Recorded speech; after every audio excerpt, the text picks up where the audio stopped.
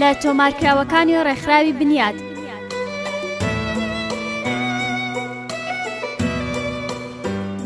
ناوی کتێب دنیای ڕاستەقینەی دیموکراسی، نووسینی C.B. مەکفێرسۆن، وەرگێڕانی بۆ سەر زمانی فارسی عەلی معنەوی تەهرانی، وەرگێڕانی بۆ سەر زمانی کوردی ئیسماعیل ئیسماعیل زادە، نەخشەسازی ناوەوە گۆران جەمال ڕواندزی، بەرگ هۆگر سدیق، سەرپەرشتی چاپ هێمن نەجات، تیراژ 1000 دانە، ژمارەی سپاردن 126، چاپی یەکەم 2005، نرخی 1500 دینار، چاپخانەی وەزارەتی پەروەردە، کۆی لاپەڕەکانی 110، بەروار 14/9/2013، خوێندنەوەی تارە ئەسکەندەر، جێبەجێکاری دەنگ بێستون مستەفا.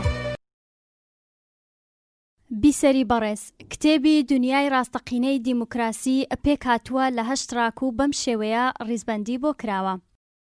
تراچی یەکەم پێشەچی وەرگێڕی فارسی. تراچی دووەم لیبرالیزم. تراچی سێیەم ڕەهەندە کۆن و ئەمڕۆیەکانی دیموکراسی. تراچی چوارەم دیموکراسی نالیبرالی چەشنی کۆمۆنیستی. تراچی پێنجەم دیموکراسی نالیبرالی ناوچە گەشە نەکردووەکان. تراچی شەشەم لیبرال دیموکراسی وەکو سیستەمی دەسەڵات. تراچی هەفتەم ئەستوورەی زۆرینەخوازی و زۆرینەگەری. تراچی هەشتەم و کۆتایی داهاتووی نزیکی دیموکراسی و مافی مرۆڤ. پێشەچی وەرگێڕی فارسی. دیموکراسی هەر بە جێرەی مانە قاموسیەکەی دیمۆس خەڵک کراتوس سەروەری و هەروەها بەپێی ئەو پێناسەیی کە کلتورە سیاسیەکان پێشکەشیان کردووە بەو چەشنە سیستەمە سیاسە دەگوترێت کە خەڵک بەڕێوەی دەبەن و لەم ڕوانگەیەوە لە بەرامبەر سیستەمی ستەمکاری و دەسەڵاتی ڕەهای تاکدا ڕادەوەستێ. ئەم بەرامبەرچێبوونە جەوهەری سەرەکی چەمکی دیموکراسیە. ئەو چەمکەی کە لە قۆناغە جۆراوجۆرەکان بە شێوەی جیاواز ڕاوەکراوە بە درێژایی کاتی نێوان دەوڵەت و شاری یۆنان و سەرهەڵدانی سەرمایەداریدا دیموکراسی تا ڕادەیەکی زۆر لە نێو مەیدانی سیاسەتدا ئامادەیی نەبوو و تەنیا لە سەردەمی نوێ لە ئەوروپا بوو کە خۆی دیموکراسی لە چارچەوەی ڕەتکردنەوەی حکوومەتی سەرەڕۆی پاشایەتیدا نیشاندا. گەڕانەوەی دیموکراسی بۆ مەیدانی سیاسی کۆمەلگاکان و وەگەرخستنەوەی ئەو چەمکە هاوتەری بوو لەگەڵ شۆڕشی سەرمایەداری و پێکهاتنی لیبرالیزمی سەدەی 17 و 18. هەروەها لە چارچەوەی لیبرالیزمدا مانایەکی تازەی وەخۆگرت. لەم ڕوانگەیەوە کە لیبرالیزم لەسەر بنچینەی ئازادی هەڵبژاردننی تاک دامەزرا، دیموکراسی لە خزمەتی بە بنچینەکردنی ئەم بنەمایە بەکارهات و بەم واتایە تاک ناوەندێکی وەرگرت. لەو کاتەوە تا بە هەنووکە گۆڕانکاری بەسەر ماناکانی تایبەت بە دیموکراسی هاتووە، بەڵام ڕوانگەی لیبرال هەروە بەسەریدا زاڵ بووە. گۆڕانکاری سیاسەکانی سەدەی 20 توانیان دیموکراسی لە نێو بازنەی ڕۆژاوا بێننە دەرێ و لە شوێنەکانی تری دنیا بڵاوی بکەنەوە. ئەگەرچی لەو شوێنانەدا نەریتی دیموکراسی هیچ پێشینەیەکی نەبووە، بەڵام هەنووکە دیموکراسی وتەیەکی گشتگیرە و کەمتر سیستمێکی سیاسی هەیە بە جۆرێک لە جۆرەکان لەگەڵ دیموکراسیدا هەڵسوکەوتکەن. لەگەڵ ئەمەشدا تەنیا خاڵی هاوبەشی نێوانە و سیستەمانە و دیموکراسی هەمان وتەی گشتگیرە کە باڵادەستە بەسەر جەوهەری سەرەکی چەمکی دیموکراسیدا. زۆربەی ئەو حکومەتانەی خۆیان بە خاوەن دیموکراسی دەزانن زۆر جار بووە کە نوسخەی جیاواز لەم چەمکە پێشکەش بکەن. بەم پێیان ناتوانرێ ڕوون بکرێتەوە کە دیموکراسی چییە و تایبەتمەندیەکانی کامانن. تەنیا بە قبوڵکردنی فرەیی لە تێگەیشتن پێناسەیان بەکارهێنانەکانی. لە ڕاستیدا دەبێ بگوترێت کە دیموکراسی لەم قۆناغەی مێژوودا بەپێی تایبەتمەندی سیاسیەکانی دنیای ئەمڕۆ چەمکێکی چەند لایەنە و فرەدەنگیە. فرەلایەنی چەمکی دیموکراسی زۆر نامۆ نییە. ئەم چەند لایەنە بەرهەمی ڕاستەوخۆی گۆڕانی بنەما گریمانەکانی زانستی دیموکراسی و بنەما سیاسیەکانی تیۆری زانستی سیاسی و پێشکەشکردنی پێناسە مۆدێرنەکانە بۆ ئەو گۆڕانکاری سەرەکیانەی پەیوەندیان بە دیموکراسیەوە هەیە، واتە گەل دەسەڵات و حکوومەت. ئەمڕۆ ئیتر ناتوانین لە چارچێوەی چەمکی دیموکراسی ئەسیناییدا لە مانای خەڵک حاڵی بین، بە واتایەکی تر لە نێوان پێناسەی کلاسیکیانەی خەڵک و پێناسەی هەنووکەیی ئەم چەمکە لە ڕووی چۆنیەتی و چەندایەتیەوە جیاوازی زۆر بەدی دەکرێت. ئامەژ وەکو ئەوەیە کە ئێستا پەیوەندی نێوان خەڵک و دەسەڵات یان حکوومەت گەلێک گۆڕانی بەسەردا هاتووە. ئەم پەیوەندیە لە سەردەمانی کۆندا یەکسان و ڕاستەوخۆ بووە. ئەوە لە حاڵێکدایە کە لە سەردەمانی مۆدێرندا هەبوونی پەیوەندی ڕاستەوخۆیان لەگەڵ هاوتای نێوان خەڵک و حکوومەت لە زەیندا ناگونجێ و لە نێوانم جوانەدا ڕێکخراوە گەلێک وەکو نوێنەرایەتی ئەنجومەن و سەندیکاکان، حیزبە سیاسیەکان، یەکێتیەکان، باقی ڕێکخراوە مەدەنیەکان دروست بوون کە لە نێوان خەڵک و حکوومەتەکاندا پەیوەندیان ساز دەکەن. لە سەردەمی مۆدێرندا چەمکی هاوڵاتی ئازادی و خەڵک بە تەواوی لە نێو باسە تیۆریەکان تایبەت بە دیموکراسی گۆڕانکاری بەسەردا هاتووە. ئەم وشانە هاوکار لەگەڵ پاراستنی باری مانایی بەرفراوان بوونەتەوە و دەلالەت و ئاماژەی جۆراوجۆریان دۆزیوەتەوە. بۆ وێنە لە یۆنانی کۆندا هاوڵاتی بەهۆی تایبەت بوو بە کۆیەک کە هاوکات هەڵگری دوو مانای دانیشتوانی خەڵک وڵات بووە مانە پەیدا دەکا. بەڵام تێگەیشتنی ئەمڕۆ ئێمە لە مانای هاوڵاتی لەسەر بنەمای مافی تاکە کەسی دامەزراوە کە کۆمەلگا و یاسا بە پارێزەری و دادنێت. هاوڵاتی دنیای کۆم بە شێوەی ڕاستەخۆ بەشداری کاروباری ئەنجومەن نوێنەرانی کردووە و لەم ڕێژەوە دەستی لە بڕیار و کارە حکومیەکان وەرداوە، بەڵام وەها دەورێک بۆ هاوڵاتیانی دنیای ئەمڕۆ هەڵناکەوێ. هەر بەم شێوەیەش چەمکی ئازادی گۆڕاوە. لە چارچێوەی پێگە چینایەتەکان و یەکێک لە ئاستەکان هیرارکەریەکی کۆمەڵایەتی هاوڵاتی ئازادی دەوڵەتە شارە کۆنەکان بە ئازاد دادەنرا. لە زەینی ئەواندا کێشەی گشتگیربوونی ئازادی و مافی دیموکراسی بۆ هەمووان هیچ شوێن و جێگەیەکی نەبوو. کۆیلەکان و ژنان مافی بەشداریکردنیان لە کاروباری سیاسی حکوومەتەکان نەبوو. بەم پێیە لە دەرەوەی سنووری پێناسەی خەڵک یان هاوڵاتیە ئازادەکاندا بوون. بەڵام ئەوەی دیموکراسی کۆن لە دیموکراسی ئەمڕۆی جیا دەکاتەوە تەنیا بەهۆی جیاوازی لە چەمکدا سنووردار ناکرێ، بەڵکو هەڵومەرجی کۆمەڵایەتی و پێکاتەی سیاسی و ڕێکخراوی کۆمەڵایەتی، گەشەسەندن و ئاڵۆزبوونی سیستمەکان، ڕەنگاوڕەنگی پێکاتەکان لە هەمویان گرنگتر دابەشکردنە چینایەتەکانی کۆمەلگای مۆدێرن سەرەکیترین سیمای ئەم جیاوازیانە بوون. دیموکراسی بە مانای نوێیەکەی زیاتر بەرهەمی شۆرشی فەڕەنسا و تێڕامانی تیۆریک و سیاسیە کە دەستکەوتی ئەو شۆرشەیە. بیرمەندان و فەیلسوفە سیاسەکانی ئەو سەردەمانە وەکو مۆنتسکۆ، ژان ژاک ڕۆسۆ و ئەلێکسی دۆتۆکڤیل و بەرگەڕانەوە دووبارە خوێندنەوەی دیموکراسی کۆنەکان نەریتی لە یادچوونی دیموکراسیان زیندوو کردوێتەوە.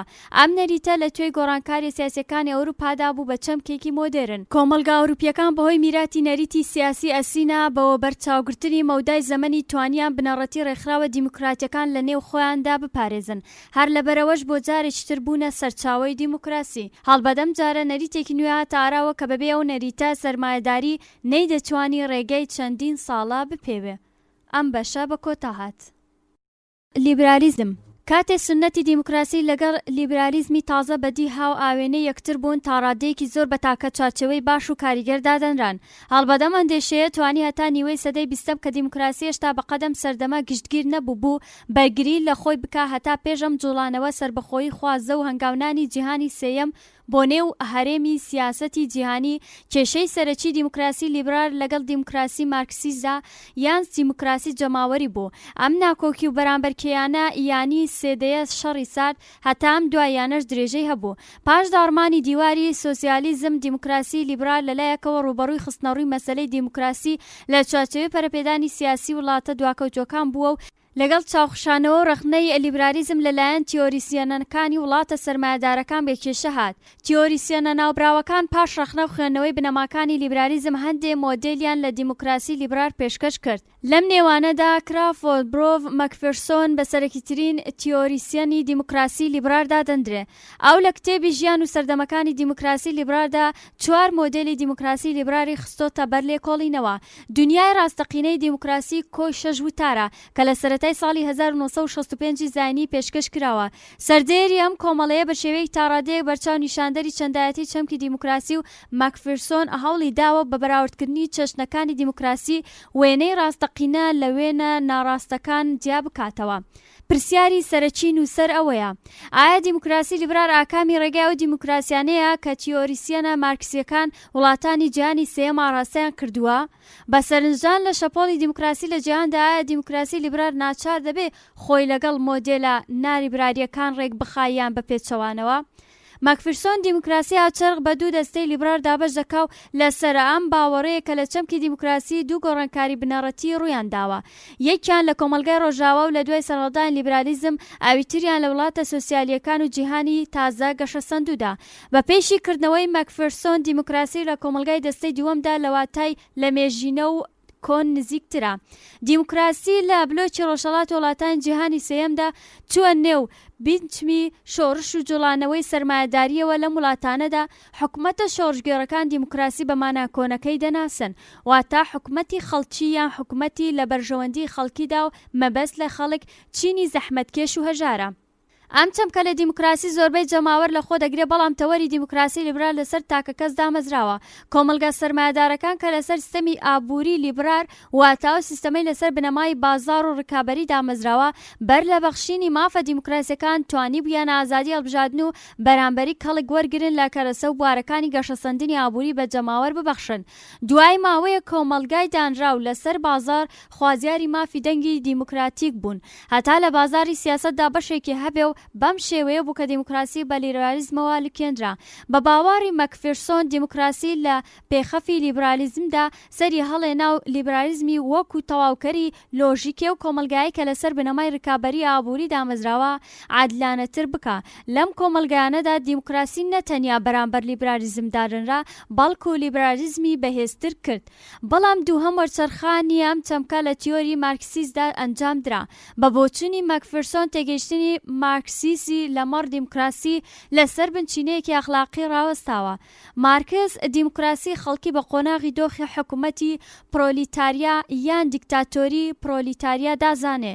بە باوەڕی مارکس دیموکراسی هەمان حکوومەتی چینایەتیە، بەڵام بەم جیاوازیە کە لەم سیستەمەدا چینی بەرهەمهێنەر حکوومەت دەکا و هێزی خۆی بۆ لەناوبردنی سەرمایەداری وەگەردەخا. دوامەبەستی چینی کرێکار پێکێنانی کۆمەلگایەکی بێ چینە. ئەم دیموکراسی جەماوەریە ڕاستەوخۆ هەمان تێگەیشتنە کۆنەکەیە لەمەڕ دیموکراسی کە مارکس بە شێوەیەکی مۆدێرن ئاڕاستەی کردووە. مەکفێرسۆن بە ئاماژەکردن بۆ خاڵی کە مارکس ئەرکی چینی کرێکاری وڵاتە سەرمایەدارەکانی ڕوون نەکردوتەوە، بۆ چوونی ئەو مارکس دەخاتە بەر ڕەخنە و لێکۆڵینەوە. هەروەکەوەی کە مێژووی گەشەی سەرمایەداری دەریخست لە وڵاتە سەرمایەداریەکاندا، چینی کرێکار پاش بەدەستێنانی مافی دەنگی دیموکراتیک بە ئاراستەی ڕووخاندنی سیستەمی سەرمایەداری کاری نەکرد، بەڵکو بە تەنیا پێگەی خۆی لەنێوە سیستەمەدا بەهێز و تۆکمەتر کرد.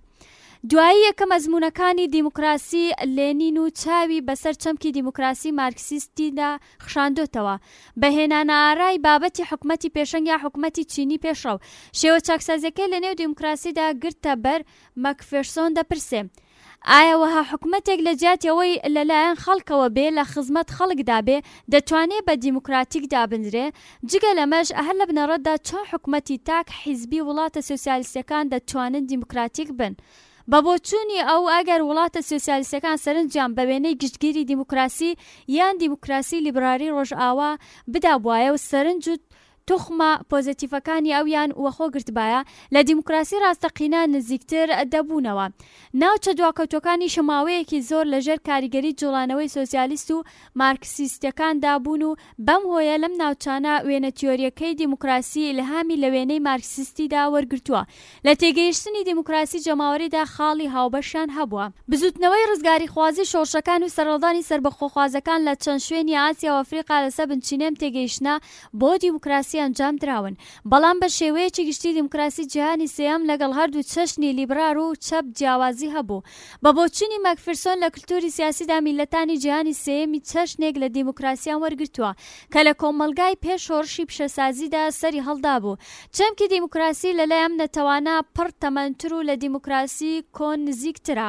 لەم وڵاتانەدا پێویستی بربەرەکانێکردن بە وەچەنگهێنانی سربەخۆیی بناغەی سەرهەڵدانی بزوتنەوەیەکی جەماوەری داڕشت کە بەڕێبەرایەتی حیزبێکی دەسەڵاتدار یان تاکە کەسێک بوو لەم وڵاتانەدا ئەم بناغەیە بوو بەهۆی ئەوەی کە دەوڵەتە تازە سربەخۆکان لە ڕوانگەی پێکهاتەی سیاسیەوە تاک حیزبی یان خاوەنی حیزبێکی زاڵ بن. لە ڕاستیدا ویستی زۆربەی جەماوەر بۆ بەدەستێنانی سربەخۆیی وەکو ئامانجێکی نەتەوەیی دەدرا بەو حیزبەی کە توانای خۆی بەیەکگرتووی و چۆن ڕۆیشتوو بەرەو ئەو مەبەستەی نیشان دەدا. بەم شێوەیە ئاماژەیەک حکومەتی شۆڕژگێر سەریان هەڵێنا کە زۆربەی خەڵک لایەنگیریان دەکردن و وەکو نیاز هەستیان بە بوونی حیزبە نەیارەکان نەدەکرد. مەکفێرسۆن بەم ئاکامە دەگا کە لەم جۆرە کۆمەلگایانە فرەدەنگی و سیستەمی حیزبایەتی لە پێویستێکی ناوەکی سەرچاوە ناگرێ، چونکە دژایەتی هەر تاقم و دەستە یان حیزبێک لەگەڵ حیزبی دەسەڵاتدار بە خەیانەتکردن لە وڵات و هاڕەشەیەک بۆ سەربەخۆیی دادەنرێ. لەم کۆمەلگایانەدا دایم ترس لە سازبوونی هەڵسوکەوتی استیعماری نوێ لە ئارادا بووە و هەر شەشنە جوڵانەوەی دژ بە حیزبی دەسەڵاتدار بەلادەن لە ناسنامەی نەتەوەی و سەربەخۆی وڵات دادەنرێت. ئەم هەلومەرجە لە شۆرشە لیبراریەکانی سەدەی 17 و 18دا بەدی نەکراوە. بەم پێیا لەو سیستەمە سیاسیانەی تازە بەسەر بەخۆی گەیشتون لایەنی زاڵ لایەنێکە لاریبلار لە شۆرشێکی جەماوەریدا بەڕێبەرایەتی ئایدۆلۆژیایەکی پڕهێز سنووردار دەکرێت. حکومەتە نوێیەکان لە وڵاتانەی تازە بەسەر بەخۆی گەیشتون بەرهەمی ئەو جوڵانەوە دژە ئیستیعماریانە بوون کە لە ژێر ڕێبەرایەتی هێزێکی پێشڕەودا خۆیان گرتووە. ئەم حکومەتانە پێکاتەی چینایەتیان نییە، لەم ڕوانگەیەوە لەگەڵ حکومەتە سۆسیالیستەکان جیاوازیان هەیە. لەم شۆرشانەدا لایەنی جاکەرەوەی چینی پێشڕەو لە جەماوەر جیاوازی چینایەتی نییە، بەڵکو هۆشیاریەکی سیاسی بەرزترە. ئەم تێگەیشتنەش تێگەیشتێکی نەتەوەیە نەک چینایەتی. لەم وڵاتانەدا دیموکراسی کەرەسە و ئامرازی گەیشتن بە مەبەست نییە، بەڵکو خودی خۆی دیموکراسی مەبەستە بۆ تێگەیشتنە بۆ دیموکراسی پەیوەست بە تێگەیشتن لە سەردەمانی کلاسیک و پێش لیبرار. بە بۆچوونی مەکفرسۆن تەنیا خاڵی هاوبەش ئەم دیموکراسیان لەگەڵ دیموکراسی لیبراری ڕۆژئاوا پێداگیریکردنە لەسەر ئاماژی ئازادی و بایەخی مرۆڤایەتی و یەکسانی. هەروەها لایەنی هاوبەشی نێوان دیموکراسی جیهانی سێم و دیموکراسی مارکسیستی لایەنی مارکسیزمە لە کۆمەلگای سەرمایەداریدا. ئەو وڵاتانەی لەژێر کاریگەری مارکسیستدا بوون زیاترینیان سەرنجیان بەرەو ئەم لایەنانە لە بۆچوونەکانی مارکس بووە. بەڵام شیکردنەوەی چینایەتی نێو ڕوانگەی مارکسیستی ڕەت دەکەنەوە. شیکردنەوەی مارکس لەسەر سوکایەتی و چەسانەوەی مرۆڤ و هەروەها لە خۆنامۆبوونی تاک لە هەڵسوکەوتی بەرهەمهێنانی سەرمایەداری دروست وەکو هەڵومەرجی بابەتی ژیانی ستەملێکراوانی جیهانی سێم و کۆمەلگای ژێردەسەڵاتی داگیرکەرە. ئەم شیکردنەوەیە بە یەکێک لە سەرنج ڕاکێشەرەکانی مارکس لە تیۆری شۆژگەڕانەی دژە داگیرکەر دادەنرێت. سەرنجڕاکێشێکی تری مارکس ئەوە بوو کە پێی وابوو مرۆڤ دەتوانێت بە شێوەیەکی شۆژگەڕانە بەسەرم کەمایەسێتانەدا زاڵ بێ. لە نمونەیەکی تیۆریکی جیهانی سێیەمدا کۆمەلگاکان بە دوو چینی چەوسێنەر و چەوسێنرا و دابەش ناکرێ، بەڵکو کۆمەلگا بە تەواوی دەکەوێتە ژێردەسەڵاتی هێزێکی دەرەکی داگیرکەر و بەم پێیا هیچ کەلەبەرێکی چینایەتی بەدی ناکرێت. بەم هۆیە لەم وڵاتانەدا شۆڕشی دژە سەرمایەداری شۆڕشێکی چینایەتی هەر بەو شێوەیە کە لە بۆچوونی مارکسدا هاتۆتە ئاراوە نەبووە، بەڵکو بزوتنەوەیەکی نەتەوەیە کە دەبێت دەسەڵاتی چینیدا سەپاوی بیانی بڕوخێنێ و ویستی زۆرینە بەدەست بێنێ. بەم پێیە فێرکاریەکانی مارکسیزم لەو کۆمەلگایانە لە کار دەخران کە کەلێن و دژایەتی چینایەتی زەق و بەرچاو نەبوون. مەکفرسۆن لە وتارێکا لەژێر سەردێڕی دیموکراسی لیبرار وەکو سیستەمی دوو چەشنەی دەسەڵات بە بەراوردکردنی سێ چەشنە دیموکراسی تایقورسی تەرازوو بە قازانجی دیموکراسی لیبرار دەزانێت. هەڵبەدا ئەو بە دیدێکی ڕەخنەگرانەوە دەڕوانێت هەم باسە و پێی وایە کە هەتا دیموکراسی لە کردەوەدا لاوازی نیشاندا بێ ناتوانێت بانگەشەی ئەمە بکە کە سەرترا یا ئامانجی دیموکراسی بە شێوەیەکی بابەتی بە ئاکام گەیشتووە. مەکفرسۆن ئاوا بەم باسە شرۆڤە دەکات کە دەوڵەتی لیبرال توانی دوای جێگیربوون و تایبەتبوونی مافی مڵکایەتی و دەسەڵات لە چنگی کەمینە دەربێنە و بە سەرگشت خەڵکی کۆمەلگا دابەش بکە. بە باوەڕی ئەو تەنیا دەوڵەتی لیبرال دەیتوانی ئەم کارە ئەنجام بدا. مەکفرسۆن پێی وایە کە هێزی تاک بریتێ لە کۆی هێزی فیزیکی و شارەزایی هەروەها توانایی بەکارهێنانی هێز و پسپۆری لە بەرهەمهێناندا. بەم پێیە لە کۆمەلگای سەرمایەداریدا پەیوەندی نێوان جەماوەر بە پەیوەندی هێزدا دەندرێت. پێودەنگەلێک کە بەڕادەیەکی خۆی بەشێکی هێزی کاری خۆی لە خزمەت بەشێکی تر دادەنێت. ئارچی سەرەکی دەوڵەتی لیبرا بەرپرسارەتی و پتەوکردنی و پەیوەندیانە و بەم پێیە بە سیستەمی دوو چەشنەی دەسەڵات دادەندرێت. سیستەمی سەرمایەداری لەلایەکەوە بەرهەمی بەرابەری هێزی نێوان جەماوەر و لەلایەکی ترەوە ئاکامی نزیکبوونەوەی دەوڵەت و کۆمەلگایە. ئاندێشەی بەرابەری کە لە دیموکراسیدا هاتۆتە ئاراوە هاوتای کەرەسە و هەلومەرجەکانە بۆ تێگەیشتن لە تواناکان و پێوانەی مرۆڤایەتی کە لە کۆمەلگاکانی پێش سەرمایەداریدا ڕەت دەکرایەوە. ئامانجی شۆڕشە لیبراریەکانەوە بوو کە کۆتایی بەنابەرانی بێنن و کەرەستەی هاوسەنگ و هاتا بۆ گشت تاکەکان دابین بکەن. هەموو کەسێک دەیتوانی لەم ڕکابەریەدا بەشداری بکە، هەموو دەبێت لەم ڕکابەریەدا بەشدار بن، بەڵام لە مەیدانی ڕکابەریدا هەموو ناتوانن پێگەیەکی هاوتایان هەبێ، چونکە لە کۆمەلگای سەرمایەداری کە لەسەر بنەمای بازار دامەزراوە بەشێک لە جەماوەر خاوەنی سەرمایە و کەرەستەی بەرهەمهێنانن و بەشێک دەست بەتاڵن کە دەبێ بە سەرمایە و کەرەستەی بەرهەمهێنانی دیتران کار بکەن. مەکفرسۆن ئەم پەیوەندیە بە گواستنەوەی بەرەبەری هێز لە ناو سیستەمی سەرمایەداری دەزانێ بەبێ ئەوەی هێز هیچ ڕێیەک بۆ دابینکردنی هەڵومەرجی زۆر بەرهەمێنان بەدی ناکرێ ئەمە لۆژیکی کۆمەلگای سەرمایەداریە. لە تیۆرە ئابوووریەکان لیبرالدا لایەنگرانی قوتابخانەی سوود یان ڕەسەنایەتی قازانج بەم پێشگیریمانەیە کە هەموو مرۆڤێک دەیەوێت زۆرترین سوود و بەهرەی پێبگا پاساو بۆ سەلماندنی سیستەمی سەرمایەداری لیبرال دەدۆزنەوە. هەروەها تیۆرانەی مرۆڤ وەکو بوونەوەرێک دەناسێنن کە بە دوای مڵکایەتیدا دەگەڕێ یان بە بوونەوەرێکی داگیرکەریان ناسیوە لە خزمەت پاساوکاری سەرمایەداری لیبرالدا بەکارهێنراون و ماکفێرسۆن لەو تیۆرەدا بە تێگەیشتن لە دژایەتیە هەنووکەییەکان دەپرسێ چۆن دەتوانین کۆمەلگایەک لەناو ببین کە لە نێو چوارچەوەی مڵکایەتیدا پێناسەی مرۆڤایەتی کردووە و بە کۆمەلگایەک بگەین کە مرۆڤ بەپێی هەڵسوڕانی داهێنەرانە دەناسێ. نووسەر لە دوایین وتار داهاتووی نزیکی دیموکراسی و مافی مرۆڤدا لە بابەت تێکەڵکێشانی لایەنە نوێ و کۆنەکانی دیموکراسی دەدوێ. بە باوەڕی مەکفرسۆن دیموکراسی لە ڕۆژاوای تر ناتوانێت بانگەشەی ڕێبەرایەتی بکە یان تاکە ڕێبەری جیهان بێم. چونکە لە جیهاندا دوو چەمکی تری دیموکراسی پێشکەش کراوە کە لە پەنای دیموکراسی ڕۆژاوای درێژە بە ژیانی خۆیان دەدەن، هەروەک مانای مارکسیستی و مانای ڕۆسۆیی لە دیموکراسی کە تایبەتمەندی وڵاتە تازە سربەخۆکانە لە خاڵێکدا هاوبەشن. هەردووچیان لەسەرم باوەڕن کە ئەو کۆمەلگایە لەسەر بنەمای بازار دامەزراوە ناتوانێت مافی مرۆڤ و ئازادی تا کە پێویستە بەرامبەر بن پێک بێنێ و لەم ڕوانگەیەوە دووربوونەوە لە بازاریان خستۆتە نێو بەرنامەی کاری خۆیانەوە. لەم وڵاتانەدا زۆر سەرنج بە مڵکایەتی تاگ نادرێ چونکە لەگەڵ دووچەمکی ئازادی و بەرابەرایەتی لە دژایەتیدایە. ئازادی لەو کۆمەلگایە لەسەر بنەمای بازار ڕکابەرەتیدا دامەزراوە خۆی ڕەت دەکاتەوە چونکە وەها ئازادیەک بەبوونی نابەرامبەری لە شارەزایی و هێزدا بە واکامە دەگا کە بەشێکی خەڵک سەرچاوە سەرمایە کەرەسەی بەرهەمهێنان بکەنە مڵکی خۆیان و مۆنۆپۆلی بکەن و زۆربەی جەماوەریش بێبەش بن. ماکفرسۆن دەنووسێ کە هەنووکە بایەخە لیبراریەکان دەبێت لەگەڵ ئەو بایەخانەی دیموکراسی نالیبراری ڕکابەرایەتی بکەن. ئەمە لە حاڵێکدایە کە تا پێش ئێستاش ناچار نەبوون ئاوا بکەن. هەڵبەت ڕوانگەی داهاتووەوەیە کە تەکنەلۆژیا بەرهەمهێنان بۆ وڵاتانی ناسەرمایەداری بگوازێتەوە وڵاتانە دەتوانن ئازادی و ڕاهەندی مرۆڤایەتی قورس و قایم ڕابگرن. لەم حاڵەتەدا دوو جۆری ئەو دوو کۆمەلگا سەرمایەداری لەسەر بازاردا مەزراون کۆتایی پێدێ. ئەو پێی وایە لە دۆخی نابەرابەریدا بەخشینی ئازادی بە جەماوە ڕەتکردنەوەی ئازادیە چونکە هەرکەس هێز و پسپۆڕی زیاتری هەبێ ئازادی و مافی زیاتری دەبێ. ئێمە ناچارین یەکێک لەم دوو ڕێگایانە هەڵبژێرین. قبولکردنی ئازادی لە هەمان کاتی ڕەتکردنەوەی مرۆڤایەتی بۆ هەموو کەس بێجگە لە خاوەنی هێز و شارەزایی یا ڕەتکردنەوەی ئازادی بە قازانجی هاوتابوونی کەرستەکانی مرۆڤ. بە باوەڕی ئەو توانای سەرچاوەکانی و بێسنووری ویستەکانی مرۆڤ بەرهەمی کۆمەلگای سەرمایەداری بازاڕی بووە. بەواتایەکی تر بۆ سەرماندنیە هەبوونی سەرمایەداری پێویست بووە کە زانیاری بەرەو زاڵبوون بەسەر توانای سەرچاوەکان بچێ و هێزی پێویستی لە خزمەتدا بنێ. بەڵام هەنووکە پێویستیمان بەوەها سەلماندنێک نییە چونکە بایەخە دیموکراتیەکان ئازادی بەرابەر و بەدەستێنانی یەکسانی ژیانێکی مرۆیی و عەقڵانی بەدەست هاتوون. بزاوتی داهاتوو دەبێ بەرەو پاشەکشەکردنی عادەتی پەیوەندی ڕکابەرەکان و گۆڕان لە ئاکار و ئەخلاقی بازار و مڵکایەتی و کۆکردنەوەی ماڵ بێ. ئیتر پێویست نییە ڕۆژاوا بە وچەنکێنانی دەسەڵات گەیشتن بە ئازادی زیاتر وەلا بنێ و سەروەتە مادیەکان داگیر بکە. ماکفرسۆن داهاتی وڵاتانی لە حاڵی گەشە بە شێوەیەکی پۆزتیڤ هەڵدەسەنگێنێ و پێی وایە ئەم وڵاتانە توانە و پێوانەی جێگیربوونی سیستەمێکی سیاسی بەردەوام و دیموکراتیان هەیە. بە بۆچوونی ئەو لە دنیادا ئیتر نفوذ و دەسەڵات پەیوەندی بە باشتربوونی بەرهەمهێنانیان چەک و چۆڵ نابێ بەڵکو و ئیمتیاز ئەخلاقیەکان دەستنیشانی دەکەن. ئەم بەشەش بە کۆتا هات.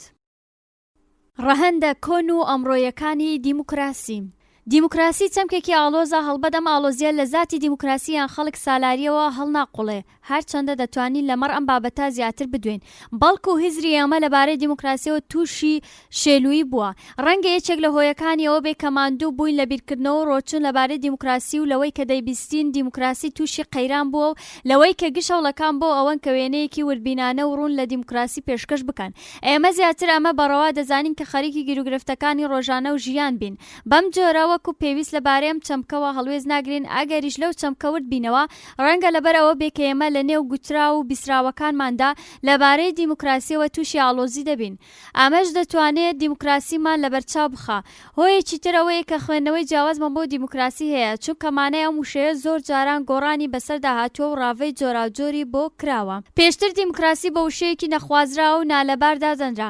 هەر کەسێک جوو بێتە قوتابخانە و پێناسەی سەرەکی بە دیموکراسی حکومەتی خەڵک یان حکومەت بە بەپێی ئێرادەی خەڵک زانی بێ پێی وا بۆ دیموکراسی نالەبارە حکومەتێک کە ئازادی تاکی لەناو دەبرد و گشتدا بوونەریتەکانی ژیانی شارستانیەتی ڕەت دەکردەوە ئەم باوەڕە گشتگیرە هەتا 100 ساڵ لەمەو پێش خۆڕاگری دەکرد بەڵام لەماوەی تەنیا 50 ساڵدا دیموکراسی لەناو خەڵکدا جێخۆی کردوتەوە هەرکە شەڕی یەکەمی جیهانی دەستی پێکرد ڕێبەرانی ڕۆژاوە هۆکارەکانی سەرەڵدانی ئەم شەڕیان بە ئامادەکردنی شوێنێ بۆ جێگیربوونی دیموکراسی ڕاگەیان هەتاو کات دیموکراسی بە تەواوی لەلایەنەوە جەماوەرەوە قبول کرابوو کە لە توێژە ڕێزدارەکانی کۆمەلگا بوون هەڵبەت باوەڕیان پێبوو لەو کاتەوە دیموکراسی هەروە بە شێوەی ئامانجێکی لەبار ماوەتەوە تا ڕادەیەکی زۆربەی خەڵک خوازیاری دیموکراسین لە درێژەی و ماوەیەدا شۆڕژگەلێک دژ بەم چەشنە دیموکراسی لیبرال و دیموکراسی ڕۆژاوایە بە ناوی دیموکراسی پرۆلیتاری یان دیموکراسی خەڵک و هەروەها چەندی چەشنە دیموکراسی ئەفریقیایی و ئاسیایی سەریان هەڵداوە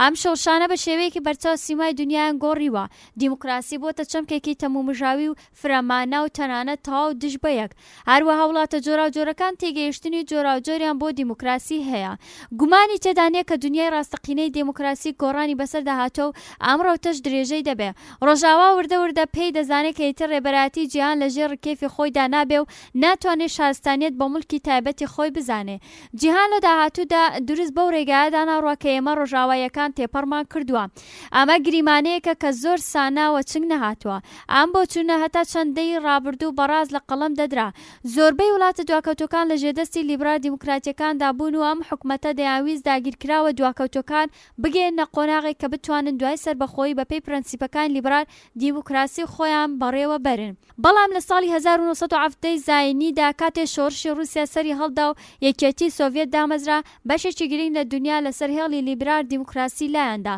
هەتا پێش شەڕی دووەمی جیهانیدا وا دانرا کەم لادانە پێچوانەی ئاڕاستەی گەشتسەندنی جیهانی ڕێدەکات و لە ئاکامدا بەرەو وێنەی زاڵ دەگەڕێتەوە لە ماوەی 20 ساڵی ڕابردوودا گشت ئەم بەرەنجامانە گۆڕانکاریان بەخۆوە بینیوە یەکێتی سۆڤێت گەیشتۆتە قۆناغێکی سەقامگیربوون و پەرەسەندن پێگەیەم وڵاتە لە شەڕەکاندا و هەروەها پێشکەوتنە تەکنیکیەکان توانیان بە تەواوی پێشبینیەکان لە بابەتەکاندا ڕەت بکەنەوە زۆربەی وڵاتانی ئەوروپای ڕۆژهەڵاتی بوونە هاوڕێی سۆڤێت و ئیتر لەسەر هێڵی لیبرال دیموکراسی نەبوون وڵاتی چین بە تەواوی لەسەر ڕێی ڕۆژاوە لایدا و لەو پەڕی ئەو ڕەوتەوە بە شێوەیەکی بەرین لە وڵاتە دواکەوتەکانی ئەفریقا و باشوور ڕۆژهەڵاتی ئاسیان کە بەسەربەخۆیی گەیشتون و بەسەرهاتی وڵاتە تاک حیزبیەکانیان لەبەرە بێزگە لە چەند حکومەت ئەجینا باقی ئەم وڵاتانە لەگەڵ یەکێتی سۆڤێت ڕێک نەکەوتون باوەڕیش ناکەم کە ببنە هاوڕێ بەڵام دیموکراسی لیبرال ڕۆژاوە شیان قبول نەکردووە و لە هەمان حاڵدا خۆیان بە دیموکراتیک دادەنێن بەم پێیا دیموکراسی تووشی گۆڕان و ئاڵوگۆڕ هاتووە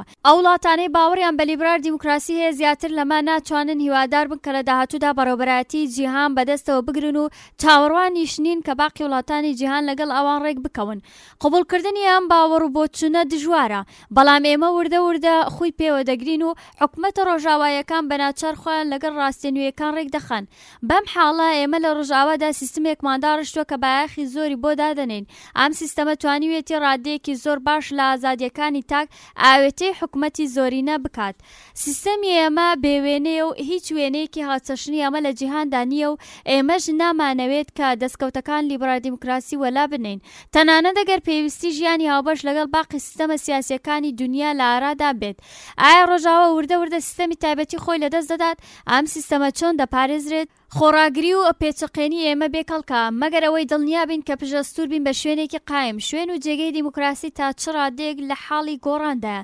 دوجار ئێمە دەبێت هەتا کوێ ئەم گۆڕانکاریە قبول بکەین و لە کام شوێن و جێگەدا ئایا دەبێت دیموکراسی لە ڕێئامانجێکدا بەخت بکەین بنەمای سیستەمی ئێمە بۆی ئازادی تاکە کەس دەکرێت ڕوانگەی سیستەمەکانی تر دیموکراسی نالیبرال چۆن دەبێ لەم سیستەمانەدا ئایا دیموکراسی بەرەو دیموکراسی لیبرال ڕۆژاوا دەڕوا ئەم دوو ئاراستەیە تا چ ڕادەیەک دەروەستنی یەکترن ئایا لە سیستەمەکانی تردا گۆڕان و ئاڵوگۆڕی لەسەر ئەو هێڵەی کە ئێمە دەمانەوێت پەیوەندی بە شوێنە گۆڕانکاری ئێمەوە هەیە ئایا دەتوانین لە هەمان کاتدا کە بەهاکانی دیموکراسی لیبرال دەپارێزرێن وەڵامی بانگەوازی دنیای نوێ بۆ پێکەوە ژیان بدەینەوە بەرەو لای بڕۆین؟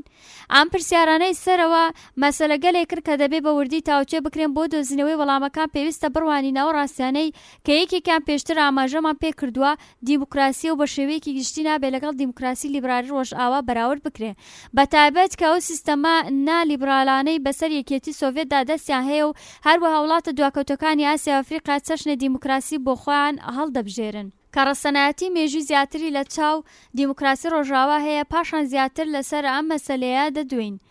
خاڵێکی ترەوەیە کە لیبرال دیموکراسی ئێمە ڕۆژئاوا وەک وەر سیستەمێکی سیاسی تر بریتە لە سیستەمێکی دەسەڵات یان بەواتایەکی تر وەک وەر سیستەمێکی دیکە بە سیستەمی دووجەمسەری دەسەڵاتدا دەنرێ. بەم شێوەیە بە پێی ئەم سیستەمە دەتوانرێت حکوم بەسەر خەڵکدا بژێ یانی ئەوان لە ئەنجامدانی کارگەلێک پێشیان لێ بگیرێت و ناچاریان بکەین بۆ کارێکی تر. بۆیە دیموکراسی وەکو چەشنێک پێکاتێ حکوومەتی سیستەمێکە کە حکوومەت بەهۆی ئەوەوە دەسەڵات بەسەر جەماوەر و تاقمەکانی نێو دەسەڵات پیادە دەکا. بەڵام لەمانایەکی گشتی تردا حکوومەتی دیموکراتیک لەگەڵ کۆمەلگا هەڵسوکەوت دەکا و بەڕێوەبەر و چاودێری چەشنێکی تایبەتە لە پەیوەندی و هەڵسوکەوتەکانی نێوان خەڵکی و کۆمەلگا. بەپێی مافی سەروەری خەڵک ئەرکی سەرشانێتی ماف و ویستەکانی هەموو کۆمەلگا بە شێوە ڕاستەخۆ یان ناڕاستەخۆ بەجێ بێنێ. پەیوەندی نێوان دەسە و تاقمەکانی خەڵکیش بە پەیوەندی دەسەڵات دادەنێ. بەپێی ئەم پێودانیە هەر کام لە توێژینەوەکانی خەڵک کە خاوەنی دەسەڵات و هەڵومەرجی تایبەتن بەپێی توانای خۆیان لە دەسەڵات بەشداری دەکەن. خاڵی سێهەم کە لە لای تاقمێک ڕێز لێ دەگیرێت و تاقمێکی تر دەیانەوێ نەدرکێ ئەوەیە کە لیبرال دیموکراسی سەرمایەداری تەواوکەری یەکترن.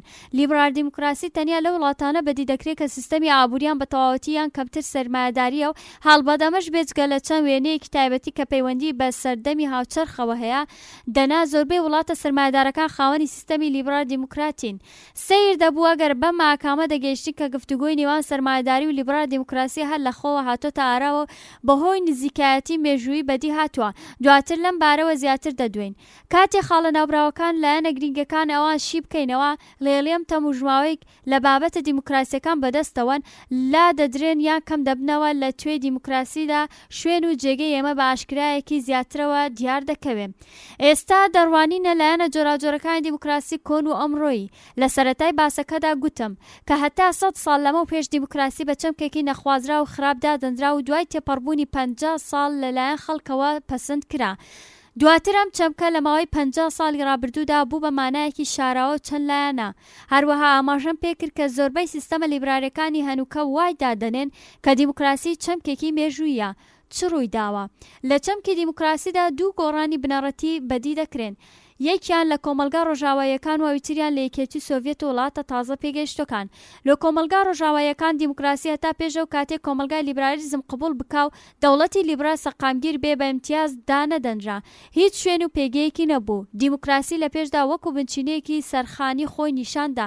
دیموکراسی دەبووایە خۆی لەگەڵ ئەو هەڵومەرجە ڕێک بخا کە بەرهەمی ئابووریەکی ڕکابەرایەتیە و لەسەر بنەمای تاخوازی سەری هەڵدا بوو. ئەم حیزبە سیاسیانەی دژی خەڵک سالاری بوون پەرەیان بەم چەشنە ئابووریەدا.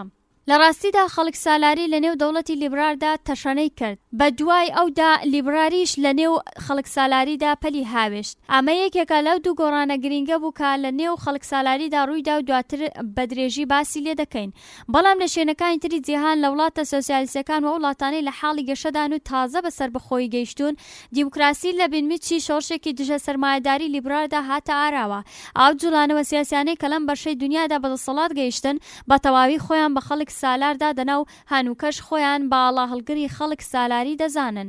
ئەو چوارچێوەی کەمانە بەو دیموکراسی دەستنیشان کردووە و دەیکەن هەر ئەو چوارچێوە کۆنەی حکومکردنی خەڵک لەسەر خەڵکە و مەبەست لە خەڵک چینە هەژار و ژێردەستەکانە.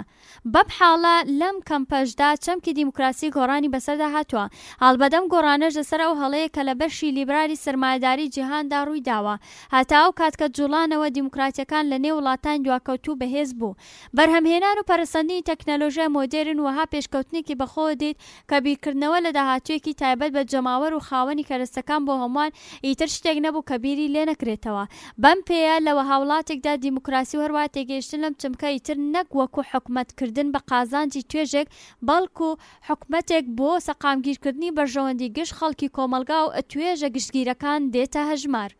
ئاو گۆڕانکاریانەی لە دنیا بێزگە لە ڕۆژاوا بەسەر چەمکی دیموکراسی هاتووە نامۆتر و تەمومژاویترە لەو گۆڕانانەی کە لە ڕۆژئاوادا ئەم چەمکەی وەخۆ گرتووە. بەڵام گۆڕانکاریەکان بۆ ئەوە دەبێ هەڵوێستیان لەسەر بگیرێ. لە درێژێ و تێی ئێستادا زیاتر باسی ئەو گۆڕانە دەکەم کە لە دنیا ڕۆژاوا هاتۆتە ئاراوە لە دوو بەشی تر کە دوابەدوای ئەم بەشە دێن چۆنێتی گۆڕانی چەمکی دیموکراسی لە بلۆکەکەی تردا دەخەینە بەر لێ کۆڵینەوە. پێشتر دیموکراسی بە مانای حکومەتی خەڵکی ژێردەست ڕەشۆکی بوو، وەکو مانایش تەواو چینایەتی دەهاتە ژمار. ماناکەشی دەسەڵاتداری گەورەترین چینی کۆمەلگا واتە توێژی هەژار بووە. بەم هۆیش زەماوەری خوێندەوار فیۆدالەکان و ئەو کەسانەی کە ڕێزیان بۆ شارستانیەت دادەنا و ترسان و بێزاریان لە دیموکراسی دەردەبڕی. ئافلاتون لە سەدەی پێنجەمی پێش زاینیدا دیموکراسی وەکو ڕوانگەیەکی یەکسانی خواز ڕەت دەکردەوە و بە هەمان شێوە لە سەدەی حەڤدەدا کرۆموێڵ ڕەتی کردەوە. تەنانەت لە شەڕی ناوخۆی بەریتانیاشدا یەکگرتووە چەپە خوازەکانی کرۆموێڵ لەسەر بابەتی مافی دەنگدان و ئەوەی کە چ کەسانێک دەبێ مافی دەنگدانیان هەبێت لە کرۆموێڵ جابوونەوە. دیموکراسیان قبول نەکرد. ئەوان تەنانەت نیان دەزانی کارێک بکەن هەتا دوو لە سەرسەی خەڵکی وڵات کەم و چەخۆر و یارمەتیگر بوون یان هەردووکیان بوون بە مافی دەنگدان بگەن. جەماوەری ئەو توێژە وابەستەی توێژەکانی تر بوون لە سیاسەتدا، باوەڕیان بە هیچ دەور و کاریگەریەک نەدەکرد. تەنانەت جان ستیوارت میلیش دەمڕاستی سەرەکی لیبرالیزم لە سەدەی 19دا کە بڕوای بە دەورێکی گرنگی جەماوەر خەڵکی ڕەشۆکی هەبوو. سیستەمی دەنگدانی پێشنیار دەکرد کە تێیدا چینی کرێکار نەبێتە زۆرینەیەکی کاریگەر. لە حکوومەتی لیبرال دیموکراتی هاوچەرخدا دیموکراسی بەبێ بەدیهێنانی پێکاتی لیبراری قبول نەدەکرا. تەواوی ئەو حکوومەتە لیبرال دیموکراتیانەی کە ئێمە ئەمڕۆکە دەیان ناسین لە پێشدا بوونە لیبرال و دواتر خۆیان کردە دیموکراتیک. بەواتە چیتر پێشەوەی دیموکراسی هەنگاو بنێتە نێو دنیای ڕۆژاوا کۆمەلگا و مافی هەڵبژاردن سیاسی، کۆمەلگا و شێوەکانی پێشبڕکێ و کۆمەلگا و بەرنامە و گەڵاڵەکانی بازار خوڵقا بوون. ئەم کۆمەلگا و حکوومەتە بە لیبرال دەناسرا. ڕوون و ئاشکرا کە لێرەدا مەبەستی من لە وشەی لیبرال چەمکێکی گشتی و زۆر ئاساییە. لەم وشەیەدا مەبەستی من لە ئاوەڵناوی لیبرال مانای سەرەکێتی یان ئەوەی کە هەم کۆمەلگا وەک سیستەمێکی گشتی و هەم سیستەمێکی حکومی لەسەر بنەمای ئازادی هەڵبژاردندا مەزراوە پێکهاتووە. لەو کۆمەلگایە کە بە چوارچێوەیەکی کامڵدا دەنجێ و لە سەرجەم پەیوەندیەکانی نێوان خەڵکی و کۆمەلگا جیاوازەکان لە پەیوەندی سیاسی نێوانەوانەی حکومەت دەکەن و ئەوانەی لەژێر دەستی حکومەتدان هەڵبژاردننی ئازادیان ئازادی هەڵبژاردن بنچینەیەکی ناسراو بوو. لەبەرەوەی ئەم توخما هەندێک جار لە ڕووی تیۆریەوە ڕاستتر بوو لەو ڕۆوە پراکتیکەی زیاتر جەختی لەسەر دەکرا. بەواتە چیتر زیاتر لایەنی تیۆریکی لەبەر چاو بوو هەتا لایەنی پراکتیکی و تاکە کەس دەیتوانی بە ئازادی ئاین شێوەی ژیان ئیش و هاوسەری بەرامبەری خۆی هەڵبژێرێ. ئەوە ئازاد بوون کە بە باشترین شێوە و گونجاوترین حاڵەت ژیانی خۆی و سەرانسەری پلەپایە و ژیانە ڕێک بخە. ئەم کەسە لە کۆی ئابووری بازار تەوەریدا هەڵدەسوڕا و بەرهەمیان خزمەت و هێزی کاری خۆی بە نرخێک پێشکەش دەکرد کە هەڵوێست گەلێکی سربەخۆ و ئازادی لە حکومەت هەڵدەبژات. بەم شێوەیە تاکە کەس قازانجی پێدەگەیشت کە دەیتوانی زۆر بەباشی هەڵی بژێرێ. ئەم کەسە دیزانی چەند خەرج بکە، چەند پاشەکەوت بکە، پارەکەی بۆ چ شتێ خەرج بکە، لە چێ بەگەڕی بخە. خەڵکی بە سەرنجام بە نرخە باوەکان ویستی خۆیان زەق کردەوە، هەروەها ویستانەش وەکو بەرهەمهێنەر و بەکارهێنەر لەسەر نرخەکان کاریگەر بوون. بەم پێیە دەستنیشانی دەکرد کە دەبێ چ بەرهەم بێ یان بەواتای چ چۆن بە شێوەیەکی گونجاو لە ڕێگەی جۆراجۆرەوە کەڵک لە هێزی مرۆڤ و سەرمایەی خەڵک وەربگرن. گشت ئەم کۆیە بە ناوی ئابووری بازار دەناسرێ. ئەم چەشنە لە ئابووری لە قۆناغەکانی تری تێگەیشتن و کاملبوونی خۆیدا واتە لە قۆناغێکدا کە زۆرینەی خەڵک لە بازار هێزی کاری خۆیان پێشکەش بە خاوەنانی سەرمایە دەکرد بە ئابووری بازاری سەرمایەداری دەناسرێ. کاتێ ئەم کەوتنە سەر پێخۆی و لە وڵاتە پێشکەوتەکان لە نێوان سەدەی 70 تا 90دا خۆی سەقامگیر دەکرد بە هێزێکی چالاک و لیبراریگەر دادەنرا. ئابووری ناوبراو نە تەنیا پێکاتەی ئابووری بەڵکو سەرتاپای کۆمەلگای تووشی گۆڕانکاری کرد. ئەم کۆمەلگانوەیە لە جێەوەی لەسەر بنەمای نەریت و پلەپایە دابشکردنی هەژم و خوازانەی کار و پاداش دابمەزرێنێت پشتی بە جوڵانەوەی تاکە کەس بەڵێننامە و پەیوەندی پاداش لە بەرامبەر کاری گونجاو لەگەڵ هەڵبژاردننی ئازادانەی تاکە کەسەوە بەست بوو. هەموو بەرەو ئابووری بازاری ئازاد پەلکێشکران و سەرجەمی پەیوەندیەکانی نێوان تاکەکان بە شێوەیەکی بەرفراوان بوون بە پەیوەندی بازار. هەتا پێشەم قۆناغا خەڵک خۆیان وەکو تاکە کەسێک نەدەدی، بەڵکو پێیان وابوو کاندامێکن لە چینێکی کۆمەلگا یان بەشێکن لە کۆمەڵ. لە کۆمەلگای سونەتیدا شوێن و جێگەی تا ڕادێک سەقامگیری تاکە کەس بووە گرنتی ئاسوودەی ئەو کەچی لە هەمان کاتدا ئازادیەکی ئەو تۆی بۆ دانەدەنرا بەڵام ئێستا خەڵک لە ڕووی هۆگریان ترسەوە خۆیان وەکو کەسێکی ئازاد و خاوەن مافی هەڵبژاردن دەبینی لە ڕاستیدا ئەم ئازادیانە بەسەردا سەپاند پارادۆکسی ناسراوی ژان ژاک ڕۆسۆ بەو مانایە کە لە کۆمەلگایەکی تەواو جێکەوتوودا مرۆڤەکان ناچارن ئازاد بن تەنانەت ئەمە بۆ خوێندکارانی لقی فەلسەفەی سیاسی دیدێکی ئاشناییە ڕاستەکەی ئەوەیە کە پێش ئەوەی ڕۆسۆ وەها حکمێک لە بابەت مرۆڤەکاندا بدا ئەوان ناچار بوون کە ئازادی قبول بکەن ئازادیەکی نەخوازراو کە ڕۆسۆ لەبارەیەوە دەدوا پێشەنگ بوو بۆ ئازادیەکی بەناچاری کە پێشتر لە نێو واقعیدا هەوێنی بەست بوو ئەو کۆمەلگایە لەسەر بنەمە مافی هەڵبژاردنی تا کەسدا مەزرا بوو لە چەند لاوە لاواز بوو یەکێک لەو خاڵە لاوازانە نابەرامبەری بوو چونکە کۆمەلگایەکی سەرمایەداری لە بنەمای بازار نایەتە ئاراوە مەگەر ئەوەی لەلایەکەوە بەشێک لە جەماوەر و خاوەنی سەرمایەگەلێکی لە بن نەهاتوو بن لەلایەشترەوە خەڵکێکی زۆر هەژار و دەستکورد بن یان سەرمایەکەیان هێندە کەم بێ نەتوانن کاری پێ بکەن و سوودی لێوەرگرن ئیتر ئەوان ناچارن هێزی کاری خۆیان بخەنە بەردەستی دیتران ئەم ڕاستیە ئازادی هەڵبژاردن لاسەنگ دەکا هەموو ئازادن بەڵام تاقمێک ئازادترن هەرچۆنێ بێ کارلێهاتووی بەهرەداری سیستەمی سەرمایەداری بە بەراورد لەگەڵ سیستەمەکانی پێشوو باڵادەستێکی تایبەتی هەبوو دەرفەتی پێشکەوتن و گەشەپێدان و هەروەها دواکەوتن و وەستان زیاتر دەبوو هەروەها بەردەوام نایەکسانی تێدا دەبینرا بەم پێەیە ئەم ئازادیە نوێیە بە سەرکەوتنێکی بێوێنە دادەنرا هەرچۆنێ بێ سیستەمی نوێ پێگەیشت و بوو بەهۆی دانانی کۆمەلگایەکی لیبراری تاکخواست لەم کۆمەلگایەدا هیچ لایەنێکی دیموکراسی بەدی نەدەکرا واتە ئێمە چ لە ڕوانگەی بەرامبەری و چ لە ڕوانگەی پاراستنی مافە ڕاستەقینەکانی تاک دیموکراسیمان نەدەدی ئەم کۆمەلگایە تەنیا و تەنیا لیبرار بوو مانەوە و چالاکبوونی وەها کۆمەڵەیەک پێویستی بە دەوڵەتێکی بەرپرس وەڵامدەر بە بەرنامە بوو جوڵانەوە و شۆشەکانی سەدەی حەڤدەی بەریتانیا سەدەی هەژدەی ئەمریکا و سەدەی هەژدە و نۆزدە لە فەڕەنسا هەروەها فرەچەشنی شێوە شۆژگەریەکان لە ڕۆژاوە کە لە نێوان سەدا ناوبراوەکاندا بەکارهێنراون بنەمای سەرهەڵدانی وەها حکومەتێکی پێکهێنا بوو سیستەمێکدا مەزرا کە لەوە دوا حکومەت کەوتە نێو چەشنێک لە هەڵومەرجی بازاڕەوە حکومەت دەبوایە چەند کەرەستێکی سیاسی بەرهەم بێنێ نەک ئەوەی تەنیا بە شێوەیەکی گشتی کەرەستەگەلێکی سیاسی وەکو نزم و قانونی بەڵکو چەشنێکی تایبەت لە کەرەستەی سیاسی بۆ مەبەستی کەسانی ئامادە بکە کە لە ئاستێکی بەرزترەوە کۆمەلگایان بەڕێوە دەبن یانە و چەشنە لە قانون و یاسا و ڕێسا و پێکاتەی سەرانسەر بەرهەم بێنێ کە بازاڕی وەگەر خست و یاخۆت هەڵومەرجی کاری بازاڕی دەستەبەر دەکرد هەروەهاوا دەزاندا کە ئەو چەشنە لە خزمەتگوزاری حکومیەکان وەکو پاراستن و تەنانەت پەرپێدانی هێزە سەربازەکان گەشەپێدانی پەروەردە و فێرکردن و تەندروستی و گەشەپێدانی یارمەتیە جۆراجۆرەکانی دەوڵەت بۆ بەشی پیشەسازی وەکو یارمەتی بۆ دامەزراندن و پەرپێدانی هێڵی شەمەندەفەر کە هەموو دەتوانن یاریدەدەری خێراتربوونی ڕەوتی پێشکەوتن بن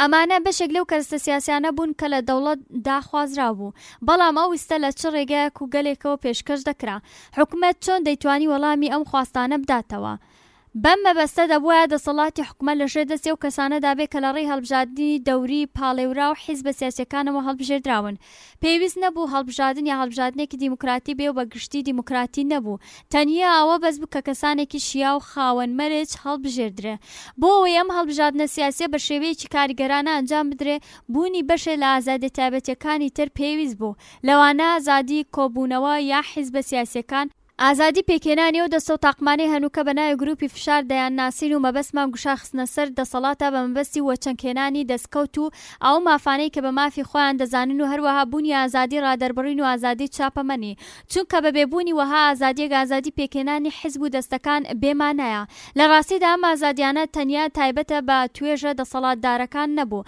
بەڵکو دەبووایە بۆ هەموو دەستە و چینێکی نێو کۆمەلگا وە بەرچاو بگیرێ مەترسی ئەوەی کە هەندێک کەس لەم ئازادیانە بۆ داسەپاندنی دەنگی سیاسی خۆیان کەڵکی خراپ وەردەگرن حاشا هەڵنەگر بوو ئەم بە شەش بە کۆتا هات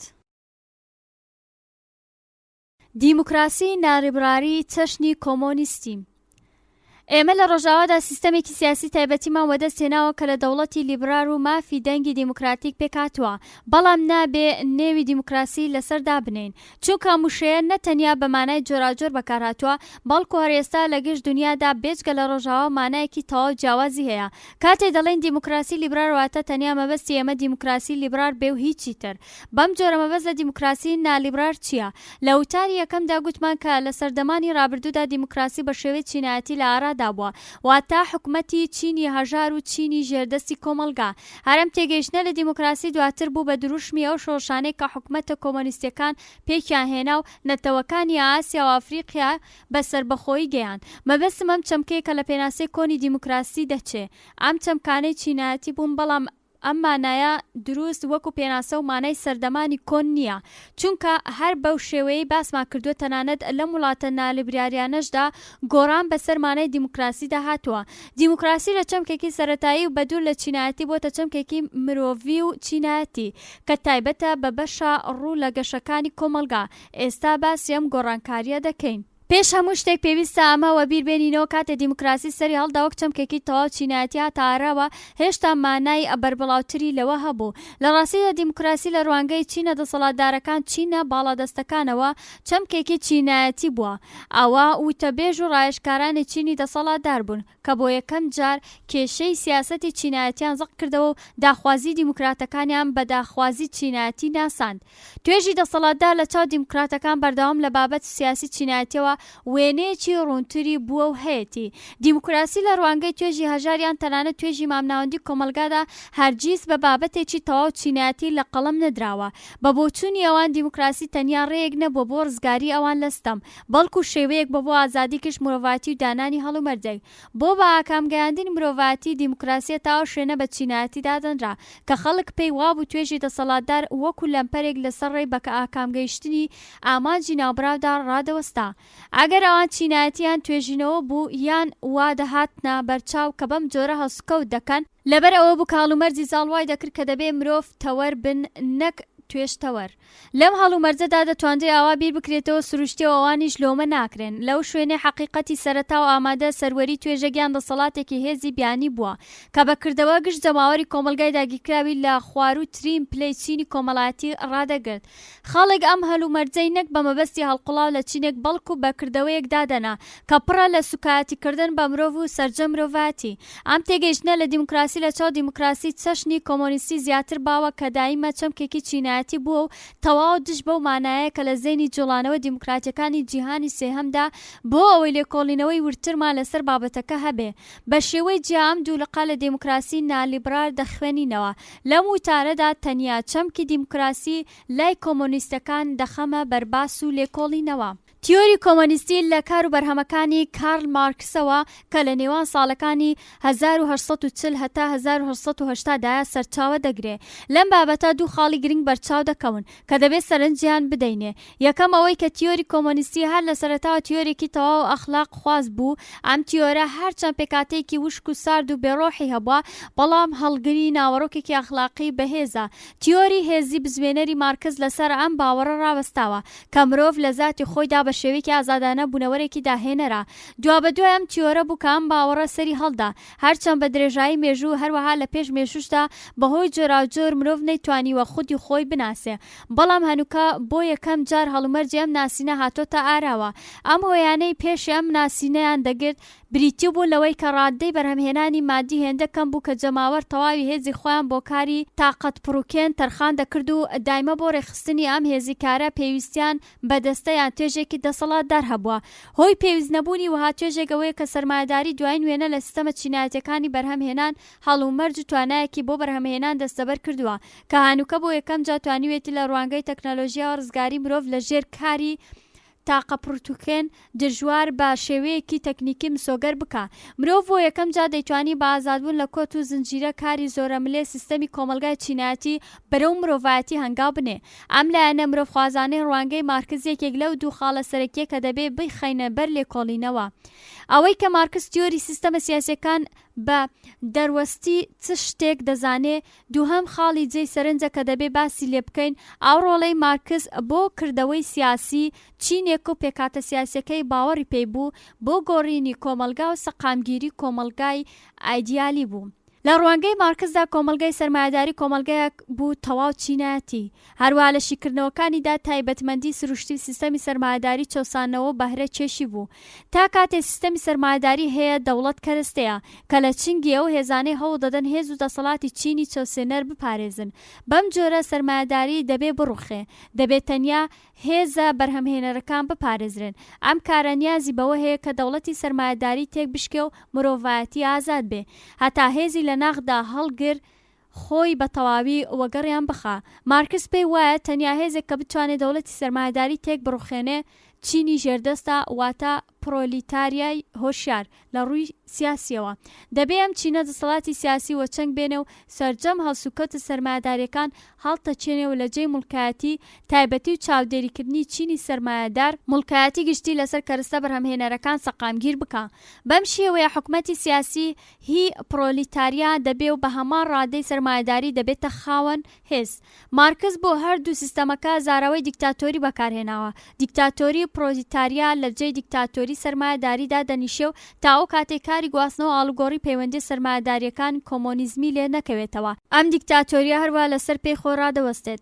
مارکس بەم قۆناغی حکومەتی پرۆلیتاریا دەڵێ دیموکراسی، بەڵام لە زەینی ئێمەدا دوو چەمکی دیموکراسی و دیکتاتۆری وەها دەش بەیە کە بە دیموکراسی دانانی ئەم حکومەتە هەڵتەکێنەرە بۆ ئێمە قبوڵ ناکرێ. هەروەها ناتوانین پێی بڵێن دیموکراسی لیبرال، چونکە هیچ نیشانەیەکی لیبرالیبوونی تێدا نابینین. بەڵام ئەگەر نێوی دیموکراسیشی لێ دابنین زۆر نامۆ نابێ، چونکە بەکارهێنانی ئەم مانایە لە دیموکراسی لە نێو چارچێوە چەمکی کۆنی دیموکراسیدا تەواو سروشتیە. مەبەستی مارکسیش هەر ئەمە بوو.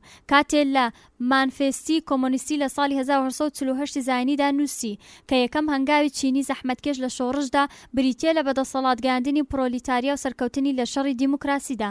دیموکراسی بە دەوڵەتێکی چینایەتیدا دەندرێ. دیموکراسی دەبێ هێزی خۆی بۆ لە ناوبردنی بناغەکانی سەرمایهداری بەکاربێنێت و هێزە بەرهەمهێنەرەکانی کۆمەلگا و هەروەها سەرمایە کەڵەکەبووەکان بخاتە خزمەتی تەواوی کۆمەلگا. بەڵام خاڵی سەرەکی ئەمە بوو کە ئەم دەوڵەتی چینایەتیە هەر بە هەنگاوی سەرەتا دەزاندرا.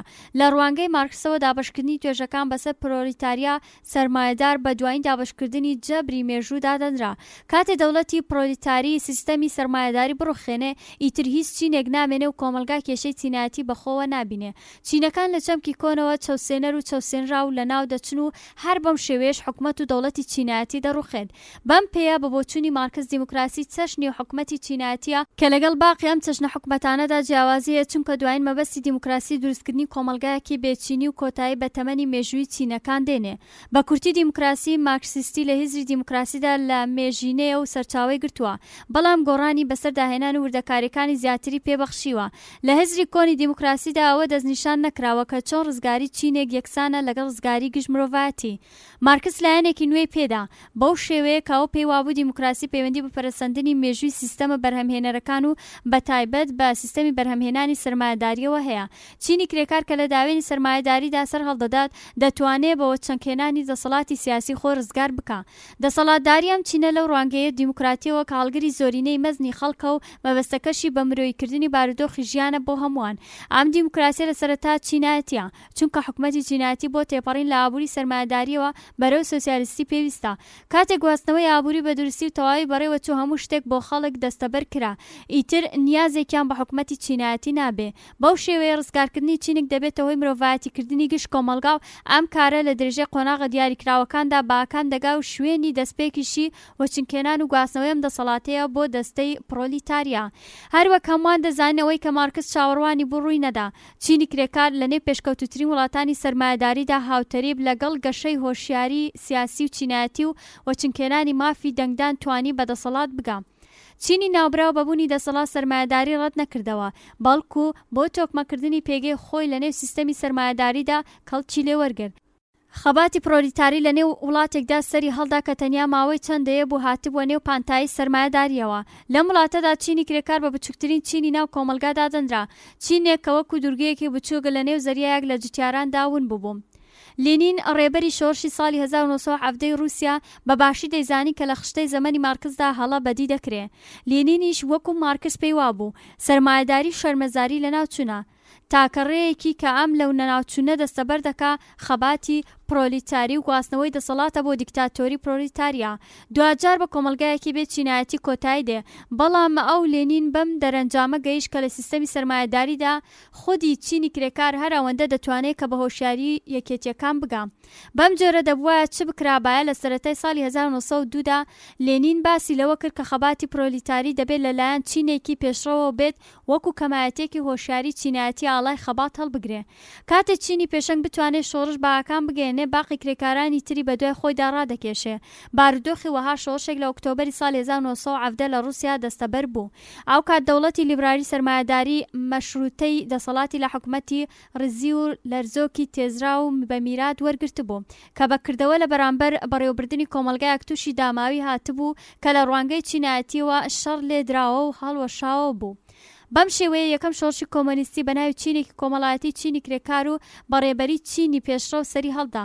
دەوڵەتی سۆڤیەت هەر لە سەرەتاوە کەوتە دەستی ئەم چینە، واتە بە تەواوی کەوتە چنگی حیزبی یەکگرتووی کۆمۆنیستەوە کە لە ژێر چاودێری ناوەندی دەسەڵاتدا بوو.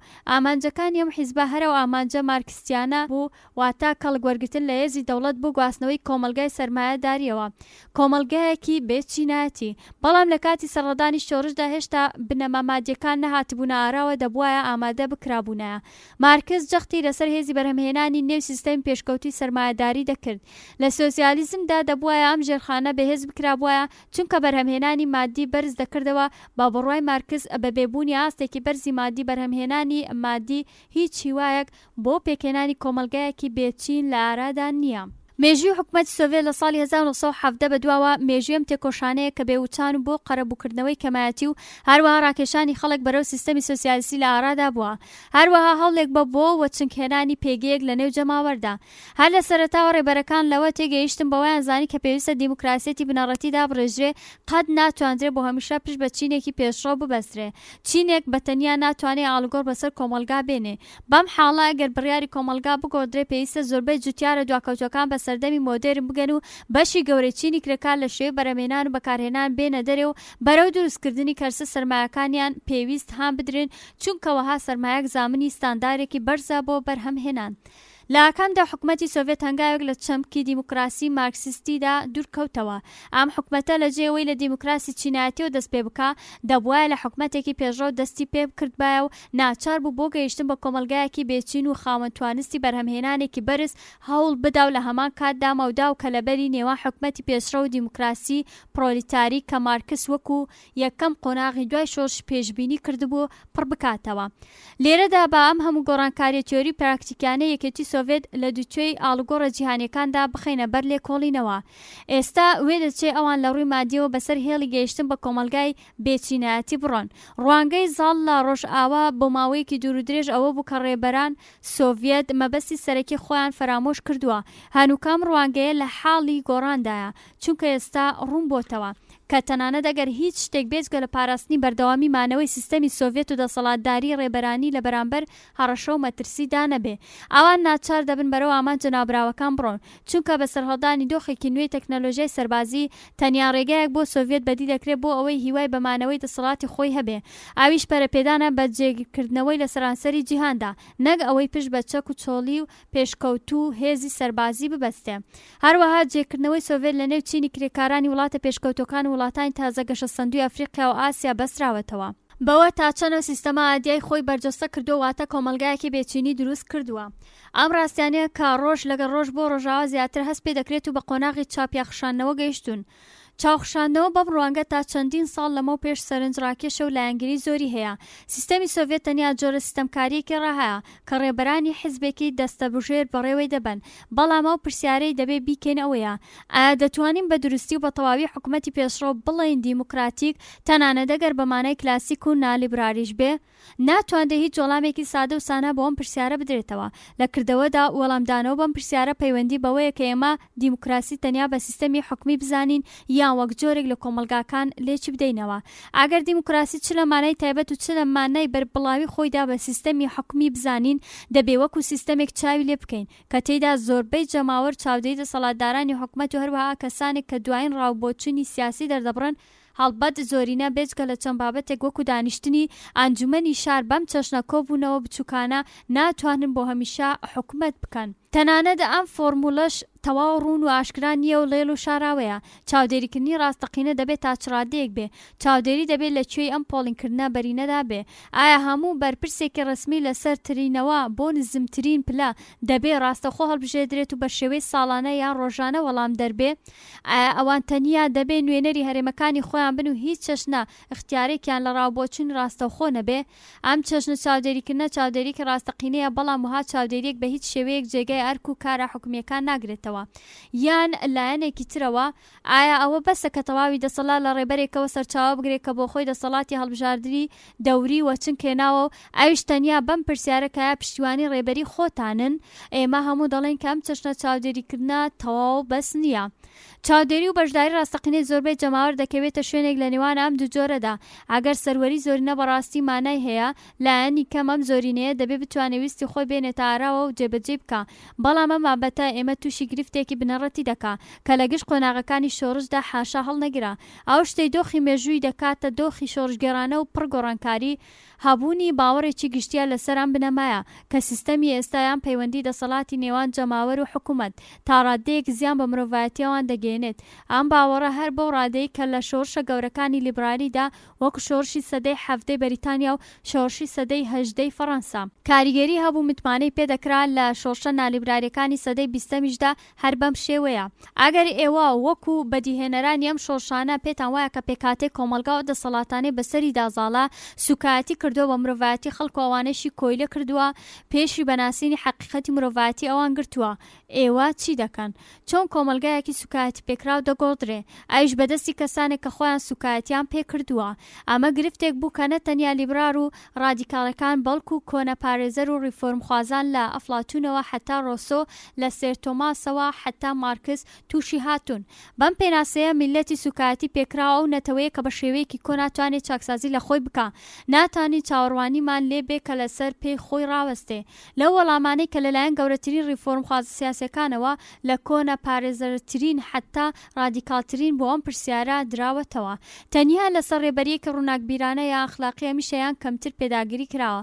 ئەفلاتۆن وردبینترین بیرمەندی جیهانی دێرین لایەنگری لە حکومەتێکی بەدەسەڵات و خاوەن شکۆ دەکرد کە لە دەستەی بژاردە و ڕووناکبیراندا بوو. ڕۆسۆ پشتیوانی لە ڕێبەرانێک کرد کە کاریزماتیک یان زانان و هەوڵ دەدەن بۆ گۆڕانکاری کۆمەلگا لە ڕووی ئەخلاقیەوە. ئەم دەستەیە لە ڕێبەران بەهۆی کەسایەتی تایبەتی و ڕۆحانی خۆیان سەرنجڕاکێشێکی گشتی و سەیر و سەمەرایان لە نێو خەڵکدا هەیە و دەتوانن بە کەڵک وەرگتن لەم نفوزە کۆمەلگایەکی ئازاد و دیموکراتیک و بەرابەرێک بەدی بێنن. لینین لەسەر بنەمای بۆچوونەکانی مارکس بەمە گەیشت کە دەسەڵات دەبێت بگوازرێتەوە بۆ چینی پێشکەوت و پێشڕەو. تەنیا ئەم چینە دەتوانێت بە تەواوی هێزەوە بە شێوەیەک هەڵسوکەوتە بنەڕەتیەکانی کۆمەلگا بگۆڕێ کە ئەندامانی کۆمەلگا لە هەست بە سوکایەتی و بێبایەخی ڕزگاریان بێ تا ئەو جێگەی گەشە بە توانەمرۆیەکانی خۆیان بدەن کە ئیتر نیازێک بە دەوڵەت یان حکومەتی زۆرەملی نەبێ.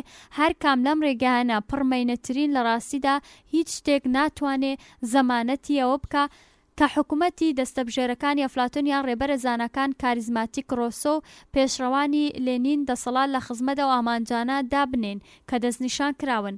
بەم حاڵە لە هەڕومەرجێکدا کە ئێمە باسی لێ دەکەین هیچ ڕێیەکی کەممەترسیدار بەدی ناکرێن. ئەم بۆچوونە کە لە بنیادنانەوەی تاک لە ئاسی فراوان و لە ناخی کۆمەلگای کۆندا دەتوانێت گۆڕانکاری باشی بەدواوە بێ. لە کردەوەدا هەمیشە تووشی شکست بووە. نەتەوەیە کە لە نێو کۆمەلگا و لە ڕوانگەی ئەخلاقیەوە سوکایەتی پێکراوە و بەرەو داڕوخان چووە، لە دیدی ئەخلاقیەوە ناکرێت بنیاد بنرێتەوە مەگەرەوەی کۆمەلگا ڕۆحی وەبەر بێنرێ و تازە بکرێتەوە. ئەم کارش پێویستی بە دەسەڵاتی سیاسی هەیە. بەم پێ لە قۆناغێکی شۆڕژگەریدا کاتێ بەشێ لە کۆمەلگا هەست بەم سوکایەتێ دەکەن و بە دروستی چۆنێتی ڕەوتەکە نازانن، یان کاتێک کۆمەلگا وەها سوکایەتی پێکراوە کە تەنیا لە بەشێکی بچووکی جەماوەر چاوەڕوان دەکرێت کە ئاگاداری ئەم خاڵە بن. پشبەستن بە دەنگی ئازادی گشت جەماوەر بۆ پێکێنانی کۆمەلگایەکی مرۆڤی بێ قازانجا. ئەگەر وەها کۆمەلگایەک بەدەستی چینێکی پێشڕە و پێگنێت کە لە داهاتووشدا هەرگیز دروست نابێ. ئێمە لە ڕۆژاوادا جەختێکی سەیر و سەمەرەمان هەیە کە ئێستا لایەنی کەم تووشی گرفتێکی ئاوەتوند و تیژانە نین. ئێمە توانیمانە بە شەپۆڵە شۆڕشە لیبراریەکانی سەدەی 17 و 18 کە ئەوانیش بەهۆی چینی پێشڕەوە سەریان هەڵدا بگەینە بەستێنی دەریا. ئێستا دیسان دەگەڕینەوە سەرە و پرسیاری کە لێمان کراوە. ئایا دەتوانین بە دەوڵەتێکی پێشڕەو بڵێن دیموکراتیک؟ ئەگەر دیموکراسی لە دروستترین ماناکەی داواتە سیستەمێک کە تێیدا حکومەتەکان هەڵدەبژێردێ بەکاربێنین ئەو کات دەوڵەتێکی پێشڕەو ئیتر نابێتە دیموکراتیک. وها دەوڵەتێک بۆ خەڵک حکومەت دەکا بەڵام نەک بەدەستی خەڵک و تەنانەت نەک بەپێی هەڵبژاردننی خەڵک. دەوڵەتێکی پێشڕەو ناتوانێت بە شێوەیەکی بنەڕەتی دەوڵەتێکی دیموکراتیک بێ، چونکە هۆی هەبوونی حکومەتێکی پێشڕە و نزمی دواکەوتووی جەماوەرە و هەروەها پڕبوونی ئەو خەڵکەیە لە ئەخلاق و بایەخەکانی کۆمەلگای نامرۆڤایەتی. لێرەدا حکومەت دەبێت ڕاستەوخۆ و کۆمەلگایە ژێر و ژوور بکە. بەڵام حکومەتێکی پێشڕەو دەتوانێت وردە بێتە حکومەتێکی دیموکراتیک، واتە ویستەکان ئامانجەکان و سیستەمی بایەخی گەشت جەماوەر بەهۆی گۆڕانی دامەزراوەکان کاتێ ئاڵوگۆڕ بەخۆیەوە دەبینێت کە خەڵک ئازادانە پشتیوانی لەو چەشنە کۆمەلگایە بکەن کە دەوڵەتی پێشڕە و بەدیاری هێناوێتی. هەتا حکومەت و دەوڵەتی پاشۆش حکومەتێکی چیناتیە، گواستنەوەی دەوڵەتی پێشڕە و بەرەو دەوڵەتی سەرلەبەر دیموکراتیک بە دژواری ئەنجام دەدرێت. دەبێت دام بەوە دابنێن کە لێنین لە مارکس زیرەکتر بوو، بەڵام ئەو گۆڕانەی من ئاماژەم پێکرد لەو ڕوانگەیەوە ئەنجام دەدێت کە سیستەمی چیناتی چەوسێنەرانی کۆن لە ناو تۆ هیچ چینێکی چەوسێنەری نوێ ئیزنی نییە کە شوێن و جێگاکەی داگیر بکە. ئەم گۆڕانە پێویستی بەوە نیە کە سیستەمێکی پێکهاتوو لە حیزبە ڕکابەرەکان دروست بێ، بەڵام ئەگەر تەنیا حیزبێک دەستە کاروباری سیاسی وەردەدا دەبێت لە ناخی خۆیدا کەرەستی کاریگەری هەبێت تا بتوانێت لە ژێرەوە بۆ سەرەوە چاودێریکردن سۆگەر بکە. بەواتایەکی تر دەبێت دیموکراسیەکی ناو حیزبی لە ئارادا بێ. تەواوی حیزبە کۆمۆنیستە دەسەڵاتدارەکان بانگەشەی وەها دیموکراسیەک دەکەن، بەڵام ئێمە لە ڕۆژ ئاوادا پێمان وایە هیچ کاملەوان بەم ڕاستیان گەیشت بن. هەڵبەت بیرمەندان و چاودێران لە ڕۆژەها سەرنجێک بەرەو ئەم لایەنە دەبینن، هەرچەند بەڵگەکان وا نائاشکران کە بە دڵنیاییەوە ناگوترێت کام سەرنجە بەرەو چێ دەڕوات. بەڵام وا باشە سەرنج بدەیت کە لە ڕاستیدا ئەم ڕێ هەڵبژاردنە دەتوانێت بەبێ هیچ گۆڕانێکی هەستپێکراو لە سیستەمی سیاسیدا درێژەی هەبێ. سەرڕای هەمووەمانە ئێستاش دەتوانرێت بگوترێت کە دەوڵەتی تا حیزبی هەرچەند خاوەنی کاملترین چەشنی دیموکراسی ناو حیزبی بێ ناتوانێت بێتە دیموکراتیک، چونکە دەوڵەتی تا حیزبی بەبێوە بەرچاوگرتنی دیموکراسی ناو حیزبی و ئازادی ئەندامەتی لە حیزبەکاندا تەنیا مافی دەنگدان بۆ کەسێک ڕەوا دەبینێت کە بەڕادەی پێویست و لە ڕوانگەی سیاسیەوە بۆ ئەندامبوون لە حیزبدا هەوڵ دەدات. لە تەواوی حکومەتە کۆمۆنیستەکاندا هەتا ئێستا چاڵاکی و هەڵسوڕاوانی سیاسی مەرجی ئەندامبوون لە حیزبەکەدا بووە و زۆرینەی خەڵکیە وڵاتانە ناتوانن ئابەم جۆرە بن. زۆربەی ئێمە دەیڵێن کە ئەم ڕادەیە لە چالاکی و هەڵسوڕاوان بۆ چنکێنانی مافی دەنگدان و ئەم ڕاستیە کە سیستەمێکی سیاسی مەرجی ئاوا دژوار دەستنیشان بکە دەبێتەوە ئەوەی پێی نەڵێن دیموکراتیک. بەم حاڵە چ کەسێک لە ئێمە دەڵێ کە بۆوە چنکێنانی ئەم ئامانجا نابێ هیچ نرخێک بدەین. ئەگەر ڕێگە بدەین کە کەمترین جوڵانەوە هەڵسوڕان مەرجی پێویست بێ بۆوە چنکێنانی مافی دەنگدان، ئەو کا سیستەمێکی تا حیزبی کە بۆ گەیشتن بە ئامان نیازی بە چالاکی و هەڵسوڕانێکی ئەو تۆنیە دەتوانێت بێتە دیموکراتیک بۆ گەیشتن بەم شوێن و پلە پایە ئەندام بوون لە حیزبدا دەبێ بە تەواوی ئازاد بێ، ئەگینا پێش بە شتێک لە دەنگە ڕاستەقینەکان دەگرێت.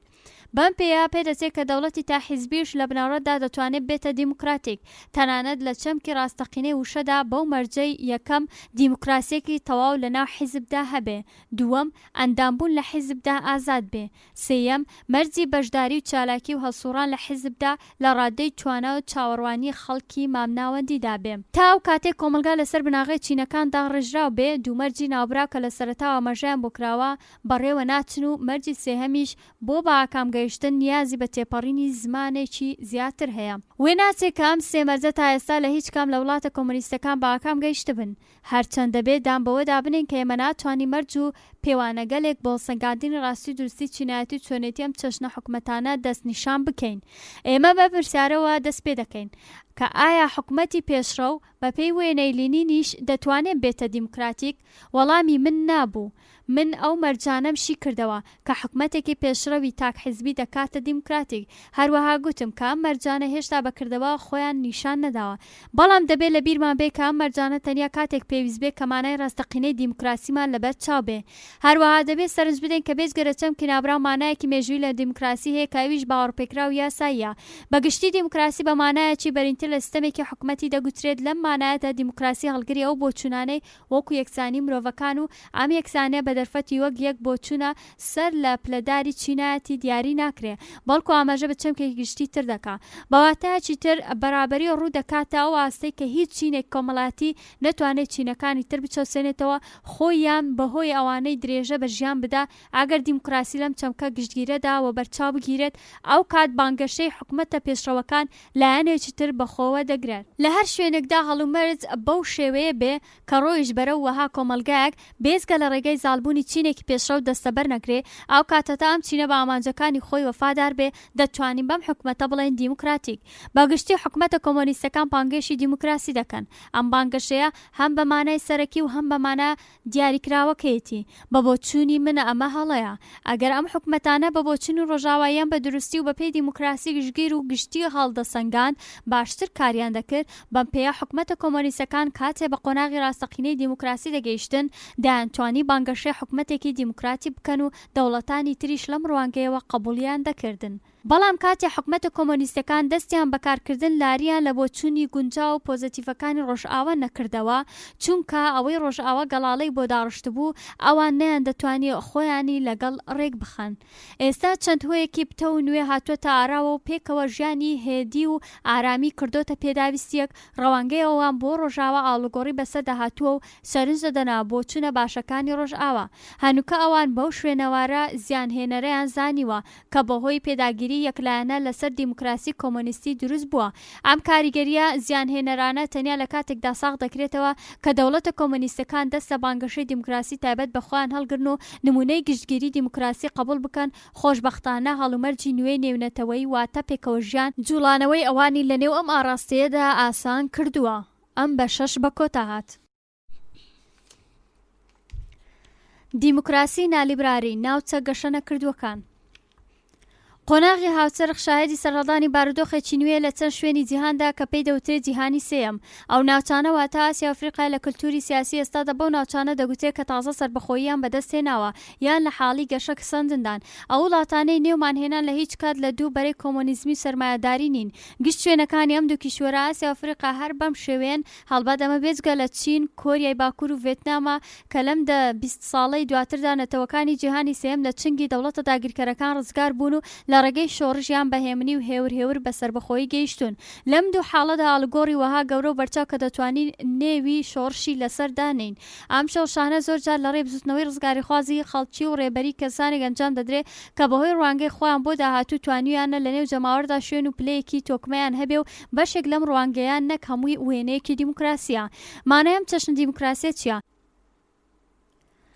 ئەوە ڕاستە کە مانایەم جۆرە دیموکراسیە لەگەڵ ئەوە جیاوازە کە تا بە هەنووکە لەسەری دوایینە ئەم دیموکراسیە لە چەشنی ڕۆژاوای واتە دیموکراسی لیبرال دەچێت نە لەو دیموکراسی کە مەبەستی مارکس و لیننە بەڵکو لەم دوو چەشنەی کە ناومان هێناون نوێترا بەڵام لەلایەکەوە لەم دوو چەشنەش کۆنترا چونکە لە ڕواڵەتدا هەرە و چەمکەی لەبەرچاوە کە پێشتریش و پێش سەرهەڵدانی دیموکراسی چەشنی ڕۆژاوایی و کۆمۆنیستی لە ئارادا بووە دیموکراسی سەردەمانی کۆن یا حکومەتی خەڵک و بە قازانجی خەڵک لەو سەرەوە کەنەتەوەکانی لە حاڵی گەشەدان بەگشتی و بەراورد لەگەڵ ئەو نەتەوانەی بەسەریان دەزاڵن کللتوری سادەترینیان بووە سروشتیە کە لەو چەمکەی دیموکراسی حاڵی بوون کە لە کۆمەلگای پێش پیشەسازی سەری هەڵداوە لە وتاری یەکەمدا باسمان کرد کە لە ڕۆژاوا چۆن ئەم تێگەیشتنە لە دیموکراسیدا گۆڕانی بەخۆوە بینی و لە چاخی سەرهەڵدانی دەوڵەتی لیبرالدا بوو بە دیموکراسی لیبرال و ئاڵوگۆڕی بەسەردا هات لە وتاری دووەمدا چۆنێتی خۆگرتیکردنی چەمکی دیموکراسی کۆمۆنیستیمان خستە بەردەست لێکۆڵینەوە و شیکردنەوە و گوتمان کە مارکس و لینین مانایەکی چینایەتیان بە دیموکراسی بەخشی و پێیان وابوو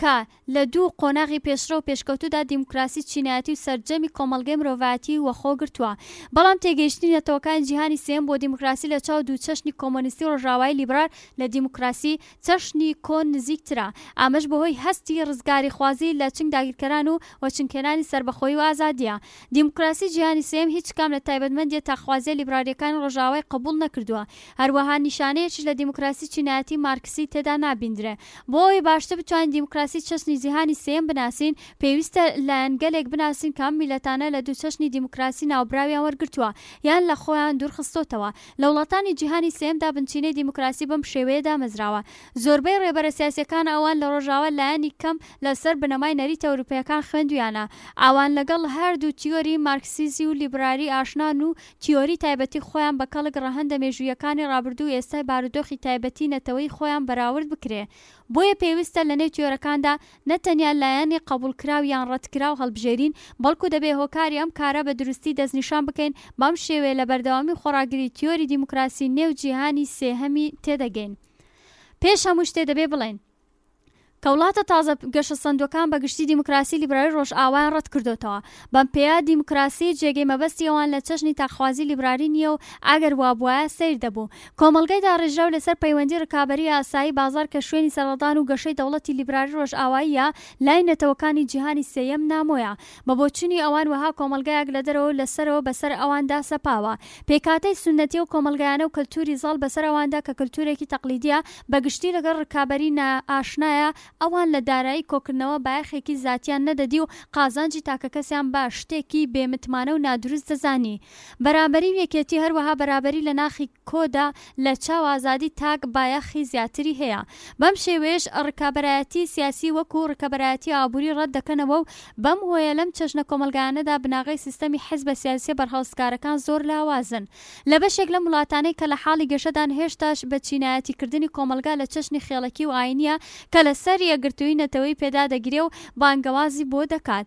ئەم چەشنە دابەشکردنە جاری وا بۆتە هۆی پێکێنانی حیزبە سیاسە نەیارەکانیش، بەڵام لە نێو وڵاتانەدا باوەڕ بە سیستەمێکی پێکاتوور لە حیزبە نەتەوەیەکان وەکو سیستەمێکی گرێکەرەوەی حکومەتی بەدەسەڵات و کارلێهاتوو بەڕوانگەیەکی نامۆ و بیانی دادەنرێت. لە نێوان ساڵەکانی بزوتنەوەی سربەخۆی خوازاندا هیچ هەلێکی باش و هاندەر بۆ پەرپێدانی لیبرالیزم نەدەڕەخسا. بەم حاڵە نەبوونی بنەمایەک بۆ پێگەیشتنی کۆمەلگەی بازاڕیان دەوڵەتی لیبرالیش بەرچاون بوو. ئام کەش و هەوایە کە لەم وڵاتانەدا دیار بوو هیچ یارمەتێکی سەرهەڵدانی لیبرالیزمیان نەداوە. بە پێچەوانەوە پێویستبوونی خەبات بۆ سربەخۆی بەگشتی بنەمای سەرهەڵدانی بزوتنەوەیکی جەماوەری یان حیزبێکی دەسەڵاتدار و ڕێبەری دەستەبەر کردووە. ئەم پێشبنەمایە بوو بەهۆی ئەوەی لە نێو دەوڵەتە تازە سربەخۆکان لە ڕووی پێکاتەی سیاسی کە تاک حیزبیان لانی کەم خاوەنی حیزبێکی زاڵن، حیزبیان دەستەیەک بە زۆرینەی یاسایی و مەشروع بکە لە ڕێی دەسەڵاتی یاسایی سیاسی و پۆلیسیانەی خۆیەوە. حیزبە ڕکەبەرەکان سنووربەندی بکات، هەڵبەت باڵادەستی حیزبێک یان جوڵانەوەیکی سیاسی بەرهەمی سروشتی هەر شۆڕشێکە. ڕەنگەم باڵادەستیش لەوە دابێت کە ئیرادەی کۆنی زۆرینەی بەشداربووان لە شۆڕشدا بەڕێبەرایەتی حیزبێک بۆ بەڕەنگاریکردن لە بەرامبەر دەسەڵاتی بێگانە لە کار بکرێ و باکام بگا. لەو شوێنانەی کە هێشتا جیاکردنەوەی چینایەتی لە نێو نەتەوەی ناوبراودا ڕووی نەدابێ و لە کۆتاییدا کاتێ ئامانجی ڕاپەڕینی جەماوەری تەنیا بۆ سربەخۆیی نەبێ و مەبەستگەلێک وەکو مۆدێرنیزەکردنی کۆمەلگا و هەروەها باشترکردنی بەرهەمهێنانی مادی لە ئارادا بێ، ڕەنگە ڕێبەرایەتی سیستەمی تاک حیزبی دیسان زیاتر لە پێش بێ. گومان لەوە دانیە کە ئەو نەتەوانەی تازە بە سربەخۆی گەیشتون لە حاڵی گەشە سەندندا ناچارن مۆدێرنیزە بن و پەرە بە بەرهەمهێنان بدەن تا بتوانن سربەخۆی خۆیان بپارێزن و پێداویستی بۆ ژیانی خۆش و شیای مرۆڤایەتی دەستەبەر بکەن. ئەم ئەرکە لە وڵاتان لە حاڵی گەشەدا بە ئامانجێکی مەزندا دەنرێ کە پێویستی بە ڕێبەریەکی بەهێزی سیاسی هەیە. هەڵبەت ڕەنگە ویستی گشتی سربەخۆیی تەنانەت نۆکردنەوە بێ کە زۆر جاریش هەروە بووە، بەڵام تەنانەت بەهێزترین و پێداگری ویستە گشتیەکان کە لەم ڕێبازەدان دەبێ ڕۆحی تازەتریان وەبەر بنرێ. هەرچەند بێگومان وەها کارێک لە توانای سیستەمێکی حیزبی ڕکابەرێتیدایە، بەم حاڵە دەتوانێت بەدەستی حیزبێ بە ئاکام بگات کە پێشتر توانی و لێوەشاوەی خۆی بۆ وروژاندن و یەکدەستەکردنی ویستی گشتی سەلماندووە. بەرفراوانی و قورسایام چەشنە ئەرکانە کە لەسەر شانی حکومەتێکی نوێی حکومەتی شۆڕژگەر دانراوە بە دوو شێوە بەرەو لایەنگری لە دەوڵەتێکی لیبرال دەڕوات کە زۆرینەی هەڵسوڕاوی نەتەوە لە گرنگی و گەورەی ئەو مەبەست و ئەرکانە تێبگەن. ڕەنگە لایەنگری و پشگیری لە دەوڵەتێک بکەن کە بەرنامەڕێژی شۆڕش و سربەخۆیی بووە و بەم شێوەیە پێویستیان بەبوونی حیزبە جۆراوجۆرەکان ڕکەبەر نییە. بەڵام ئەگەر گەورەی و گرنگی ئامان جۆرکەکان نەتوان لایەنگری گەرموگوڕی نەتەوە بەرەو لای خۆیان ڕاکێشن، هەر لە جێ خۆیاندا دەمێننەوە وای دادەنێن. نزیک بوونەوە لە نوێکردنەوە مۆدێرنیزەکردن گشت چین و توێژەکانی کۆمەلگا لە خۆ نەگرێ، یان وای دادەنێ هەر بەو شێوەیە کە هەمیشە کەسانێ مەبەستە گشتیەکان قبول دەکەن، بەڵام هەراوان بەوەی جیاوازی زمانی و قەومی و ئاینی لایەنگری و پشگیری لە حیزبێکی تاک ڕێبەر ناکەن و بۆ خۆیان دەیانەوەی حیزبیان بزوتنەوەیکی دژی دەسەڵات پێک بهێنن. لە دۆخێکدا دژایەتیکردنی ئەم دەستەیە لە خەڵک بەشێک وەکو خیانەت دادەندێ، خیانەتکردن بە وڵات، چونکە نەتەوەی تازە سربەخۆ دەبێت پێش هەموو شتێک بنچینەبوونی خۆیان بپارێزن. وەها بارودۆخێک بۆ مانایە کە نوێسازی مۆدێرنیزەکردنی کۆمەلگا تووشی ئەو مەترسیانەمان دەکا کە دیسان ژێدەست و لەژێ دەسەڵاتی هێزی دەرەکیدا بمێنینەوە. بۆ ئەم چەشنە کۆمەڵگایە هەمیشە ترسی دانوستان و داگیرکاری نوێ لە ئارادایە بەم پێ دژایەتیکردن لەگەڵ حیزبی دەسەڵات ناسنامە و سربەخۆیی نەتەوەی ڕەت دەکاتەوە زۆر جارانیش هەر ئاوایە لەم هەڵومەرجەدا ڕاوەستان دژی حیزبی حاکم بە خیانەت بەنەتەوە سەرجەم وڵاتدا دەندێ و لەوێش خراپترە و کاتەیە بەڵگەی وا بەدەستەوە بێ کە باڵی دژ لە ژێر دەستی حکوومەتی بیانیە بەڵام ئەمە نابێتە هۆی ئەوەی ئەم بزوتنەوەیە بە خیانەتکارانە دابدرێ بەم پێ لە وڵاتێکی تازە سربەخۆی لە حاڵی گەشەدا لەمپەرگەلێکی زاستی و ناوەکی بەدی دەکرێت کە هاتوونەتە سەرڕێی سیستەمی دیموکراسی لیبرال ئەم چەشنە گوشارانە نەتەنیا پێش بە خۆگرتنی سیستەمی حیزبی ڕکەبەری دەگرێ بەڵکو دژ بە پاراستن و بەکارهێنانی ئازادی ڕاستەقینەکانی نێو کۆمەلگا ڕادەوەستێت لەوەها هەڵومەرجێکدا ئازادی گەلێک وەکو ئازادی بیرۆڕا چاپەمەنی کەم دەکرێنەوە هەروەها دەستەبەرکردن و گیران و زیندانی زیاتر دەبێ لە وڵاتانی جیهانی سێهەمدا و گوشارانەی بەرهەڵستی حکومەتێکی نالیبرال دەدنەوە خۆڕاگرتر و ڕیشەدارترن نمونە هاوچەشنەکانیان لە شۆشە لیبراریە کلاسیکەکانی سەدەی 17 و 18دا بەدی دەکران حکومەتگەلێک کە تەنیا بۆ ماوەی 1 یان 2 دەیە توانیان بە شێوەی نالیبرار بمێننەوە چونکە لەم شۆرشە مۆدێرنانەدا 2 هۆکار هەن کە لە شۆرشە لیبراریەکانی سەردەمانی ڕابردوو لە غیابدا بوون یەکێک لەو هۆکارانە پێویستی بە کۆکردنەوەی سەرمایەکی بەرچاو بۆ گەشەپێدانی ئابووری لە شۆرشە لیبراریە کلاسیکەکاندا سەرمایەداری و سەرمایە هۆکارانێک بوون کە پێشڕەوی هێزە جوڵاوەکانیان وەدەست دەگرت و خۆیان بۆ هەر چەشنە ئاڵوگۆڕێک ئامادە دەکرد بەڵام لە شۆرشە هەنووکەیەکاندا وەها شتێک ڕوونادا بەم پێیە دەبێت چاخێکی درێژی کەڵەکەکردنی سەرمایە و فێربوونی تەکنیکی بەرهەمهێنان تێپەڕ بکە کە ژان و گرفتی تایبەت بەخۆی هەیە هۆکاری تر بریتە لە نیازبەدانان و ڕاگررتنی وەفاداری بۆ نەتەوە لێرەدا خێڵیان کۆمەلگەی خۆجێی و بەرچاو ناگیرێ میلەتێک کە لە قۆناغی پێش سیاسی و پێش نەتەوەیدایە دەبێ هۆشیاری و شعوری سیاسی و نەتەوەی بۆ خۆی دەستەبەر بکە ئەم کارە بەڕێبەری ئایدۆلۆژیایەکی پڕهێزی بزوتنەوەی جەماوەری و پێش دەخا وها هۆکار لە هیچ کام لە شۆرشە لیبراریەکانی کلاسیکیدا کە تا پێش خۆگرتنی چەمکی ڕاستەقینەی نەتەوە و هێزە دامەزراوەکان سەری هەڵنەدا بەدی نەکرا لەبەرەم هۆیانە کە زاڵبوونی سیستەمی سیاسیە نالیبراریەکان لە نێو وڵاتانی تازە سربەخۆ لە حاڵی گەشەسەندندا بە ئاسایی دادەنرێ بەڵام بانگەشەیەوان بۆ دیموکراتیک بوون چۆن هەڵدەسەنگێندرێ ئەم بانگەشەیە لەسەر بنەمای وێناکردنی ئیرادەی گشتی دامەزراوە کە دەتوانرێت بوونی خۆی لە چارچەوەی حیزبێکدا نیشان بدا ئەم شێوە هاوفکریە لە نێو خەڵکی ئەم وڵاتانەدا هەیە و خەڵکەکەی زیاتر لەو نەتەوانەی ڕۆژاوە کە ڕکابەرایەتی تر تاک خواستر و چینایەتی تر یەکێتی گشتیان هەیە ئەمە بانگەشەیەکە و تەنانەت دروستیشە ئەوەی کە ئایا دەتوانین لە حیزبێکی تاکدا بەڕسکانەوەی وەها ئیرادەیەک بڵێن دیموکراسیان نا دەروەستی ئەوەیە کە ئەندامانی ئاسایی حیزبێک تا چ ڕادەیەک دەسەڵاتدار بن و ڕادەی ئەنداموەرگرتنی حیزبەکە چەند بێ و تا چ ڕادەیەک دەریا لەسەر ئەندامە نوێیەکان کرابێتەوە و نرخی ئەندامێتی لەو حیزبەدا لەگەڵ چ ڕادەیەک لە چالاکی و هەڵسوڕاوان بەراورد بکرێ لە گوتاری دووهەمدا ئاماژەم بەوە کرد کاتێ دەتوانین بە سیستەمێکی تا حیزبی بڵێن دیموکراتی کە دیموکراسی ناو حیزبێ لە ئارادا بێ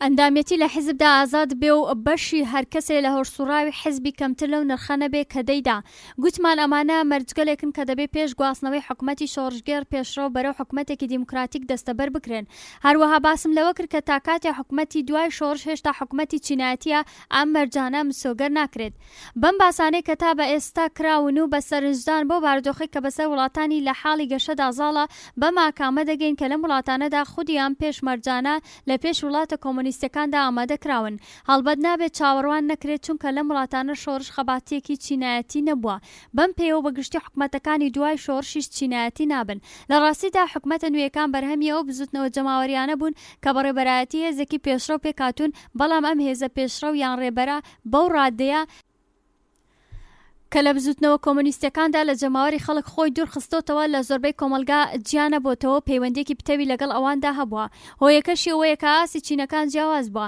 هەر بۆ شێوەیە کە دیتمان لە شۆشە کۆمونیستەکاندا چینێکی بچووک لە کرێکارانی پیشەسازی توانیان لە ناوەندی دەریایەک لە چینی جوتیاران پلەیەکی باش وەچنگ بێنن هەروەها بەشێکی بچووکیان هۆشیاری ڕاستەقینەی چینایەتیان بەدەستێنا هێزە پێشڕەوەکان لە دوولاوە لە هێزە کۆمەڵایەتیەکانی تر جیا دەکرانەوە چینی کرێکاری پیشەسازی بەهۆی پلەی گەشەی هەستکردنی چینایەتی هەروەها بەهۆی شوێنی سەرهەڵدانی چینایەتی لە باقی بەشەکانی کۆمەلگا جیاواز دەکرایەوە بە شێوەیە کە چینی پێشڕەو لە جیاتی ئەوەی پشت بە هێزی جوتیاران ببەسێ متمانێ بۆ کرێکارانە دەکرد کە ڕۆژگار بوون لە شۆشە نوێیەکاندا بەگشتی بارودۆخ و هەلومەرج جیاوازە. لەم شۆشانەدا و سیما جیاوازەی کە چینی پێشەو لە باقی جەماوەر جیا دەکاتەوە زیاتر شعور و هۆشیاری سیاسیە نەک جیاوازی چینایەتی. ئەم هۆشیارە هۆشیاریەکی نەتەوەی بووە نەک هۆشیاریەکی سینایەتی. هێزی پێشەو لە چینی جوتیار دوور نەبوو، تەنیا جیاوازی نێوانم دوانە ڕادەی خوێندن و هەستی شۆڕژگەڕی و توانایی بوو. بەم پێیام هێزانە لە بەراورد لەگەڵ ئەو هێزانەی کە لەگەڵ زۆرینەی کۆمەڵ مەودای چینایەتیان هەیە خۆیان وەکو چینی باڵادەست دەناسێنن. دوای شۆڕش و بەدروستی و بەڕەوا داوای نوێنەرایەتی و ویستی گشتی دەکەن. ئەو چینە شۆڕژگەڕانەی تاکە پێشڕەون هەر لە سەرەتای دامەزاندنی حکومەتەوە ناتوانن لایەنگری زۆرینەی جەماوەر بەرەو خۆیان ڕاکێشن. بەم حاڵە لە وڵاتانەی ئیرادەی گشتی جیا لە ئارمانی چینایەتی تایبەت بەرەو ئاکامگەیشتنی مەبەستگەلێک وەکو سربەخۆی نەتەوەی و چونەسەڕەی ئاسیابووری و وەڕێ دەکەوێت و لە شوێنێک هەموو ویستە بە شێوەی لایەنگری گشتی و هەمەلایەنە لە ئارادایە و لەو جێی کە لە ماوەی قۆناغی دوورودرێژی کۆکردنەوەی سەرمایە بنیاد ناوە ساختکردنەوەی پێکهاتەی بە شێوەیەکی لە خۆبوردانەبوونی خۆی دەپارێزێ و بەهێمنانە مەیدانی زۆرینەی خەڵک و هەڵسوڕاوانی ئەوان خۆی قورس و قایمتر ڕادەگرێ و لە کۆتاییدا لە وڵاتانەی سیستەمی سیاسی کارلێهاتووتر لە ئارادایە دەتوانین بڵێن دیموکراسیش هەیە. بە دیموکراتیک دانانی ئەم وڵاتانە بەو مانایە کە لەسەر مەبەستەکانیان داکۆکی بکرێ. بە دیموکراتیک دانانی ئەم وڵاتانە بەو مانایە کە لەسەر مەبەستەکانیان داکۆکی بکرێ نەک ئەوەی کە لەسەر ئامێرەکانی گەیشتن بۆ مەبەستانە و بەرچاو بگیرێ. ئەمە بە مەبەست گەیشتنە کە پێوانە و مەرجی دیموکراتیک بوون دەستنیشان دەکا. ئەم تێگەیشتنە لە دیموکراسی پەیوەست بە سەردەمی کلاسیک و پێش لیبرار ژان ژاک ڕۆسۆ دارێژەری کلاسیکی ئەم بەرنامە دیموکراتیە بوو لە زۆربەی تیۆرەکانی ڕابەرایەتی سیاسی وڵاتان لە حاڵی گەشەدا دەتوانین زەیاڵەی بەرنامەی ڕۆسۆ ببیستین. ئەوان وەکو ڕۆسۆ لە نێو نابەرامبەریدا بە دوای پەتای کۆمەڵایەتی نەبوونی ئەخلاق نەبوونی ئازادی مرۆڤایەتی و نزمبوونەوەی بایەخی مرۆڤایەتیدا دەگەڕێن. ئەم ڕێبەرانە وەکو ڕۆسۆ پێیان وایە و دەستێنانی ئازادی ڕاستەقینە و مرۆڤایەتی تەنیا و تەنیا لە ڕێی ئیرادەی گشتی باکام دەگا. مرۆڤایەتی ئازادی و پلۆپایی ئینسانی دەبێت لە ڕێی دامەزرا و بوژانەوە بەرابەرایەتی بێتە ئاراوە. بەرابەراییەک کە بە زۆرداری و فرێودان لی ستێنراوەتەوە. ئەم کارە نیازی بە شۆڕشێک کلتورڕێژی سیاسی و ئەخلاقی هەیە و لەسەر ئیرادەی نەتەوەیەک داکۆکی دەکا کە بە تەنیا ژێدەری مەشروعبوونی سیاسی دادەنرێ. پێکاتەی سەرەکی ئەخلاقیان بەرنامەیە بایەخی بەرزی ئازادی و ڕێزێنان بۆ مرۆڤایەتی ئەوەش خاڵی هاوبەشی نێوان بەرنامەی دیموکراسی کلاسیک و بەرنامەی لیبرارە. جاکەرەوەی ئەم جوانەش پێداگیریە بە کردەوەکانی ئەوانە لە دیموکراسی کلاسیکدا. بەبێوە بەرچاوگرتنی جیاوازی چینایەتی و کۆمەڵایەتیەکان لەسەر ئیرادەی گشتی داکۆکی دەکرێت و دیموکراسی نێو وڵاتان لە حاڵی گەشەشدان هەر ئەم وێنەیە دووپات دەکەنەوە. بەم پێیا بەم دەرەنجامە دەگەین کە نەتەوەکان لە حاڵی گەشەدان بانگەشەی چەشنی دیموکراسی دەکەن کە نالیبرارە. ئەوان تیۆرە گرنگەکان و تەوەری لیبرار دیموکراسی ڕەت دەکەنەوە لەسەر هۆکارەکانی خۆیان پێدا دەگرن. تەنیا خاڵی هاوبەشی ئەوان لەگەڵ دیموکراسی لیبرار ئامانجی ئازادی و ڕێزی مرۆڤایەتیە بۆ هەر کام لە ئەندامانی کۆمەلگا. هەنووکە دەتوانین بە ئاشکرا هاوبەشی جیاوازە چەمکیەکانی دیموکراسی لە نێو وڵاتان لە حاڵی گەشە و وڵاتە مارکسیستیەکاندا دەستنیشان بکەین. سەرەکیترین مەسەلە کە بۆتە کێشەی نێوان دیموکراسی لە حاڵی گەشە و مارکسیستەکان هاوسەنگاندن و توێژنەوەی چینایەتە کە لە چەشنی مارکسیستیدایە، بەڵام لە پێشدا دەبێت ڕووبکەینە ئەو واتایانەی کە وڵاتانی ژێر کاریگەری گریمانەی مارکسیستی پێیگەیشتون. ئەو شتەی کە دیموکراسی لە حاڵی گەشەدا پێی باش بووە و لە نێو مارکزیسمدا دەستنیشانی کردووە شۆڤەی ڕخنەگرانی ئەو ئایدۆلۆژیانەیە لە کۆمەلگای سەرمایەداری و پێکاتەیەکی ئەخلاقیە کە ئەم ڕخنەیەی لەسەر دامەزراوە. لە کۆمەلگای سەرمایەداریدا کاتێک مارکس باسی مرۆڤایەتی سڕینەوە دەکا، ڕاستەوخۆ ئەوان بە بەردەنگ دادەنێ. شۆڤەی مارکس لەبارەی لە خۆنامۆبوونی مرۆڤ یان بەواتایەک دوورخستنەوە جاکردنەوەی مرۆڤ لە حادەتی سروشتی خۆی لە نێو هەڵسکۆتی سەرمایەداریدا لێکدانەوەیکە لەگەڵ بارودۆخی بابەتی و بەرچاوی ژیانی چەوسانەوەی ئەو دەستەیە لە کۆمەڵ و هاوسەنگ و لە ڕوانگەی ئەوانەوە لەبارەی تەوەری بناغی هەڵومەرجی ژیانی ئەوان دەدوێ. ڕنگدانەوەی دیکەی مارکس ئەم باوەڕەی ئەوە کە مرۆڤ دەتوانێت لە ڕێی کردەوەی شۆڕژگەڕانەوە بەسەر ئەم کەمایەسی و خەسارە مرۆژیویەدا زاڵ بێ. بەڵام سەرنجڕاکێشانی مارکسیزم تەنیا بەم لولایەنەوە بەرتەسک دەکرێتەوە. ڕووناکبیرانی دنیایی لە حاڵی گەشەدا تیۆری خەباتی چینایەتی مارکس وەکو تەنیا هێزی هاندەری مێژووی قبوڵ ناکەن و پێیان وایە کە بۆ کۆمەلگای خۆیان کار ئەساس بێ. هەروەها تیۆریەویان مارکس قبوڵ نەکرد کە دەوڵەت کەرەستەیە بۆ باڵادەستکردنی چینێک و دوای شۆڕشی دژی سەرمایەداری بمانەوێ و نەمانەوێ دەوڵەتێکی چینایەتی دێتە سەرکار. لە ڕاستیدا ئەوان ئەمە قبوڵ ناکەن کە تەنیا ڕێ بزرکردنی کۆمەلگای چینایەتی دانانی دەوڵەتێکی چینایەتیە. ئەوان ڕەنگە قبولی بکەن کە ئەم تیۆرە سەبارەت بە وڵات سەرمایەدارە پێشکەوتوەکان وەڕاست دەگەڕێتن، بەڵام لەبارەی وڵاتانی خۆیان بە دروستی نازانن. لایەنە تیۆرەکانی ئەم ئایدۆلۆژیە لەگەڵ خوێندنەوەی ئەزموون کراوی ئەوان یەکتری ناگرنەوە، چونکە ئەوان لە کردەوەدا کۆمەلگاکانی خۆیان بێچین و تێش دادەنێن. لە وێنەی تیۆری مارکسدا کۆمەلگا بە دوو توێژی چەوسێنەر و چەوساوە دابەش دەکرێت، بەڵام لە وێنەی تیۆری جیهانی سێهەمدا گشت کۆمەلگا لەژێر فەرمانی هێزێکی چەوسێنەری بیانیدایە و لە ناوەوە هیچ کەلەبەرێکی چینایەتی نییە بە بۆچوونی ئەوان نەک هەرچینێکی تایبەت بەڵکو تەواوی کۆمەلگا و نەتەوە شکست خواردوو هێزێکی سەرمایەداری بیانین سەرمایەداری لە دەرەوە بەسەریاندا دەسەپێ نەتەنیا بە شێوەیەکی وردبینانە توێژەکانی ناوە کۆمەلگایەت دابەش نەکردووە، بەڵکو بەرەو کۆمەلگایەکی تا ڕادەیەک بێچینایەتی هانی دەدا. بەم هۆیەوە لەم وڵاتانەدا خەباتی دژە سەرمایەداری پێشەوەی بە شۆڕشێکی چینایەتی دابندێ شۆڕشێکی نەتەوەییە. لە باشترین حاڵەتدا لەو سەرەوە کە ئەوان گشت خەڵک وەک چینێکی دۆڕا و ژێردەست دەبینن، شۆڕشەکەیان شۆڕشێکی نەتەوەیی چینایەتیە. ئەوان پێیان وایە ڕزگاربوون لە چنگی سەرمایەداری بە ڕوخانی دەسەڵاتی ئیمپریالیزم بە مانای سەرکەوتنی تەواوە بەسەر سیستەمێکی هێزی سیاسی و چینایەتیدا. وڵاتانی جیهانی سێیەم پێیان وایە کە لە دوای شۆڕشدا پێویستی بە دامەزراندنی دەوڵەتی چینایەتی هەبێ، بەڵکو دیکتاتۆری پرۆلیتاریا بە باش دەزانن. هەرکە هێزێکی ئیمپریالیستی تێک بڕوخێ ئیتر هیچ توێژێکی سەرمایەداری ناوچەیی نامێنێ هەتا دەوڵەتی ئیمپراتۆریا بیهەوێ لە ناوی بەرێ. بەم پێیاوە شتێکە بۆ ئەوان پێویستە دیکتاتۆری پرۆلیتاریا یان هەچینێکی پێشڕەو بەناوی پرۆلیتاریا نییە، بەڵکو دیکتاتۆری ئیرادە ویستی زۆرینە یان دەستەی پێشڕەو بە نێو ئیرادەی گشتی و دەسەڵاتداریە بەسەر نەتەوەی تاک و بێکەلەبەر. ئەم دەرەنجامە کە بەرهەمی ڕاوە و خوێندنەوەی خۆیانە لە شوێن و بارودۆخی نێو وڵاتانی جیهانی سێیەم، ئامەش لە زۆربەی بوارەکاندا بەڕاستەقینە نزیکترە و ئاست و پلەی وڵاتە تازە سەربەخۆکان لە چنگی داگیرکەر و مەودای ئەوان لەگەڵ وڵاتە کۆمۆنیستەکان نیشان دەدات.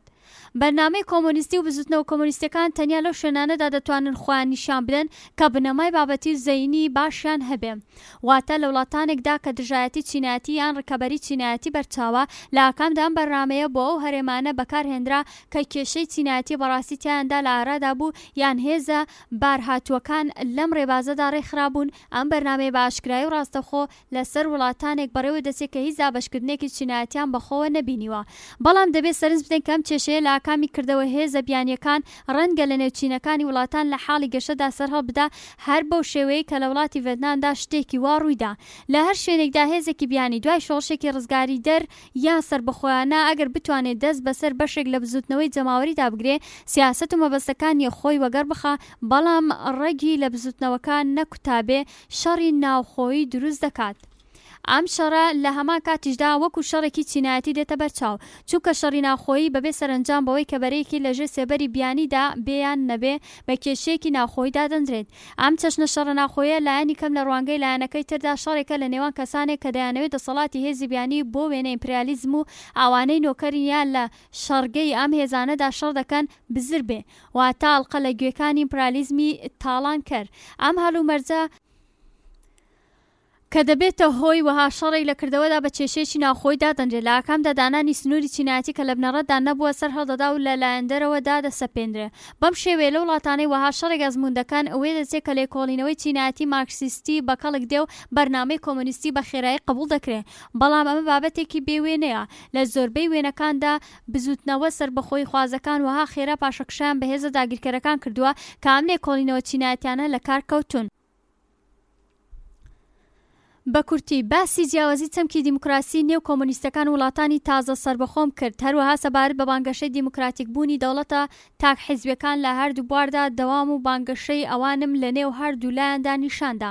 بە باوەڕی من لە بەرتەسکترین مانادا بانگەشەی ئەم وڵاتانە بۆ دیموکراتیک بوون لە بانگەشەی کۆمۆنیستەکان گونجاوترە، چونکە ئەوان لە کردەوەدا باشتر توان مەرجی دیموکراتیک بوونی حکوومەتی تاک حیزبی بە ئاکام بگێنن.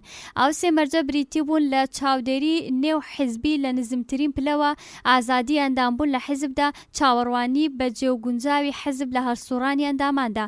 هۆی ئەوەی کە مەرجی نابراو زیاتر لە نێو وڵاتە داگیرکراوەکان پێشوودا بە ئاکام دەگا، هەتا لە وڵاتە کۆمۆنیستەکان ئەمەیە کە لەم وڵاتانەدا لە دۆخی داگیرکەر و هەروەها لە شۆڕشدا جیاوازی چینایەتی بەرچاو نەبووە.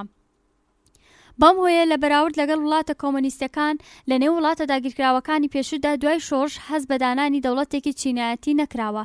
لە بنەڕەتدا بوونی دەوڵەتی چینایەتی دەبێتە لەمپەر لەسەر ڕێی سێ مەرجی ناوبراو، چونکە لە دوایی شۆڕشدا دەوڵەتێکی چینایەتی دەبێت ئەو چینە لەسەر ڕێلا بدا کە لە مێژە دەسەڵاتدارە و لە کاتی گۆڕین و کۆمەلگا و تێپەڕین لە کۆنەوە بۆ نوێ سەرجەم نیشانە و لایەنە کەلتوری کۆمەڵایەتیەکانی ئەوێ دەبێ بگۆڕێ.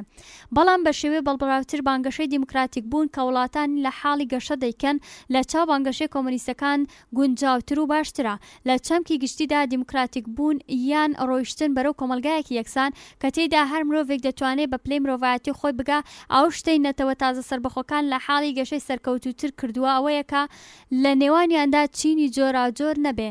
ئەم وڵاتانە بەبێ نیاز بە تێپەڕکردنی قۆناغی دیکتاتۆری پرۆلیتاریا دەتوانن ئاوا بکەن. بربەرەکانەیەکی بێچینایەتی لەگەڵ سروشت هەوڵی ئاوها هەنگ بۆ بردنە سەرڕێی ئاستی ژیان، بربەرەکانەیە کە گشت مرۆڤەکان بە هەستکردن بە بەرایی تێیدا بەشداری بکەن. بەم حاڵەژەم سەرکەوتنانە تووشی ناکامی و داماوی دێن. وڵاتانی لە حاڵی گەشە لە بەراورد لەگەڵ وڵاتە کۆمۆنیستەکانی ئەوروپا بۆ ئەوەی بە ئاستی بەرهەمهێنانی مادی بگەن و تاو جێگایە بتوانن ژیانێکی مرۆڤایەتی بۆ هەمووان دەستەبەر بکەن ڕێگایەکی دوور و درێژیان لەبەرە.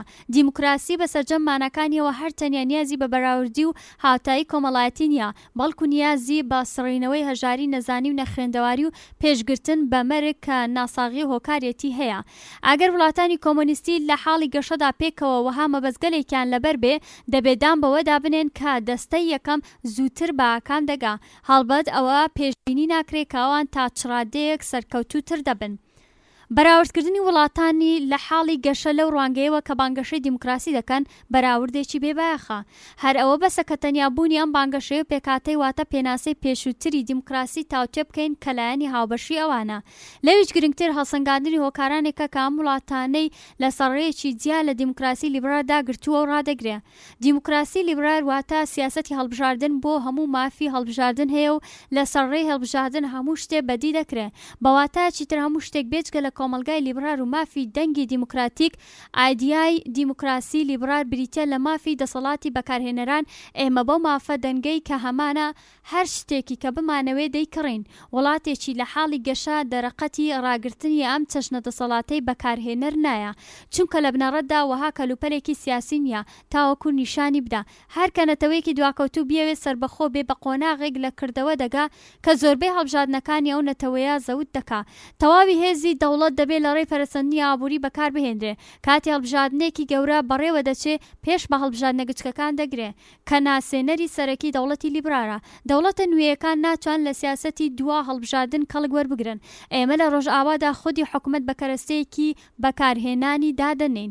بەکارهێنەران دەبێ حکومەت بە بەرهەم هاتوو یان سەرمایەک دابنێن کە وەکو سەرجەم سەرمایەکان ڕاستەوخۆ چاودێری ناکرێ، بەڵکو بە شێوەیەکی ناڕاستەوخۆ لە درێژەی قۆناغێکی درێژ ماوەدا بەوە بەرچاوگرتنی مافی هەڵبژاردننی بەکارهێنەران کۆنتڕۆڵ دەکرێت.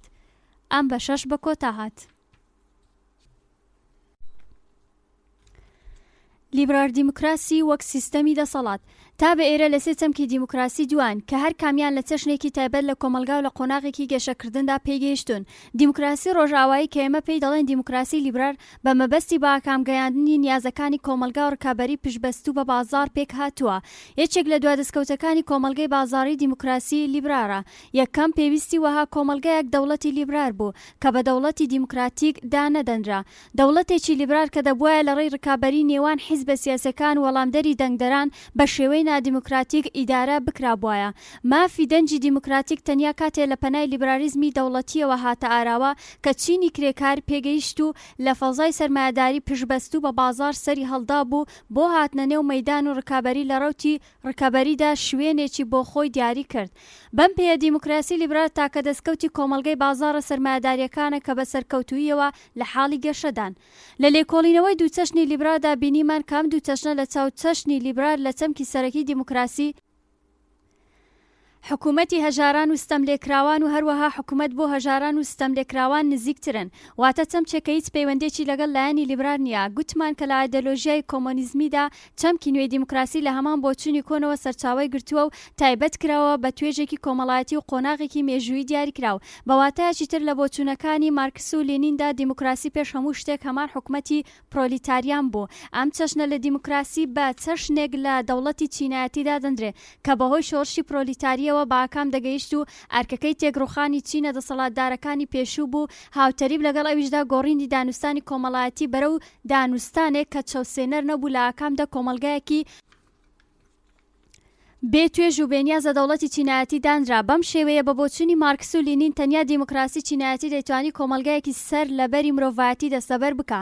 سەرنجام چەمکێکی سێهەمیان لە دیموکراسی نیشاندا کە نەلیبرار بوو نە کۆمۆنیست. ئەم چەشنە دیموکراسیە لە وڵاتە تازە سەربەخۆکان و وڵاتان لە حاڵی گەشەی جیهانی سێهەمدا باوە. لەم دیموکراسیدا تایبەتمەندی ڕکەبەر ئاسایی کۆمەلگای پشبەستوو بە بازار ڕەت دەکرێتەوە و هیچ نیازی بەبوونی حیزبە سیاسی ڕکابەرەکان نییە. ئەم چەشنە دیموکراسیە هەرچەند قەوارەی تاکحیزبی بۆ حکوومەت هەڵدەبژێرێ، بەڵام وەکو کۆمۆنیستەکان باوەڕی بە پێکێنانی دەوڵەتی چینایەتی دوای شۆڕش نییە. لەجێی ئەوە باوەڕی بەدانانی دەوڵەتی بێ نێوندی هەیە بۆ ڕنگدانەوەی کۆمەلگای بێچین و تێش. لەم ڕوانگەیەوە دیموکراسی دەبێتە حکوومەتی ڕادەی گشتی ویستی زۆرینەوە، ئەو کاتەش کاتی دەستپێکی گەیشتن بە سەربەخۆیی نەتەوەییە. لە دنیای ڕاستەقینەدا دیموکراسی لەم سێ چەشنە پێک هاتووە، نەک ئەوەی تەنها چەشنێکی وەخۆگرت بێ. دروست نییە ئەگەر وابیر بکەینەوە کە دیموکراسی هەموو دیموکراسی لیبراری ڕۆژاواییە، چونکە یەکێتی سۆڤێت یان وڵاتانی جیهانی سێهەمیش هەر ئەو دیموکراسیە بە وێنەی بێخەوشی دیموکراسی دەزانن کە لە هەرێمی خۆیاندا باوە. لە ڕاستیدا ئەم سێ چەشنە دیموکراسیە هێندە جیاوازن کە ڕەنگە لە خۆمان بپرسین ئایا وشەی دیموکراسی دەتوانێت نیشاندەری ئەم سێ چەشنە بێ؟ ئایا دەتوانین ناوێک لەسەر ئەم سێ بوونەوەرە جیاوازە دابنێن؟ ساناترین وەڵام ئەوەیە کە لە ڕاستیدا ئەوان ناوێکیان هەیە. هەڵبەت ڕەنگە ڕەخنە بگیرە کە کۆمۆنیستەکان و جیهانی سێیەم بە قازانجی خۆیان کەڵکیان لەم وشە جوانەی ڕۆژاوە وەرگرتووە و لەگەڵ مەبەستەکان و سیستەمی سیاسی خۆیان بەراوردیان کردووە. لە ڕواڵەتدا ئەمە باوەڕی زۆربەی ڕۆژنامەوانان و بڵاوکەرەوانی ئێمەیە کە زیاتر لەگەڵ دانوستانی کۆمەڵایەتی هەڵسوکەوت دەکەن هەتا لەگەڵ دیموکراسی، بەڵام ئەو باوەڕە هەر بەو شێوەیە بینیمان هەڵەیە. دیموکراسی دەگەڕێتەوە بۆ سەردەمانێکی زۆر پێشتر لە دیموکراسی لیبراری ئەمڕۆیی و نالیبراری هەنووکەیی. تێگەیشتنی لالیبراری ئەمڕۆیی لە دیموکراسی هەر لە پێناسە کۆنەکەیەوە سەرچاوەی گرتووە. کاتی هەر کەسێک چەمکی دیموکراسی بە تەواوەتی تاوتوێ بکرێ و ئەمە ڕوون دەبێتەوە کە بۆچی دەبێ هەرسێکیان ناوێکیان لەسەر بێ. ئەو سێ چەمکە لە خاڵێکدا هاوبەشن، هەمویان بەرەو مەبەستێک دەڕۆن و ئەویش دانانی هەڵومەرجێکە بۆ پێگەیشتن و کامڵبوون و بەکارهێنانی توانایی و پێوانە مرۆڤاییەکان هەر کام لە ئەندامانی کۆمەلگا. خاڵی جیاوازی نێوان ئەم دیموکراسیانە لە چەشنیەوە بارودۆخەیە کە بۆ مەبەستی ناوبراو پێویستە و هەروەها لە چۆنایەتی و ڕێگەی گەیشتن بەم بارودۆخە لە بەرچاو دەگیرێ. ئەوانەی لە هەر کام لەم سیستەمە دیموکراتیانە دەژین پێیان وایە کە شێوە و هەڵسوکەوتی دوو سیستەمی تر ناتەواوە و مەحکومە بە شکست. جیاوازی ڕوانگەکان کە بەگشتی لەسەر ئامرازەکان و ڕێگەیشتن بە دیموکراسی دامەزراوە، مەبەستی هاوبەشی هەر سێ چەشنی دیموکراسی لە بەرچاو دەگرن. هەنووکە ئەگەر سەرنج بدەینە وێنەی بەکارهێنراوە بابەتی دیموکراسی دەبێ بەم دەرەنجامە بگەی کە قورسایی بە قازانجی دیموکراسی لیبرار یان دیموکراسی چەشنی ڕۆژاواییە، بەڵام ئەم بۆچوونە ناتەواوە و گشت ڕاستیەکان وەخۆ ناگرێ، چونکە زۆربەی ئەوانەی کە باوەڕیان بە دوو چەشنی تری دیموکراسی هەیە پێیان وایە کە دیموکراسی مەبەستی ئەوان باڵادەست و دروسترە، هەڵبەت ئەوان ناڵێن کە دیموکراسی مەبەستی ئەوان ئازادیەکی زیاتری بە خەڵک داوە. بەڵکو بانگەشەی ئەمە دەکرد کە کاتێ هیچ کام لەم سێ دیموکراسی هێشتا نەیانتوانیوە لە کردەوەدا بە ئامانجی ئەخلاقی دیموکراسی بگەن، ئەوان بەڕێگەی دروستی گەیشتن بەم ئامانجە دەڕۆن و ئێمە لیبرالیزمی ڕۆژئاوا لە کۆتایی بەلا ڕێداڕۆیشتنی خۆمان داین. ئەگەر هەر کام لەم سێوێنەیە دەیانتوانی جیا و سربەستانە ڕێخۆیان بپێون، جیاوازی بۆچوونەکان زۆر گرنگ نەدەبوو. هەر کامیان دەیانتوانی بە پێی بنچینەی ئەخلاقی و ئامانجی خۆیان لە مەحەک بدەن و بانگەشەی ئەمە بکەن کە دەیانەوێت بە مەبەستی ناوبراو بگەن یان نەگەن. بەڵام دەزانین کە لە کردەوەدا هیچ کامیان ناتوانن بە شێوەی جیا و سربەخۆ بەرەو پێشەوە بڕۆن. لە دنیای ئێمەدا و لە ڕوانگەی تەکنیکیەوە دوو بەشی پێشکەوتوو و گەشەکردوو لەگەڵ یەکتری ڕکەبەری دەکەن و هەر کامیان پێیان وایە کە داهاتوو هی ئەوانە و بە شێوە و کەرەسە و ڕێگەکان دەسەڵاتدارەکانی تایبەت بە خۆیان هەوڵ دەدەن وها داهاتوێک بەدەست بێنن. لە ڕواڵەتدا ئێمە سەردەمی دزەوی و شەڕی ساردمان تێپەڕ کردووە، بەڵام هەنووکە هێزەکانی هەردوو لایەنی دژ بە یەک لەو شەڕەدا لە ڕێگەشە و بە ئاکامگەیشتنی ئامانجە دیموکراسیەکان ڕکابەری دەکەن و بە ئاسانی لە هەڵوێستی خۆیان ناکشێنەوە. ئێمە لە ڕۆژاوادا وردە وردە بەم ڕاستیە دەگەین کە تا چ ڕادەیەک دوورکەوتونەتەوە لە سیستەمی شەڕین دژوارەوە. هەروەها ڕمانی خۆرۆشچۆڤ لە یەکێتی سۆڤێت نیشانیدا کام کێشەیە بۆ دنیای کۆمۆنیستیش لە ئارادایە، بەڵام لەم نێوانەدا دنیای نوێی ئەفریقا و ئاسیای لە حاڵی گەشە کە لەسەر هێڵی خێرایی گەشەندان بە جیهانی سێیەم دادەنجێن و لەسەر هەردوو جیهان کاریگەر بوون. ئامڕاستیە لە ڕوانگەیەکەوە نیشانەی وریایی ڕۆژاواییە و لەلایەکی تریشەوە کێشەیەکە بۆ بەرەی کۆمۆنیستی. بەم جۆرە ئێمە ئێستا لە چاو بارودۆخی هێزی بەرگری و یەکەم پەرەپێدانی دیموکراسی لیبرال لە ئاستێکی جیاواز داین. ئێمە ئیتر دەفەتمان نییە هەتا وێنەیەکی زەینی لە لیبرال دیموکراسی پێک بێنین و بە باشترین و گونجاوترین وێنە لەگەڵ سروشتی مرۆڤایەتی هاوتای بکەین. ئێمە بە شێوەیەکی ڕەخنەگرانە بڕوانی ناو شتێک کە لە کردەوەدا دەمانتوانی ببینین. ئەم کارە تەنیا لەبەر پاراستنی خۆیان نییە، بەڵکو لەبەر ئەمە ئەنجامی دەدەن کە بناغەیەکی هیوابەخشدا بڕێژن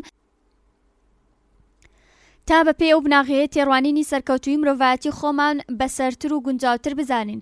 هەرکە سەرنج بدەین دەبینین کە ڕوانگەی سەرکەوتووی مرۆڤ تا چڕادەیەک تووشی بەرتەسکی هاتووە، ڕوانگەیە کە دەسەڵاتداری کۆمەلگای ئێمەیە و ئێمە تا بە هەنووکە و هەر لە کردەوەشدا بەو پێیە جوڵاوینەتەوە. ئەم ڕوانگەیە پەیوەندیەکی قوڵ و ڕاستەوخۆی لەگەڵ بازار هەیە و ئەم ڕاستیە تاڵە ئەوەیە کە ئەم دیمەنە دیمەنێکە لە پچڕی کپی و سستی. کەس باوەڕ ناکە کە قبوڵی بکەین کۆمەلگایەکی دانوستان تەوەر کە لە بنەڕەتدا دەبێت چالاک بێت لەسەرم گریمانەیە ڕاوەستاوە کە مرۆڤ وەها سس بێ و جوڵە و وەها لەگەڵ چالاکی و ماندووی نامۆیە کە بەکارێکی تاقەت پڕوکێن و بەزاراوەی ئابووری ناسان بێکەڵک دەزانن. ئەم فەرزە کە سانسۆرکردنی ئاشکرایی بارودۆخی مرۆڤایەتیە ڕاستەوخۆ تیۆری کۆمەلگای بازار و هەر بەم شێوەیە کۆمەلگای لیبرالی دەپێکێ. کۆمەلگای لیبرال و کۆمەلگای پشبەستوو بە بازار زۆر جار بەم بۆچوونە ئاگادار دەکرێن کە بە دوای زۆرکردنی قازانجن یان بەواتایەکی تر لەم چەشنە کۆمەلگایانە خەڵک بە کەمتری ماندوو بوون نیازەکانی خۆیان دابین دەکەن. ئەم باوەڕە کە خودی هەڵسوڕاوان و چالاکی ئابووری یان بژێویان کارێکی پڕچێژ و متمانە بەخشە. لە توێی ئەم ڕوانگە قازانج خوازانەدایە بەپێی هیچ شوێن پێیەک شاردراوەتەوە ئەم بۆ چوونە سەیر و سەمەرە نییە، چونکە ئابووری ناسان بەدوای ئەواندا تیۆرناسە لیبراریەکان کۆمەلگای سەرمایەداری پشبەستوو بە کۆمەلگایەک دەزانن کە تێیدا هیچ کەسێک چالاکی لە خۆی نیشان نادا مەگەر بۆ بەدەستێنانی پاداش دواتە قازانج نەبێ. بۆ ئەوەی بێ ناوەڕۆکبوونی ئەم ڕوانگەیە ڕوون بێتەوە هەر ئەوەندە لە خۆمان بپرسین کاتێک ئۆتۆماسیۆن، سیبرناسیۆن و سەرچاوەنوێیەکانی هێزی نامرۆڤی بێن و سیستەمی هەڵسوڕاوانی ئابووری بخانەوە دەست بگرن و پاداشتی مادی بێبایەق بکەن.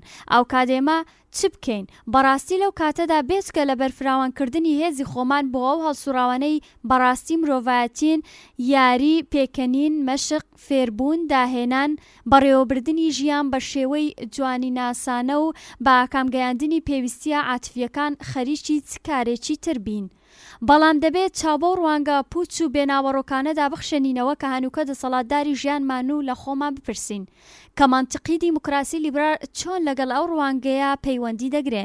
یەکەم شتێک کە دەبێت لێی وردبینەوە ئەوەیە کە دیموکراسی لیبرال وەکو سەرجەم سیستەمە کۆمەڵایەتی و حکومیەکانی تر سیستەمی دەسەڵاتە. لە شوێنێکی وتارەکانی پێشوودا ئاماژەم کرد کە دیموکراسی لیبرال واتە سیاسەتی هەڵبژاردن. بەڵێ هەروایە، بەڵام ئەم سیستەمە لە هەمان کاتیشدا سیستەمی دەسەڵاتە. لە ڕاستیدا دیموکراسی لیبرال وەکو هەموو سیستەم و پێکاتە سیاسی کۆمەڵایەتیەکان بریتیە لە سیستەمی دووچەشنەی دەسەڵات. هەر سیستەمێکی حکومی لە ئاشکراترین حاڵەتی خۆیدا سیستەمێکە لە دەسەڵات. حکومەت دەوڵەتێکە کە دەبێتە هۆی داڕێژەرانی کۆی یاسا و ڕێسایەک بۆ ئەوەی خەڵک بە پەیامی یاسایانە بجوڵێنەوە. ژێدەری دەسەڵات لە هەر کوێوە بێبەشێک یان گشتجەماوەری کۆمەلگا ناچار دەکا کە چەند کارێک ئەنجام بدەن یان نەدەن. ئەگەر مرۆڤەکان پەریلان بواە ئەو کات هیچ پێویستیەک بە حکومەت نەدەبوو. بەڵام لەبەرەوەی مرۆڤەکان پەریلان نین، هەر بەم پێش حکومەت پێویستە و مانای حکومەت دەبێ ئەوە بێ کە دەسەڵاتداران ژێدەستانی خۆیان ناچار دەکەن. لەو سەرەوەی کە لیبرال دیموکراتەکان هەمیشە ئەم ڕاستیە بناغیان جیا کردوتەوە. پێداگیریان لەسەر ئەم بنچینانە کردووە کە ژێردەستان دەبێ مافی هەڵبژاردننی دەسەڵاتدارێتیان هەبێ و هەروەها مافی ئەویان هەبێ کە دەسەڵاتدار بخەنە ژێر چاودێریەوە. ئەمە نیشانەیەکی نیشانەی کۆمەڵگەی شارستانیە کە تێیدا توندوتیژی قەدەغێ و توندوتیژی وەکو هێزێکی فشار و هێزێکی فیزیکی یان گوشاردانان بە چەشنێک تایبەتکردنی دەسەڵاتی حکومەت دادەندرێ لەم ڕوانگەیەوە کە ئێمە دەبێت لە بیری خستنە لە ژێر چاودێری حکومەت دابین. بەم جۆرە بەپێی باوەڕی لیبرالیترین دیموکراتەکان دەوڵەتی لیبرال دیموکراتی وەکو هەر دەوڵەتێکی تر سیستەمێکی دەسەڵاتە. ئەو شتەی کەمتر سەرنجی پێدراوە ئەوەیە کە دیموکراسی لیبرال لەلایەکی تری شۆ بە سیستەمی دەسەڵات دادەندرێت، یعنی دەوڵەتی دیموکراتی لیبرال وەکو هەر دەوڵەتێکی تر بۆ پاراستنی پەیوەندی دەسەڵاتی نێو خەڵک و دەستەکانی نێو کۆمەلگا پێک هاتووە. ئەمە ئەندێشەیەکی ئەزموون نەکراو نوێیە کە دەبێت زیاتر تاوچێ بکرێ. بێگومان ناعەقڵانە دەبێت ئەگەر لە نێو پەیوەندیەکانی دەسەڵاتدا سەرلەبەری دانوستان و پەیوەندیەکانی نێوان جەماوەری کۆمەلگا بەرتەسک بکەینەوە. هەرچەندیش ناوساوترین بیرمەندی سیاسی تیۆری نووسی تاکخوازی مۆدێرن مەبەستم تۆماس هابزە کە 300 ساڵ لەمە پێش بە پێکهاتەی هەنووکەی کۆمەلگای پشبەستوو بە بازار و پێداویستیەکانی زانی بوو. هەر ئەم کارەی کردووە. هەڵبەت ناتوانرێت گشت پەیوەندیەکانی نێوان خەڵک واتە نێوان من و ئێوە هەتا ڕادەی پەیوەندی دەسەڵات نزم ببنەوە. لە نێوان جەماوەر و کۆمەلگادا بێجگە لە پەیوەندی دەسەڵات پەیوەندیگەلی تری وەکو دۆستایەتی، خزمایەتی، هاوکاری، هۆگری، هاوبەش و تادوایی هەن کە بە ئاسانی ناتوانرێت تا ڕادەی پەیوەندیەکانی دەسەڵات نزمیان بکەینەوە، هەرچەند لە هەر کامیاندا تخمێک لە دەسەڵات بەدی بکرێن. زۆربەی پەیوەندە مرۆڤایەتیەکان وەکو پێکهێنانی ژیانی هاوبەش بە ئاوێتەبوونێک لە پەیوەندیەکانی دەسەڵات و بێدەسەڵات دادەندرێت و چارچێوەکانی بەپێی زەمان دەگۆڕدرێ. پێشتر پێکهێنانی ژیانی هاوبەش پەیوەندیەکی کۆیلا نەبوو، بە چەشنێک کە ژن بە مڵکی پیاو دادەندرا، بەڵام هەنووکە ئەم پەیوەندیە ئاوا نییە. گۆڕانێکی کە بەسەر ئەم مەسەلەیەدا هاتووە ڕەنگە بەهۆی سەرهەڵدانی دەوڵەت بەدی هاتبێ. بەگشتی دەتوانرێت بگوترێت کە لە نێوان هەموو چەشنە پەیوەندیەکانی جەماوەردا تەنیا پەیوەندی دەسەڵاتە کە دەکەوێتە نێو هەرێمی دەسەڵاتی دەوڵەتەوە. تەنیا ئەم چەشنە پەیوەندیانن کە بۆ بتەوبوون پێویستیان بە دەوڵەت هەیە، تەنیا دەسەڵاتە کە پێویستە بەهێز هەیە و تەنیا دانوستانی دەسەڵاتە کە بۆ پاراستنی خۆی پێویستی بە هێزێکی سەرتر هەیە. لێرەدا سەرلەبەری پەیوەندیەکانی هێزی نێوان جەماوەر لە کردەوەدا پێویستی بە هێزی دەوڵەت یان دەسەڵات هەیە. بوونی دانوستاندنی دەسەڵات و پێویستی هەبوونی دەوڵەت بۆ تۆکمەبوون و وەڕێخستنی هێز بێجگە لە کۆمەلگای پشبەستوو بە بازار لە کۆمەلگاکانی تریش بە ئاشکرایی دەبیندرێ. بەشێکی کۆمەلگا لە کۆیلەکان پێک هاتووە. بێگومان پەیوەندیەکانی نێوان ئاغا و کۆیلە لە چەشنی پەیوەندی دەسەڵاتە. بەم پێیە دەوڵەتی دەسەڵاتداری ئەم کۆمەلگایە بۆ بەهێزترکردن و پتەوکردنی ئەم چەشنە لە دانوستان کار دەکات. بەم شێوەیە لە کۆمەلگایەکدا کە بەپێی هێز و دابەشکردنی دەسەڵاتی نێوان خەڵک ئیدارە دەکرێ و بەرهەمەکانیشی هەر بەم شێوەیە دابەش دەکرێن. پەیوەندیەکانی دەسەڵاتی نێوان خەڵک دەبیندرێت کە حکوومەت بەڕێوەیان دەبا. لەوەها کۆمەلگایەکدا دەستێک لە جەماوەر لە دەسەڵاتی دەستەکانی تر قازانج وەردەگرن. ئەم چەشنە هەڵسوکەوتەی دەسەڵات لە ڕێگەی دامەزراوە یاساییەکان و مڵکایەتی دەپارێزرێت و یارمەتیان دەدرێت. تەنانەت خودی مرۆڤەکانیش ڕەنگە ببنە سەرمایەی مەشروعی مرۆڤەکانی تر. هەر بەو شێوەیەی کە لە سیستەمی کۆیلایەتیدا باوە، بەڵام ناتوانرێت بچینێ تا ئەو شوێنە گشتی بکرێ کە بەشێک لە خەڵک لەو ڕوانگەیەوە کە دەتوانن هێزی سروشتی دیترا و بەرەو خۆیان بگوازنەوە، گوشار بخەنە سەر دیتران. هەر ئەوە بەسە کە بەشێک لە دەستەیان چینە کۆمەڵایەتیەکان دەبێ مافی مڵکایەتی تاک و یاساییان هەبێ. ئەویش لە بابەتەوە شتانەی کە مرۆڤ بەبێ وەچنکێنانی ئەوان ناتوانرێ لە هێزی سروشتی خۆی سوود وەرگرێ، مەبەست کەرستەی بەرهەمهێنانە. بەم پێیە ئەگەر سەرجەم و سەرمایانەی کە بە شێوەی زەوی و مڵکن لە دەستی چینێکی باڵادەست بۆ وێنە کۆمەڵی فیۆدالیدا بێت، چینە ژێردەستەکان ناچان لەژێر چاودێری ئەواندا بجوڵێنەوە، چونکە لە کۆمەلگایەکدا کە بەپێی بەرهەمە کشتتوکاڵەکان ئیدارە دەکرێت، مرۆڤی بێزەوی هیچ شتێکی نییە هەتا کاری لەسەر بکا و بژێ و بەدەست بێنێ. توانە سروشتیەکانی مرۆڤ لایەنی کەم بریتە لە هێزی باهۆ پسپۆری توانایی لەش، بەڵام لەم هێزانە کەڵک وەرناگیرێ مەگەر ئەوەی هۆکارێک هەبێ کە وزە نادیارەکان وەگەر بخە. هێزی مرۆڤ ناتوانێت بەکار بهێنرێت و بێتە ئاراوە مەگەر هۆکارێک بۆ وەکارخستنیە و هێزە هەبێ. مرۆڤ دەبێ ئامرازی کاری بەدەستەوە بێ. بەم پێیە دیتران بۆ دەستێنانی سەرجەم سەرمایەکان وەکو کەرەسەی کار و زەوی کە شیاوی کارنن و لەلایەن دامەزراوە یاساییەکان کە لە خزمەت بەشێکی کۆمەلگادا دەندرێ دەبێ نرخێ بدەن. ئەم نرخانە ڕەنگە بە شێوەی کاری زۆرەملێ نەخواستراو بۆ وێنە لە مانگدا چەندین ڕۆژ کارکردن لەسەر زەوی ئاغا یان تەسلیمی بەشێکی بەرفراوان لە بەرهەمێک بێ کە لە ئاکامی عارەقڕشتنی خودی تاک بەدەست هاتووە یان تەنانەت بە شێوەی کرێگرتن هێزی کار بێ. هەرچۆنە بێ لە ڕاستیدا ئەمە گواستنەوەی زۆرە ملێ یان نەخواستراوی بەشێک لە دەسەڵات هێزی کاری مرۆڤێک یان بەرهەمی ئەم هێزەکارە بووە بۆ مرۆڤەکانی تر. ئامە چەشنێ پەیوەندی هێزە بەپێی ئەو پەیوەندیە بەشێک لە جەماوەر بەهۆی ئەوەی خاوەنی کەرستە و بەرهەمهێنەرەکانن دەتوانن وزە و هێزی کاری دیتران بەرەو خۆیان بگوازنەوە. ئامەش لەو کۆمەلگایانەدا دەبینجێ کە مڵکایەتی کەرستە بەرهەمهێنەرەکان تایبەت بە توێژ یان دەستەیەک لە بنەڕەتدا شۆڕشە مەزنە لیبراریەکان لە سەدەکانی 17 و 18 بەهۆی دژایەتی لەگەڵ وەها پەیوەندیەکی بتە و سەریان هەڵدا. ئەم شۆڕشانە گۆڕانیان بەسەر سیستەمی مڵکایەتی داهێنا و چەشنێ دەوڵەتیان دامەزران کە من پێی دەڵێم دەوڵەتی لیبرار. بناغی ئەم دەوڵەتە نوێ لەسەر تایبەت نەکردن یان تەنگەبەرکردنی مڵکایەتی ئامرازی بەرهەمهێنان دامەزرا بوو. لەو کاتەوە گشت جەماوەری کۆمەلگا بە مافی مڵکایەتی سەرمایە و زەوی و هەروەها ئازادی پێشکەوتوکردن و گەیشتون یان توانیویانە بە باشترین نرخ لە بازاڕی ئازاددا کەرەسە بەرهەمهێنەرەکان بکڕن تا کاتێ ڕکابەرایەتی ئازاد بێ بازاڕیش هەر بەڕادەی بەشداریکردن لە بەرهەمهێنان قازانج بەندامان دەگەێنێ. بازار لە ڕێ ئامادەکاریەکی گشتی ئەم کارە ئەنجام دەدا واتە بە شێوەی ئازاد و نووسینی بەڵگەنامە. ئەرچی دەوڵەتی لیبرا بریتە لە لایەنگری و بەڕێوەبری میکانیزمی بڕیاری ئازاد و زەمانەتکردنی مافی مڵکایەتی کە هەر کەسێک لە ڕێی کارکردن یان بەڵگەنامە بەدەستی هێناوە. تەنیا دەوڵەتی لیبرار بوو کە توانی ئەم مەبەستە بخاتە گەڕ و لەگەڵ ئەو شتەی دەوڵەتە نالیبراریەکان دەیان کرد زۆر جیاواز بوو. دەوڵەتی لیبراریش بە کەڵکوەرگتن لە دەسەڵات پەیوەندیگەلێک بەسەر خەڵکدا دەسەپێنێ، بەڵام ئەم پەیوەندیانە زۆرە ملێ یان نەخواستراو نین. ئەم پەیوەندیانە وەها نین کە بەپێی ئەوان پەیوەندیەکان کەسێ بتوانێت چەوسێنەر بێ یان هێزی کاری دیتران بۆ خۆی تەرخان بکە. بەم شێوەیە ئێمە چۆن دەتوانین بانگەشەی ئەمە بکەین کە دەوڵەتی لیبرار لە هەمان کاتی زەمانەتکردنی کۆمەلگای پشتبەست و بە بازار سیستەمێکی دووچەشنەی دەسەڵاتە یان دروستکردن بەو شێوەیە دەوڵەتە نالیبرارەکان چەشنێک گواستنەوەی زۆرەملەیانەی دەسەڵاتیان زەمانەت دەکرد. سیستەمی حکومەت تەنیا کاتێ بە دووچەشنی دادەندرێ کە ئەم پەیوەندیانەی لە نێوان خەڵک دروستیان دەکا لە چەشنی پەیوەندی دەسەڵات بێ. لە ڕوانگەی ئێمەوە ئەم پەیوەندیانە لەو چەشنن کە بەپێی ئەوان پەیوەندیەکان تاقمێک لە هێزی دیتران سوودوەر دەگرن و یان لەم ڕێگەیەوە بە دەسەڵاتی زیاتر دەگەن.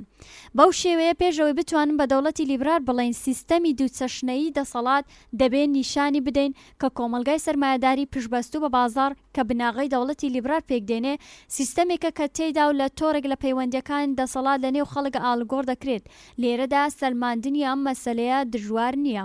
بۆ نیشاندانی ئەم ڕاستیە پێویست ناکە بە دوای ڕەوتی مێژووی پێکێنانی کۆمەلگا بازاڕیەکاندا بڕۆین کە لە کۆمەلگا سەرەتاییەکان سەریان هەڵداوە و لەسەر دەستە یان توێژ دامەزراون. هەروەها بە خوێندنەوەی منتیقی یانەی کردەوەی کۆمەلگای بازاڕی وەکو چوارچێوەی سربەخۆ کە تێیدا هەر کەسێک بەشداری سەرمایە و کاری خۆی دەبێ پێویستیەک نابێ.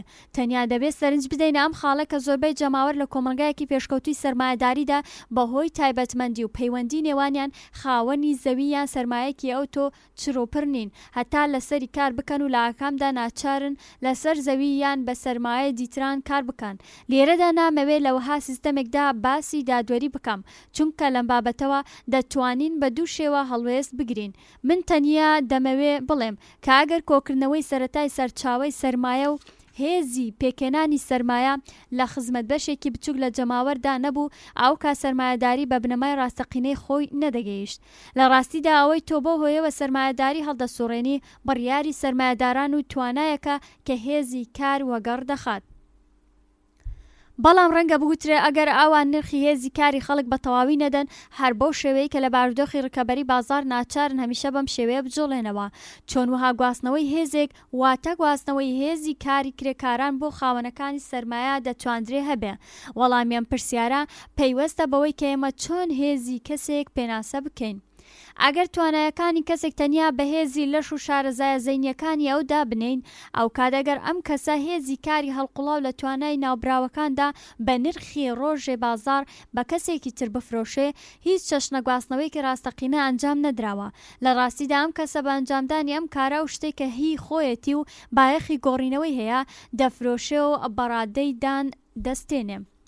بەڵام ئەگەر توانای کەسێ تەنیا لە هێزی لەش و شارەزای زەینیەکانی ئەودا نەبینین بەڵکو توانای کەڵکوەرگتن لە هێز و پسپۆڕی لە بەرهەمهێنانیشی پەیوەست زیاد بکەین ئەو کات باسەکە جیاوازی دەبێ چونکە بەو شێوەیە هێزی ئەم کەسە نەتەنیا دەبێ هەڵگری تااقەتی ئەو بۆ کار بێ واتە هێزی لەش و پسپۆڕی ئەو بۆ کار بەڵکو توانای کارکردن واتە توانای وەگەرخستنی هێز و پسپۆڕی لە بەرهەمهێنانیش ئەوە خۆ بگرێ. من پێناسەیەکی ورترم پێشک نایە ڕەنگە هێزی ئەسب یان ماشێنێک بەقەد ئەو ڕادەکارەی دابنێن کە ئاژەڵ یان ماشێن دەتوانێت بیکە. جا لێرەدا ئەوە گرنگ نییە کە بەکار بێ یان نا، بەڵام ئەو شێوە ناساندران بۆ مرۆڤ نابێ، چونکە مرۆڤ دەبێ بتوانێت هێز و پسپۆڕی خۆی لە کارگەلێک و بەرەو مەبەست گەلێک وەگەر بخا کە لەوێ بە تێگەیشتیەوە چارچێوەی بۆ داڕشتووە. بەم پێیە کۆی هێزی کەسێ دەبێ بێجگە لە توانای لەش و زەین توانای وەکارخستنی ئەوانیش وەخۆ بگرێ.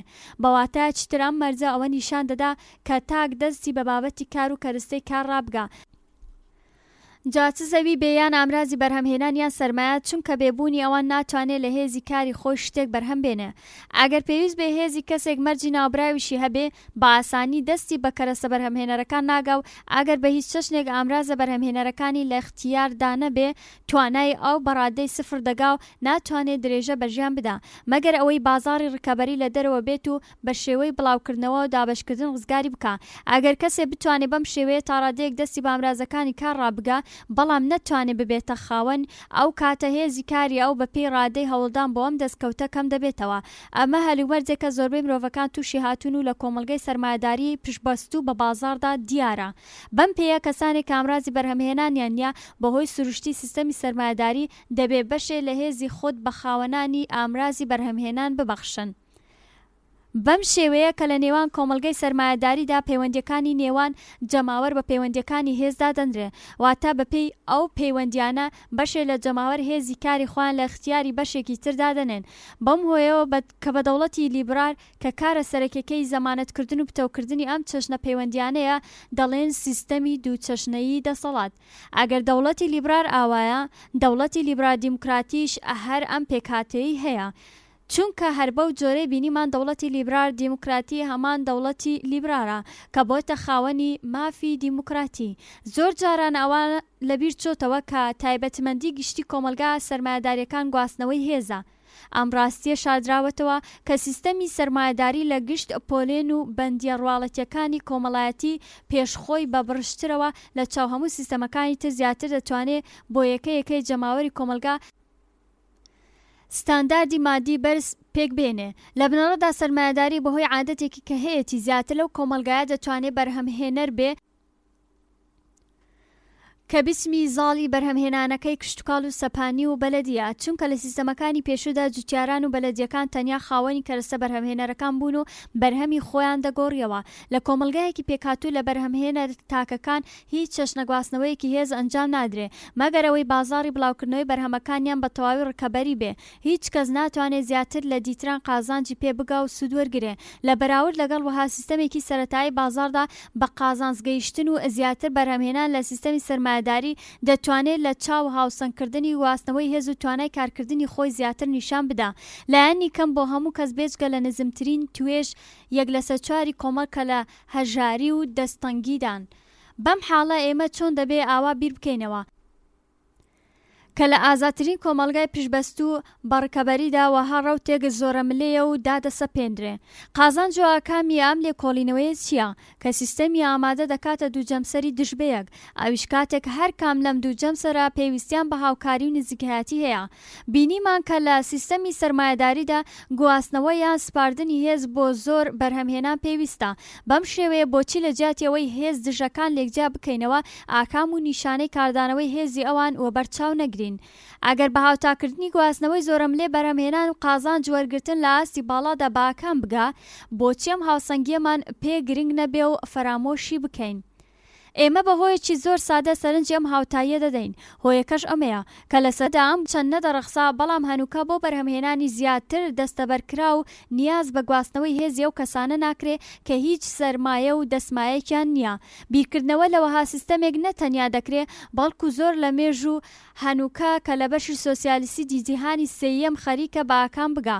هەڵبەت لەم لێدوانە کارمان بەوە نییە کە لە وڵاتە ناوبراوەکان وەها سیستەمێک دەتوانێت بێتە سەرکاریان نا ئێمە دەبێت دان بەو ڕاستێدا بنێن کە ئەم ڕێهەڵبژاردنە ئێستاکە بۆتە شەپۆڵ و بۆچنی زۆربەی وڵاتان لە حاڵی گەشە و تازە سربەخۆیی بەرەو لای خۆی ڕاکێشاوە.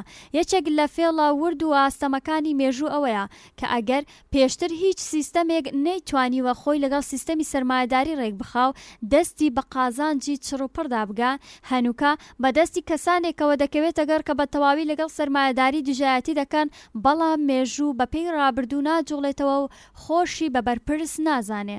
ڕواڵەتیان باسە تا بە ئێرە ئەوە دەردەخا کە بۆ دەربڕینی خاڵێکی سەرەکی سەبارەت بە کۆمەلگای سەرمایەداری زیاتر لە ڕادەی پێویست دوین، بەڵام ڕەنگە پەیوەندی ئەم خاڵە لەگەڵ گرفتە هەنووکەیەکانی دیموکراسی لیبرال تا بە ئێستا دیاری کرابێت لەو سەرەوە کە لیبرال دیموکراسی بەرهەمی دەوڵەتی لیبرال و دەوڵەتی سەرمایەداریە پشتی بە گریمانەی سەلمێنرای بازاری سەرمایەداری بەستووە، بەڵام دیموکراسی لیبرال هەر ئێستا کە ناچارە لەگەڵ ئایدۆلۆژیا کۆمەڵایەتیەکانی تر ڕکەبەری بکە کە زیاتر لە ئێمە ئاگاداری هێزە سەرەتایی و پێکێنەرەکانی کۆمەلگای ئێمەن. ئێمەش ئەگەر بمانەوێ هەلی ڕکەبەری لە دەست نەدەین دەبێ ئاگامان لە هێزی پێکهێنەری سیستەمەکانی ئەوان بێ. ئەم بەشەش بە کۆتا هات. ئەستورەی زۆرینەخوازی و زۆرینەگەری دەوڵەتی دیموکراسی لیبرال کە لە دنیا ڕۆژاوادا هاتۆتە ئاراوە پێکهاتەیەکی مێژوویە لە لیبرالیزم کە لە سەرەتادا نادیموکراتیک بووە و دواتر مافی دەنگی دیموکراتی پێزیاد کراوە. بەگشتی دەوڵەتی لیبرال بریتی بوو لە حیزبە سیاسی ڕکەبەرەکان کە زامنی بەشێ لە ئازادیەکانیش بوون، ئازادی کۆبوونەوە، ئازادی ئاین، ئازادی تاک و بەوتەیەکی تر پارێزراون لە زیندان و بەندکران. ئەم ئازادیانە لە چەشنی خۆیاندا باش و بە پێویستیەک بۆ سیستەمی حیزبی پشبەست و بە ڕکابەری دادەنران. ئەرچی دەوڵەتی لیبرال ئاسانکردنی پێکێنانی بارودۆخی سەقامگیرکردنی کۆمەلگای سەرمایەداری بازاری بووە و دەبێ ڕکابەری جەوهەری دەوڵەتی لیبرال و جەوهەری کۆمەلگای بازاری پێک دێنا. ڕکابەریەک لە نێوان ئەوانەی بۆ ئەنجامدانی هەر کردەوەیەک ئازاد بوون هەر جۆرێکی پێیان خۆشە لە هێز و شارەزایی خۆیان کەڵک وەردەگرن، ئازاد بوون بچنە ژێردەستی ئەو کەسەی دەیانەوێ و حکمی دەسەڵاتی دەوڵەتێک بەجێ بێنن کە بنەما ڕکابەری دەستەبەر دەکا. دەوڵەتی لیبرال لە بەستێنی کۆمەلگایە کە بە دەوریدا هەڵدەسوڕا سیاست و مافی هەڵبژاردننی پەرەپێدەدا. وەها دەوڵەتێک هیچ پەیوەندیەکی پێویستکراوی لەگەڵ دیموکراسی نەبوو. لە ڕاستیدا هەر بەو شێوەیە بینیمان دەوڵەتی لیبرال تا سەرەتای دەستپێکی سەدەی 19 وای دەزانی کە دیموکراسی مەترسی و هەڕەشەیە لە بوون و مانەوەی خۆی. بەم حاڵە کاتێ وەکو بنەڕەتێکی گشتی چاو لە ڕکەبەری و ئازادی هەڵبژاردن دەکرێ و دەبنە بابەتگەلێکی باش یان پڕ قازانج. هەر کەسێ دەبێ بتوانێت بێتە مەیدان ڕکەبەریەوە. ئەو باسی کە لە دەوڵەتی لیبرالی سەرەتادا هاتە ئاراوە و داکۆکی لەسەرکرا ئەوە بوو کە بۆچی کەسانێک مافی دەنگدانیان نییە ئەم دوایەش تا ئەو شوێنە لە گەریاندا بوون کە بە ئاکام گەیشت، هەڵبەت نەک لەو ڕوانگەیەوە کە لە نێوان سیاسەتوان و مەنتیق نزیکایەتیەک هەیە، بەڵکو بەم هۆیە کاوان تێگەیشتون بوون.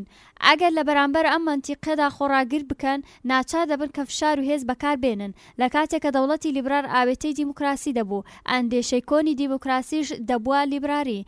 تەنانەت دەتوانین بانگەشەی ئەمە بکەین کە وڵاتانەی بەسەرکەوتووی توانیان لە بیچمی لیبراری نادیموکراتیەوە بەرەو دیموکراتی لیبرال بڕۆن، ئەوانە بوون کە پێناسەی کۆنی دیموکراسی حکومەتی زۆرینەی هەژاران و بە قازانجی زۆربەی هەژارانیان کردە پێناسەی نوێ مافی بەشداربوو لە ڕکابەریدا. ئەندێشەی دیموکراسی هەمیشە ئەندێشەی بەرابەری خۆخۆ گرتووە، هەڵبەت نەک ئەو یەکسانەیە کە لە بیرکاریدا حاکمەواتە سوود یەکسانە بە سەرمایە، بەڵکو بەرابەری کەرەستە و بارودۆخ بۆ تێگەشتن لە توانا و پێوانە مرۆڤایەتەکان. ئەم ئەندێشەیە لە کۆمەلگاکانی پێش لیبرالدا یان لەو کۆمەلگایانەدا ڕەت دەکراوە کە زۆربەی جەماوەر لە پلەی کۆیلە یان جوتیار کۆیلەدا دەژیان، یان لانی کەم لە نزمترین پلەی کۆمەڵایەتی بوون و بەهۆی ئاست و شوێنی چینایەتی نەیان دەتوانی بە توانای تاکی خۆیان بگەن. مەبەستی شۆڕشە لیبرالەکانی سڕینەوەی ئەم بارودۆخە و دانانی پێوانە یەکسانەکان بوو بۆ تەواوی جەماوەر.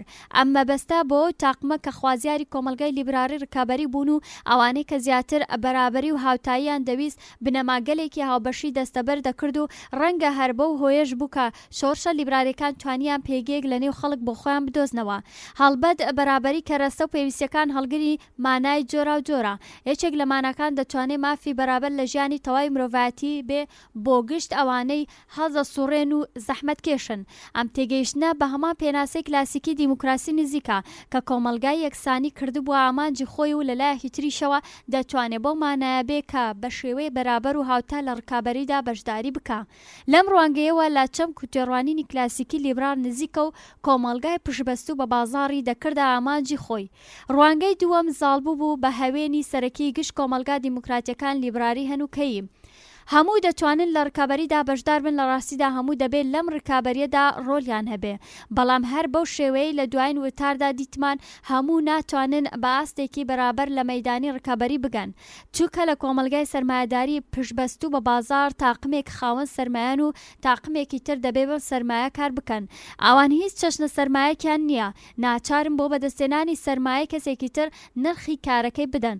لە ڕاستیدا ئەمە نرخی ئەو شتەیە کە من پێی دەڵێم ئامرازی بەرهەمهێنان، ئەوان ناچارن بەشەی لە هێزی کاری خۆیان بە تەواوی لە خزمەت دیتراندا بنێن. بە باوەڕی من ئەم گواستنەوەیە هەست پێ ناکرێ و شاراوەیە، چونکە لە ئابووری سەرمایەداریدا بەرهەمهێنان و قازانجی زۆر ئەو گواستنەوەیە وەخۆ دەگرێ و دەیشارێتەوە. تەنیا کاتێک کە دابەزین یان قەیرانی ئابووری بەدی بکرێ، دروست وەکو قەیرانی دەیەی ساڵی 1930 گواستنەوەی هێز ئاشکرا دەبێ. ئەو کادڕون دەبێتەوە کە وها گواستنەوەیەک لەسەر کەسانێک کە تەنیا هێزی کار لە خۆیان شک دەبەن و ئەوانەی سەرمایە کەمیان هەیە چ شوێنەواری دادەنێن. لەم حاڵەتەدا گروپە سربەخۆکانی جوتیاران تێدەگەن کە ئەگەر سەرمایە لە حاڵی گەڕیانی ئەوان بە قەرز بێ، ناچوانن بۆ ماوەیەکی درێژخایەن سربەخۆ بن. دەرەنجامەوەیە کە هەم کرێکاران و هەم جوتیاران ڕوو دەکەنە کاری سیاسی و هەوڵ دەدەن بۆ ئەوەی گواستنەوەی هێز کەم بکەنەوە و جاری وایە کاری سیاسی تاو شوێنە بەرەو کەمبوونەوەی گواستنەوەی هێز دەڕوا کە لایەنی کەم دەوڵەت ناچار دەکات دراوەکان بەرەو شوێنەکانی تر ڕەوانە بکەن و لە گوشاری قەیران کەم بکرێنەوە. بیمەی کۆمەڵایەتی و باقی خزمەتگوزاریەکانی دەوڵەتی خۆشگوزەران تا کات تێگوێنەیەکن لەم وەرسوڕانانە کە لە ماڵیاتە وەرگیراوەکانەوە دەدرێن. دەوڵەتی خۆشگوزەران بە ئاشکرایی خەریکە خۆ دەگرێ. هەنووکە لە کۆمەلگا سەرمایەدارەکان دەوڵەتی خۆشگوزەران کە بە پێکاتەی سیاسی لیبرال دیموکراتی ئیدارە دەکرێ گونجاوە بە باشی دادەنرێ، بەڵام نابێ لە بیرمان بچێ کە ئاڵگۆڕکردن و گواستنەوەی هاوسەنگ و کاریگەر کە ڕێگەچارەیەکی سیاسیە لە نێو دەوڵەتە لیبرالەکاندا هیچ کات ناتوانێت بە شێوەیەکی بنەڕەتی و هەمەلایەنە و هاوتا گواستنەوەی هێز بسڕێتەوە. دەستڕۆیشتووترین لایەنگرانی سەرمایەداری بە باشی لەم لایەنە حاڵی دەبن. هەڵبەت بەم ڕوانگەیە ڕەوایە کە گواستنەوەی خۆشگوزەرانی تاو ڕادەیە بەرفراوان و گەورە ببنەوە کە گشت قازانج و دراوە ئابوووریەکان وەخۆ بگرن. دامەزراوە سەرمایەداریەکان هیچ هیوایەکیان بۆ درێژەدان بە هەڵسوڕان نابێ و ئیتر دامەزراوەیەکی سەرمایەداری بەدی ناکرێ تا کاتێکە لەلایەن باشەکانی سیستەمی سەرمایەداری قازانج وەردەگرن. ناچارین گواستنەوەی زۆرەملەی هێزی ڕەشایی بۆ خاوەن مڵکان قبول بکەین. خۆڕاگرتن لەژێر ئەم کارەسانەیە، چونکە لە ڕاستیدا ئەم کارە تا کاتێ سەرمایەداری خەریکی بەرهەمهێنانی خۆیەتی گوشار ناخاتە سەر ئێمە و ئێمە هەستی پێ ناکەین. زۆربەی بیرمەندان و زانایان کە ڕنگدانەوەی کۆمەلگەی خۆیانن ڕەنگە بیچمی گشتی پەیکەری بابەتە ناوبراوەکان بە نامە و بێ قازانج بزانن. کەسانی پسپۆر کە لە ڕێکخراوە گشتیان نیوە گشتیەکان کار دەکەن و پێیان وانە کە مەبەست لە هەڵسوڕان و چنکێنانی قازانج و سوودا، ناتوانن گواستنەوەی بەشێک لە هێزی خۆیان بۆ خاوەنانی سەرمایەک بناسن کە لەسەری کار دەکەن. مامۆستایان و کارمەندانی کۆمەڵایەتی، بەرپرسانی کتێبخانە و کارمەندە دەوڵەتیەکان بە شێوە ڕاستەوخۆ ئاشکرا هێزی خۆیان ناگوێزنەوە. ئێستا ئایا دەبێت پەیکەری کۆمەلگەی خۆمان بە پێی ژمارەیەکی زۆر لەم خەڵکانە بنیاد بنینەوە؟ پێم وایە کە نا، چونکە ڕادەی پاداش کام چەشنە خەڵکانە لە بەراوردەکانی خۆیان داوەری دەگرن بە پێی ڕادەیە و پاداشتەیە کە جەماوەری هاوپلەی ئەوان لە بەشی قازانجدەری ئابووری وەری دەگرن. ئەم بارودۆخە بەم هۆیە کە پسپۆڕی شارەزایی ئەم دوو دەستەیە چ لێک بچن و یان نەچن دەتوانن لە هەردوو بەشی قازانجدەر یان بێ قازانجدا هەڵسەنگێندرێن. بەشێک لە کارە پسپۆرەکان دەتوانن لە نێوان دووبەرەکی ئابووری کەسێک هەڵسوڕێنن، بەڵام حەقدەستەکان لە بەشی بێ قازانجدا زیاتر لە بەشی قازانجدەر نییە. ئاجینە ئەگەر وا بواە هەموو کەس بۆ کارکردن ڕوو دەکاتە بەشێ بێ قازانج. بەم پێیە لە ئابووری بازاڕی ئازاددا نرخی حەقدەست و پاداش بە پێی شارەزایەکان و ماوەی فێرکاری نابێ. ناتوانێت لە دوو بەشی قازانجدەر بێ قازانج جیاوازی هەبێ، بەڵام لە بەشی قازانجدەردا ڕادەی پاداشت و حەقدەست بە شێوەیەکە کە بارودۆخی گواستنەوەی هێزی کار بۆ خاوەنانی ئامرازی بەرهەمهێنان دەستەبەر دەکا. بەم شێوەیە لە بەشی بێ قازانجدا ئەم هێزەی کە دەگوازرێتەوە بەکێ دەدرێ؟ وەڵام ئەوەیە کە بەگشت خەڵکی یان تەواوی جەماوەر دەدرێ لە خۆجێیەوە تا دەگاتەنەتەوەی کە بەهۆی نووسینگە جۆراجۆرەکانەوە دەست بەسەر کراون. پێناچێت گواستنەوەی هێزی تاگە بەرەوە کۆمەلگای تێدا دەژێ ڕاست و کامل بێ، چونکە تاگ لە ئاکامدا وەکو ئەندامێکی و کۆمەلگایە بەهێز و دەسەڵات دەگا و لە کۆمەلگای وەردەگرێتەوە. بەڵام سەرلەبەری ئەم هێزە نابینێتەوە. بەشێک لە هێزە هی ئەندامێکە کە هێزی خۆیان بۆ شەریکایەتی دانەوە هەروەها بە خاوەنانی ئامرازە بەرهەمهێنەرەکانیشی دەسپێرن. بەم پێیە بەشێک لە هێزی تاک لە تاک دەستێنرێتەوە. ئەم کارە تا کاتێ حاشا هەڵنەگرە کە سیستەمی سەرمایەداری بۆ پاراستنی و سەقامگیرکردنی کار و بەرهەمهێنان کە بە قازانجی گشت کۆمەڵگا بێ بەکاربێنن. بەم شێوەیە دیسان بەم دەرەنجامە دەگەین کە لە کۆمەلگای سەرمایەداری پشتبەست و بە بازار گواستنەوەی کامەڵی بەشێ لە هێزی تاک بۆ دیترانیان کۆمەلگا پێویستە و حاشای لێ ناکرێ. سیاسەتی هەڵبژاردن و کۆمەلگای سەرلەبەری ڕکابەری هەمیشە بۆ گواستنەوەی زۆرەملەی هێز ئامادەیە و دەیکاتە بابەتی. ئەم گواستنەوە زۆرەملەیە لە ڕاستیدا جەوهەری مرۆڤایەتی و بەرچاو ناگیرێ. ئەم ڕاستیە کە گواستنەوەی هێز تەنیا لە سەردەمی دابەزینی بەرهەمهێنان یان لە وڵاتە کەم داهات و هەژارەکان هەست پێ دەکرێ بەم مانایە نییە کە گواستنەوەی هەمیشەیی بەشێک لە پێکاتەی سیستەمەکە هەڵبەت تاکاتە ڕوانگەیان دیدێکی جێگرتو ئەم بابەتە زۆر گرنگ نییە. بەبێ گواستنەوەی هێز هیچ ڕێیەک بۆ وەچنکێنانی زۆر بەرهەمهێنان بەدی ناکرێ. لە ڕاستیدا مانتقی کۆمەلگای سەرمایەداری لە محەک دراوە و بۆ مشتومڕ خواستراوە. وەڵامی ئێمە تا چڕادەیەک رازیمان دەکا یان دڵنیامان پێدەبەخشێ. ماوەیەکی دوور و درێژم ماوەی سەدەیە کە ناسراوترین بیرمەندە لیبرارەکان بەوە گەیشتون کە نیازیان بەوەڵام هەیە. من بیر لەو لیبرارە مەزنەواتە جان ستیوارد میل دەکەمەوە کە ماوەی زیاتر لە سەدەیەک لەمەو پێش بەوەی زانی بوو کە چینی کرێکار زیاتر لەوە ناتوانێت گواستنەوەی هێز قبول بکە. هەڵبەت ئەو بۆ خۆی بە وەڵامێکی شیاو نەگەیشت. دۆزینەوەی ڕێگایەک بۆم کێشەیە بۆ بەرەیەک لە ئابووریناسانی ساڵەکانی 1970 دوای ئەوانیش بەجێما هەتا وەڵامێ بدۆزنەوە کە بتوانێت وەڵامدەری لایەنگری و نیازەکانی داهاتوو بێ. دەبێ بڵین کە زۆربەی ئابووریناسان هەنووکە دەزانن کە ئەمە وەڵامێک نییە بەڵکو لە ئایدۆلۆژیای کۆمەلگا لیبراریەکاندا بە وەڵام دادەنرێ. ئەو وەڵامەی لەلایەن ئەوانەوە هاتە ئاراوە لە تیۆرێکی پێشووی تاکخواست سەرچاوەی گرتبوو کە بنەڕەتەکەی دەگەڕێتەوە بۆ سەرەتای سەدەی 70 و دۆخێک کە ئەندێشەی مافە سروشتیەکان سەرنجێکی نوێی بەرەو خود نیشاندا. ئەم ئەندێشە سنەتیە کە بەقەت چاخی ئەرستۆ کۆنە دەڵێ کە عادەت و جەوهەری مرۆڤ بەرەو مەبەستێکی عاقلانە و ئاگادارانە هەڵدەسوڕێ. باوەڕی نوێی ئەوەیە کە جەوهەری کاری عاقلانە بریتیا لە بەو پەڕگەیاندنی چێژ و ئەرخەیان بوونی تاک. زۆرکردنی قازانج و بەهرەی تاک. بەم پێیە عادەت و جەوهەری مرۆڤ پێکاتەی کارێکی عاقلانەیە کە قازانج و چێژی مرۆڤ بەو پەڕی خۆی دەگەێنێت. هەتا سەدەی 19 قوتابخانەی سوودگەرایی ئەندێشە باو بووە و بە پێم قوتابخانەیە زۆرینەسازی سوود دوایین قازانج و بەرژەوەندی مرۆڤە. لە ڕوانگەیان فەلسەفەیەوە خواستی مرۆڤ بۆ چێژ و بەرژەوەندەکان بێکۆتاییە و بەم هۆیە مرۆڤەکان تاوجێی دەتوانن هەمیشە دەتوانن و دوای ئەو ئەرخەیانەی قازانج دەکەن و بەو پەڕی خۆی دەگەێنن. لەبەرەوەی ئاواتەکانی مرۆڤ بێکۆتاییە ئەو کەرەسانەی مرۆڤ ڕازی دەکەن دەبێ هەمیشە نایە بن. بەم شێوەیە دەبێت سیستەمێک بەدی بێنین کە بتوانێت ئامرازە نایابەکان وەدەست بگرێ و بەرژەوەندی و قازانجەکان بەو پەڕی خۆی بگەێنێ. چارەیە مەسەلەیە هێنانارای بیچمی بازاڕی ڕکابەرایەتی ئازاد بوو لە ژێر باڵی دەوڵەتی لیبرالدا. لەو کاتەوە تا بە هەنووکە تیۆری سەلمێنراوی دیموکراسی لیبرال لەسەر بنەمای ئەم ئەندێشەیە واتە تیۆری بەو پەڕگەیاندنی قازانج یان سوود ڕاوەستاوە. لە یەکەم ڕوانگەدا زۆرینەسازی دروست بێ کەم و کوڕی دێتە بەرچاو. ئێمە وای دادەنێن کە هەر کەسێ سەرچاوەیەک لە سەرمایە و زەوی لە اختیاریدایە. لێرەدا ئابووریناسە سیاسیەکان دەیانتوانی ئەمە نیشان بدەن کە کەسێ دەتوانێت زۆر بەرهەم بێنێ کە لە بازاڕی ئازاد ڕکابەریدا زیاترین هەڵسوراوانی هەیە. بەم شێوەیە نەتەنیا کاڵا بە زۆرینەی بەرهەم هاتن دەگا بەڵکو دابەشکردن و بڵاوکردنەوەی کەلوپەلیش بە پێیەوە بەشەی کە تاک لە بەرهەمهێناندا هەیەتی دەبێتە هی هەموو کەس. ئەم مانتیقات تەواو کامڵ و بێکەم و کوڕی پێناسەکرا. هەڵبەت هەرچەند تیۆری سەلمێنەری کۆمەلگەی دیموکراسی لیبرال هێشتا لەسەر تیۆری زۆرینەسازی بەرژەوەند ڕاوەستاوە بەڵام بە چەند هۆ تا ڕادەیەک تیۆرێکی سەلمێنراوانەیە کە کەس ئەرخەیان ناکا. لە پلەی یەکەمدا کاتێک قازانجەکان ڕنگدانەوەی بازارێکی تەواو ڕکابەرێتی بن زۆرینەسازی بەرژەوەندەکان دروست دەبێ. بە فەرزکردنی بەشێک لە سەرچاوە قازانجەکان ئەوە نیشان دەدرێ کە کردەوەی بازاڕی ئازاد کاردانەوەی سوودی ئەو کەسانەی کە کار دەکەن بەو پەڕی خۆی دەگەێنێ. بەڵام ئێوە ناتوانن ئەم سیستەما بسەلمێنن مەگەرەوەی بتوانن نیشان بدەن کە ئەم چەشنە دابەشکردنە سوود و سەرمایە عادیلانەیە. هەروەها ئەم شێوەیە بۆ نیشاندانی ئەوەی کە لە بازارێکی تەواو ڕکابەرێتیدا تاک دروست دەبێ بەپێی کاردانەوەی سەرمایە یان هێزی خۆیان بە قازانج دەگەن.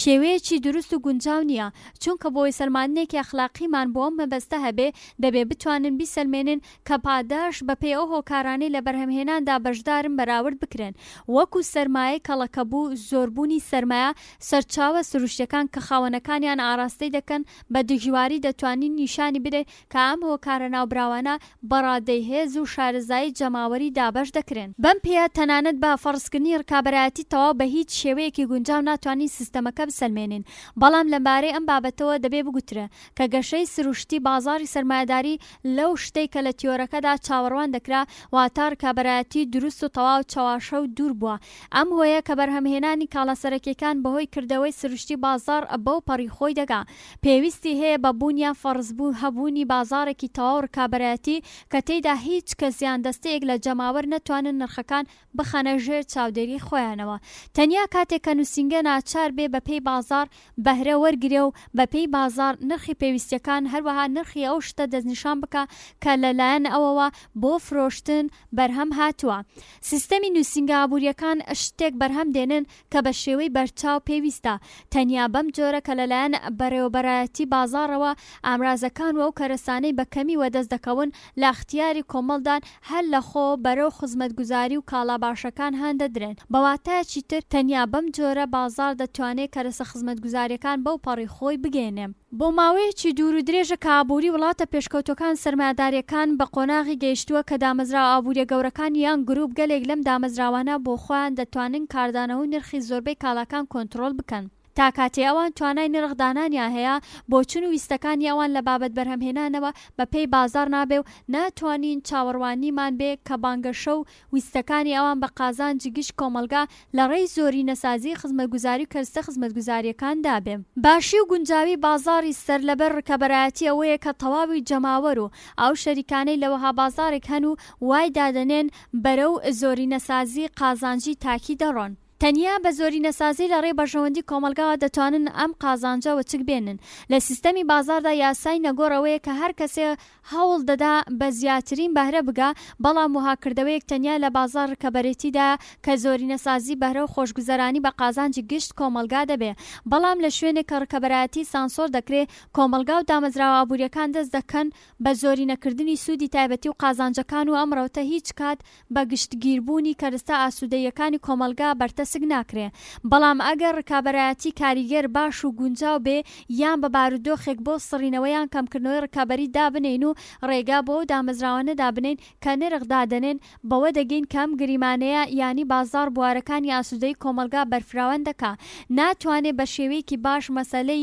باس لێکراوە بسەلمێنی یانی ئەگەر ئەم تیۆرە سەلمێنەر و نیشاندەری ئابووری بازارە دەبێت سەرنج بەو شتە بدرێ کە پێویستە بسەلمێنرێ ئەم تیۆرە دەبێت قبوڵی بکە کە بەشێکی دیاریکراوە لە دابشکردنی دراوە دەسەلمێنرێ و بازار بە پێی وێنەی مافی تاک خەریکی دابشکردنی پاداشتەکان دەبێ بە باوەڕی من هەنووکە ئێمە دەتوانین کێشەکانی تر کە بە دەوری زۆری نەسازی پێویستی ئاسوودەیەکانەوە و بەرچاو بگرین بەڵام لە درێژەی وتارەدا باسی لێ دەکەین کە چۆن دەتوانێت بەرژەوەندیانەی کە خەڵکی جۆراوجۆر وەدەستی دێنن لە پەنای یەکتر دابنین چۆن دەتوانین پێوانەکانی ئەوان کە جیاوازن پێکەوە بەراورد بکەین یا هەڵیان سەنگێنین لایەنی کەم دەتوانرێ بگوترێ کە هیچ ڕێیەک بۆ ئەم بەراوردکردنە بەدی ناکرێ بەڵام کاتێوە هەڕێیەک نەبێ ناتوانین بانگەشەیەوە بکەین کە کۆ یان تێکەڵاویەک لە بەرژەوەندی ڕێگەکانی ڕازیبوو بە زۆری نەگەیشتون و ناتواندرێت داوا بکرێت کە دەستەیەک لە کەرستە ئاسوودەیەکان بۆ گشت کۆمەلگا کە هەڵگری پاژەکانی ئکس واین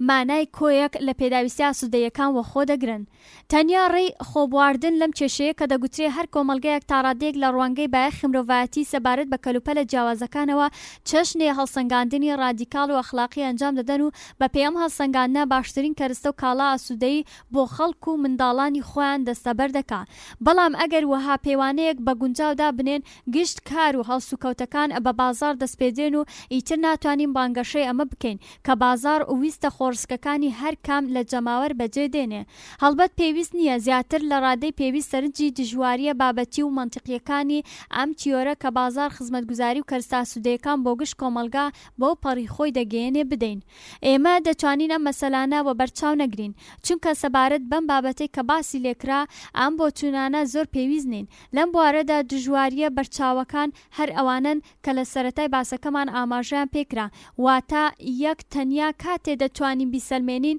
کە بازار ئاسوودەی کۆمەلگا بۆ پەڕیخۆی دەگەێنێ کە ڕادەیەکی دیاریکراو لە دابەشکردنی سوود ببێ.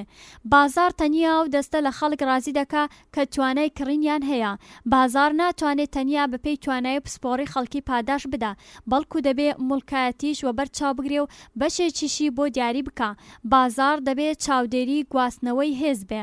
پێم وایە زیاتر لە ڕادەی پێویست باسی تیۆری زۆرینەسازیمان کردووە، بە چەشنێکە ئیتر بە ئاسانی دەتوانین پێی بڵێن ئەفسانە و ئەستورەی زۆرینەسازی.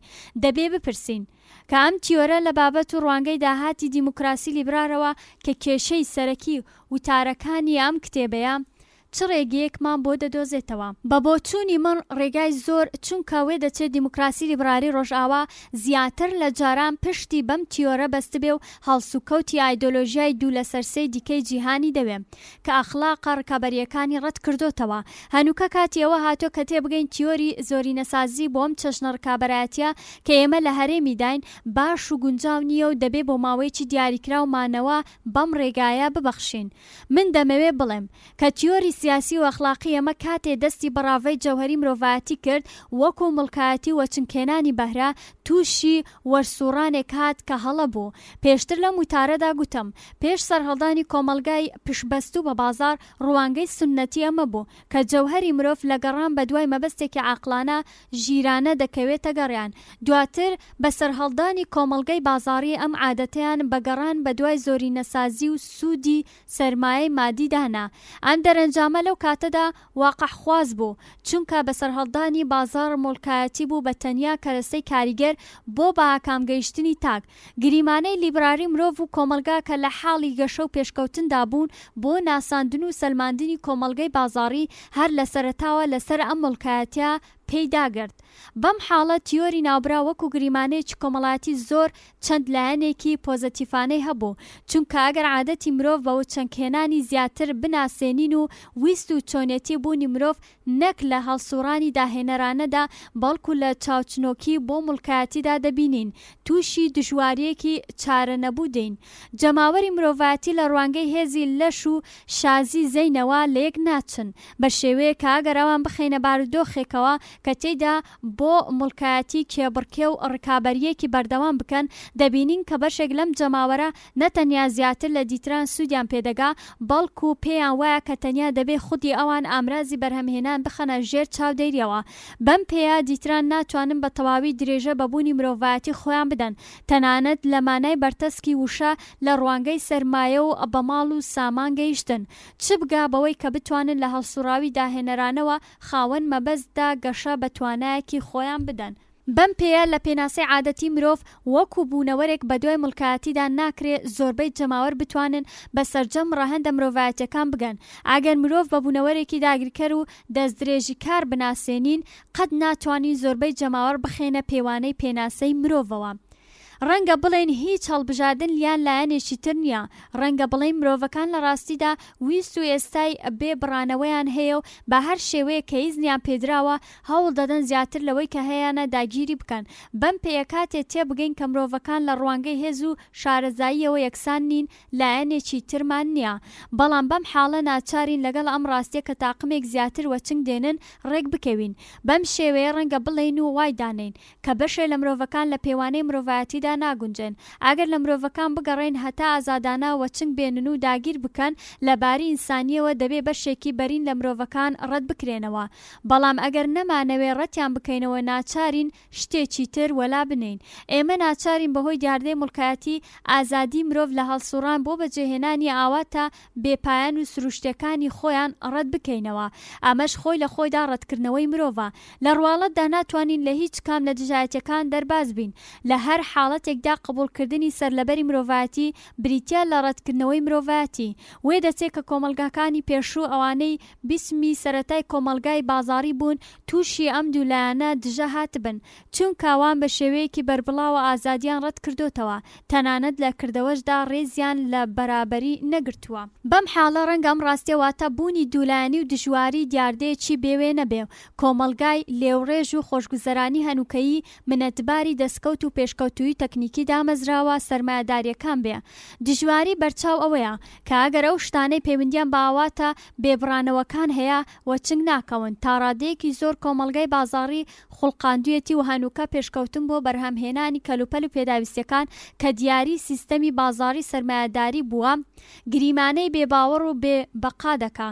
لە دوایین وتاردا باسی ئەوە دەکەین کە ئایا ڕوانگەی کۆمەڵگەی خۆشگوزەران کە خەریکە جێگەی ئابووری دانرا و لەسەر دەگرێتەوە بوار بە کۆمەلگای لیبرال دیموکراتی ئێمە دەدا هەتا بەسەر دژایەتی ناوبراودا زاڵ بێ کە تا بە هەنووکە بە شێوەی خودی فەرز کراوە.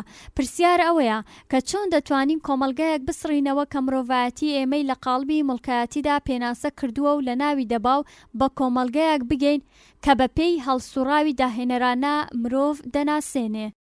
ئەم بەشەش بە کۆتا هات. داهاتووی نزیکی دیموکراسی و مافی مرۆڤ.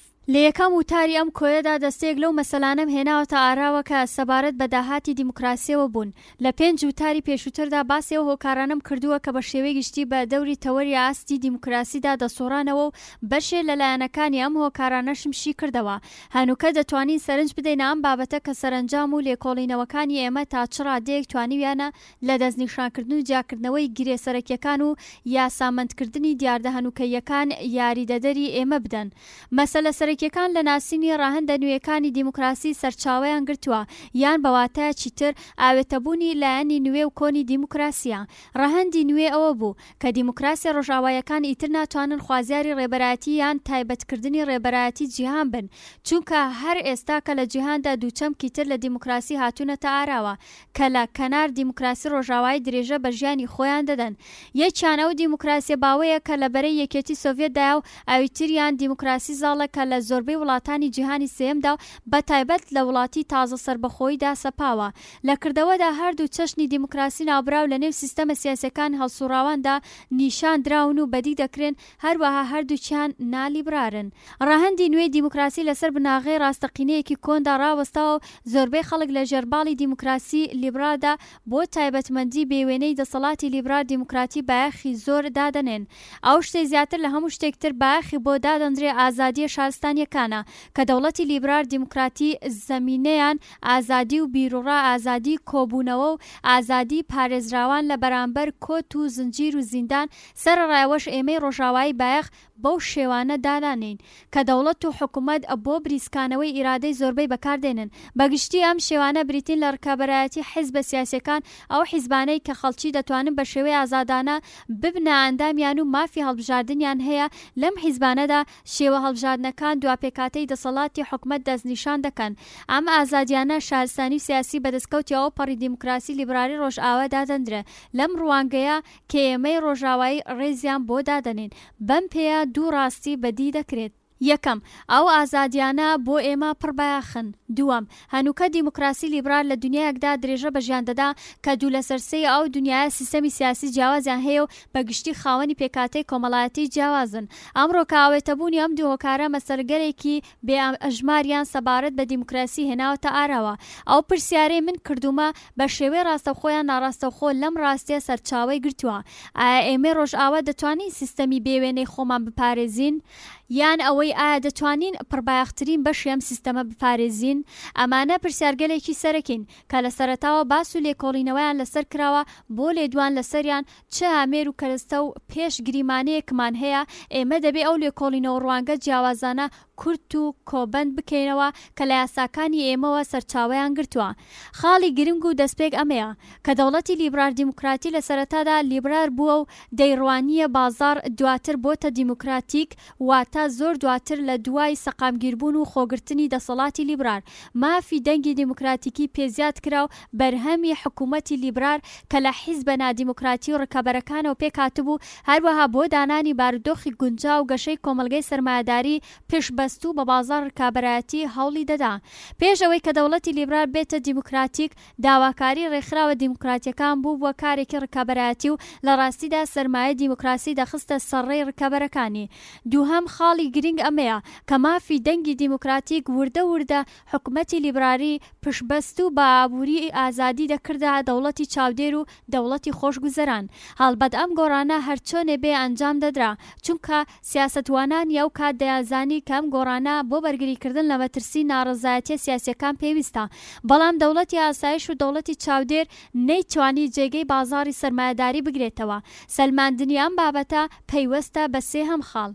خاڵی سێهەم ئەوەی کە کۆمەڵگەی سەرمایەداری پشبەستوو بە بازار بیەوێ و نەیەوێ گواستنەوەی هەمیشەیی بەشێ لە هێز وەخۆ دەگرێ، چونکە وەها سیستەمێک پێویستی بە مڵکایەتی و چاودێریەکی تاڕادەیەک تایبەتی هەیە، بەڵام ئەویش سەقامگیرکراوی سەرمایە و سەرچاوەگەلێکە کە لە خەزمەت تەقمێکی کەم ئەژماردایە، چونکە باقی جەماوەری کۆمەلگاش دەبێت دەستیان بە ئامێرەکانی بەرهەمهێنان بگا. بەم جۆرە ناچارن لە جیاتی ئەم دەستە پێداگەیشتنە نرخێ بدەن و ئەم نرخە زۆر جاران بە شێوەی سپاردنی بەشێک لە هێز یان بەشێک لە بەرهەمی کاری هێزی مرۆڤایەتیە. دەوڵەتی خۆشگوزەران ڕەنگە ئەم سپاردنەی هێز لە شوێنەکانی تر و ئەویش لە هەرێمی بچووکدا هەڵسوڕێنێ، چونکە ئەگەر دەوڵەتی خۆشگوزەران پێش بەم ئاڵوگۆڕەی هێزی کار و گواستنەوەی وزە و توانایەکانیان بگرێ بناغەی سەرمایەداری هەڵوەشاندۆتەوە، لە حاڵێکدا کە دەوڵەتی خۆشگوزەران بۆ خۆی لەسەر بناغەی سەرمایەداریدا ڕاوەستاوە و دەتوانێ ڕەوتی بەرهەمهێنان بەڕێوە بەرێ. بەم جۆرە دەوڵەتی خۆشگوزەران تەنیا بیچمی سەرخانێکە لە کۆمەلگای سەرمایەداری پشبەستوو بە بازار. چوارەم بەپێی پێناسەی ناکۆیلانە کە لەسەر هێز و دەسەڵاتی مرۆڤ دەکرێت یان بەپێی پێناسەی جەوهەری مرۆڤ وەکو بوونەوەرێکی خاوەن هەڵوێست لە ناخی خۆیدا گواستنەوەیان سپاردنی هێز واتە هێزی کار کە خودی سەرمایەداریە بە دابەزینی عادەت و حەقیقەتی مرۆڤ دادەنرێ. پێنجەم بەگشتی کاتێک تیۆری سەلمێنەری کۆمەلگەی بازاڕی لیبرال دیموکراتیک بەپێی تیۆری زۆرینەسازی بێ، تیۆری ناوبراو ناتوانێت بە شێوەی کارلێهاتوو سیستمەکە بسەلمێنێ، چونکەم تیۆرە دەسەلمێنرێ ئێوە نەتەنیا دەتوانن نیشانی بدەن کە ئەگەر ئێمە وا فەرز بکەین کە دابەشکردنی بەشێ لە دراوەکان ئەنجام دەدرێ ئەو کات بازار دەتوانێت ئاسوودەیی بەو پەڕیخۆی بگێنێ، بەڵام بازار دەتوانێت تەنیا ئەو نیازانە بەجێبێنێ کە جەماوەر بوواریان توانای کڕینی ئەوانیان هەبێ. لە کۆمەلگایەکی سەرمایەداریدا بازاڕی هەر چەندیش تەواو ڕکابەرایەتی بێ، دراوەکان هیچ کات بەپێی ڕادەی هێزی کار و شارەزایی دابەش ناکرێ، چونکە بازار دەبێ بۆ سەرمایە و مڵکایەتی و کەرستە بەرهەمهێنراوەکان و هەروەها بۆ وەکارخستنی ئەم دوو هۆکارە پاداش دابنێ. سەرەڕای ئەوانە ئێمە بازاڕی سەرلەبەر ڕکابەرایەتی پێشومان تێپەڕ کردووە بە هەر ڕادەیە کە دامەزراوە ئابوووریەکان دەسەڵاتی چاودێری و نرخدانان و ئەستۆ دەگرن، بە هەمان ڕادە مەبەستەکانیان لەرەی زۆرینەسازی ئاسوودەی کۆمەلگا دوورخستۆتەوە. شەشەم بنەڕەتی ئەخلاقی و کۆتایی لە گشتگیرترین حاڵەتی خۆیدا و لە تیۆرە سەلمێنراوەکانی هەر سێ چەشنی دیموکراسیدا بنەڕەتێکی نەگۆڕە. هەر سێ چەشنی دیموکراسی گەشە و بە ئاکامگەیشتنی توانە مرۆڤایەتیەکانیان کردوتە دوامەبەستی خۆیان و لەم ڕوانگەیەوە ئەندامانی کۆمەلگا بە بەرابەر و وەکو یەک دادەنێن. هەر سێکیان ڕۆح و جەوهەری مرۆڤایەتی بە هەڵسوڕان بۆ گەیشتن بە مەبەستی ئاگادارانە و قاعیدەمەند دەسەلمێنن و پێیان وایە کە بە ئاکامگەیشتنی ئەم ڕۆح و عادەتە پەیوەست بە ئازادی و بەرابەری ڕزگاری مرۆڤ لە لەغاوی دیتران و بەرابەری لە بە ئازادی گەیشتن. جیاوازەکانی ئەم سێ تیۆرە لە نزمتری پلە و لە ئاستی پاژەکاندا بەرچاون، بە کورتی دەتواندێ بگوترێ کە سەرەکیترین لایەنی جیاکەرەوەی ئەوان لیبرال و نالیبرال بوونی هەر کامیانە کە لە دوو ڕوانگەی دواتردا تێدەکۆشین و باسییان دەکەین. حوتەم ئەوەیە کە ئێمە خاڵێکی هاوبەش لە نێوان مانای نالیبرالی دیموکراسی یان بە دواتایەکی تر دیموکراسی مارکسیستی کە لە وڵاتانی بەرەی یەکێتی سۆڤێتدا باوە و هەروەها مانای ڕۆسۆیی ژان ژاک ڕۆسۆ لە دیموکراسی کە لە تایبەتمەندی وڵاتانی تازە سەربەخۆیی بەدی دەکەین. هەردووچیان لەسەر ئەم باوەڕن کە کۆمەلگای پشبەستوو بە بازار ناتوانێت مافە مرۆڤایەتیەکان یا ئازادیە تاکە کەسیەکان کە پێویستە یەکسان بن ئامادە بکە. بەم جۆرە دووربوون لە بازار دەکەنە یەکەم دەستوری کاری خۆیان. ئەوان هۆگری مڵکایەتی و وەدەستێنانی ئازادی مڵکایەتی تاک نین، چونکە پێیان وایە دژی دوو ڕوانگەی ئازادی و بەرابەرین. لەلایەکی ترەوە لە تەرازووی بایەخدانەکانیان هیچ بایەخ یان نۆرەیەکی سەرەکی بۆ ئازادیە سیاسەکان دانانێن. ئەوان بەم باوەڕەوە کە گرنگترین لایەن بنیاتنانەوەی کۆمەلگایە و ئەویش پێویستی بە دەسەڵاتی سیاسی هەیە ئامادەنین بوار بە ئازادی سیاسیەکان بدەن هەتا نەوەک هێزی ئەوان لە نێو ڕێگەی بنیاتنانەوەی کۆمەلگادا تووشی لەمپەر بێ بەم پێ ئازادی سیاسیەکان لە پلەی نزمتردا دەنیشن لە ڕاستیدا ئازادی بۆ یەکسانی و قوربانی دەکرێت یان باشترە بڵێن ئازادیە ئامادەکان لەڕێی ئەو ئازادیانەی بەڵێن دراون بەخت دەکرێت لەم ڕوانگەیەوە خۆی ڕەت دەکاتەوە بە ئازادی گەیشتن لە داهاتوودا واتە ڕەتکردنەوەی ئازادی هەنووکە. هەشتم تێگەیشتنی لیبرالی لە دیموکراسی لەسەر ئازادی ئامادەکانی نێو بازاڕەوە و ئازادە سیاسانەی داکۆکی لە سیستەمی حیزبە ڕکەبەرەکان دەکا دەسەڵاتدارن و دەکەوێتە نێو دژواریەکی تر ئازادی نێو کۆمەلگای پشبەستوو بە بازار ئازادی وەچنکێنانی قازانجی مادی و مڵکایەتی سەرمایەکانیان بەدی دێنێ ئازادی وەچنکێنان و مڵکایەتی پێویستن چونکە کۆمەلگەی بازاڕی بە داکۆکیکردن لەسەر ویست و داخوازی بەڕێوە دەچێ ئازادی وەچنکێنان بۆ کۆمەلگەی بازاڕی تاو ڕادەیە بنەڕەتیە کە زۆر جاران لە سیستەمە بایەخدارەکەیدا پلەی یەکەم تایبەت بەخۆی دەکا بەڵام ئەو ئازادیانەش خۆی ڕەت دەکاتەوە چونکە هەرچەند لە بواری شارەزایی و هێزدا نابەرابەریەکان بەدی دەکرێن بەڵام وهازادیەک بەو جێیە دەگا کە تاقمێک سەرچاوە سەرمایە و هەروەها کەرستە بەرهەمهێنەرەکان لە خزمەت خۆیاندا دەنێن و زۆرینەی کۆمەلگا لێی بێبەش دەکەن بەم جۆرە بەشێ لە کۆمەلگا ئازاد نین و ویست و نیازی خۆیان وەدەست بێنن ئەوان ناچار دەبن بۆ وەدەستێنانی کەرستە بەرهەمهێنەرەکان هێزی کاری خۆیان بفرۆشن نۆهەم پێشکەوتنە پڕ تەکنیکیە زەینیەکان کە بەرهەمی سەرمایەدارین بە شێوەیەکی بێوێنە بەرهەمهێنان و بەرهەمە مادیەکان یان زۆر کردووە ئەم کارە لە هەموو شوێنێکی جیهاندا شوێنەواری جۆراوجۆری لەسەر ئازادی و ڕۆحی مرۆڤایەتی داناوە لە ڕۆژاوادا زاڵبوونی بەرهەمهێنانی مادی و زۆربوونی ڕادەی مادی ڕۆشناییان خستۆتە سەر کەموکوڕیەکانی کۆمەلگای سەرمایەداری و لەسەر ئازادی و یەکسانی ئامرازە تاکەکەسیەکان بۆ گەیشتن بە ئاکامگاندنی جەوهەری مرۆڤایەتی کاریگەر بوون هەروەها لە وڵاتە ناسەرمایەدارەکانیشدا نیاز بە زۆربوونی بەرهەمی مادی تا ڕادەیەکی زۆر بۆتە هۆی نەبوونی ئازادی لە کۆمەلگا سەرمایەداریە پێشکەوتەکاندا بە کاڵگوەرگرتن لە دەسەڵاتی دەوڵەت و قەرەبووکردنەوەی ئەم گرفتە پێویستی بە پتەوکردنی زۆرەملەیانەی سەرمایە کۆمەڵایەتی هەیە واتە زیاتر لە جاران وەکارخستنی زەبر و زەنگ پێویست بووە کامە بۆ خۆی بەرتەسکردنەوەی ئازادیە دەیەم لە ئاکامی پێشکەوتووی تەکنیکی ئۆتۆمایسۆن و دۆزینەوەی چاودێری سەرچاوەکانی هێز و توانای نامرۆڤی ئەوە بووە کە لە دەیەی ئێستا زۆرینەکردن زیاتر لە پێشەوە بووە بەڵام لەو سەرەوە کام زۆربوونانە لە هەنووکە تەنیا بەو وڵاتە سەرمایەدارەکانەوە بەرتەسک ناکرێ بەشێکیشی پەیوەندی بە وڵاتە سوسیالیستەکانەوە دەبێ تەنانەت کە مکوڕیەکانیشی تووشی کۆمەلگا سەرمایەداریەکان نابێ بە پێچەوانەوە وەها زۆربوونێک لە داهاتوودا دوو لەمپەری زۆر بەرچاو دادەنێ کە پێشتر پێشبینی دەکرا یەکەم ئەوەی کە تایبەتمەندی لیبرال سەرمایەداری دەکێشرێتە نێو ڕکابەرایەتی ئایدۆلۆژیکی کە زۆر جددیە و هەڵگری تایبەتمەندی سۆسیالیستەکانە یەکێتی سۆڤێتە دووەم ئەوەی کە ئاستی ویستی ئەو نەتەوانەی لە حاڵی گەشە دەچێتە سەرێ دەرەنجامی ئەوەش هەست بە نابەرایەتی پێداویستی مرۆڤایەتیەکان دەکرێت کە لە ئاستی جیهانی و لە نێوان دوو جەمسەری هەژار و دەستڕۆیشتودان ئەم نابەرابەریە بێعەدالەتیە تا ڕادەیەک لەسەر ویژدانی ڕۆژاوا قورسایی دەکا و ڕەنگە کردەوە ئەخلاقەکەی بەهێزتر بێ هەنووکە بە پۆڵێنکردنی ئەم لایەنە دەژمارەیە دەتوانین بگەڕێنەوە سەر پرسیاری سەرەکی و تەوەری باسی خۆمان ئایا ئێمە لە دیموکراسیە لیبراریەکاندا دەتوانین بایەخی ئازادی تاکبوون هەر بەو جۆرە بپارێزین کە کردومانەتە ئامانجی خۆمان و پەرەی پێدەدەین پێم وابێ ئەم شۆڕشە کۆمەنیستی و بزوتنەوانەی لە وڵاتانی لە حاڵی گەشە سەریان هەڵدا و هەمویان پێکەوە شێوە ژیانی ڕۆژاوایی دەخەنە بەرمەترسیەوە دەبنە زامنی ئامانجی ئێمە ئەگەر دەرەنجام و فێرکاریەکانی ئەم شۆڕشانە بخوێنینەوە فێرمان دەکەن کە چۆنە ئامانجەکانی خۆمان بپارێزین و وزە وەبەر بایەخە لیبراریەکانمان بنین هەنووکە بایەخە لیبراریەکان دەبێت لەگەڵ بایەخە دیموکراسی نالیبراریەکان ڕکابەرایەتی بکەن ئەمە لە حاڵێکدایە کە لەوە و پێشتر ناچار نەبوون ئاوا سەرکەوتوو بکەن بەڵام هەرە و کاهۆکارەی ڕکابەرەکانی دیموکراسی لیبراری هێناوە تا مەیدان دەتوانێت لە بەڵای دوولایەنەی سەرمایەداری لیبرال ڕزگارمان بکە ئەم هۆکار یان ڕوانگەیە ئەوەیە کە تەکنیکە بەرهەمهێنەرەکانی هەنووکە و داهاتووی سەرمایەداری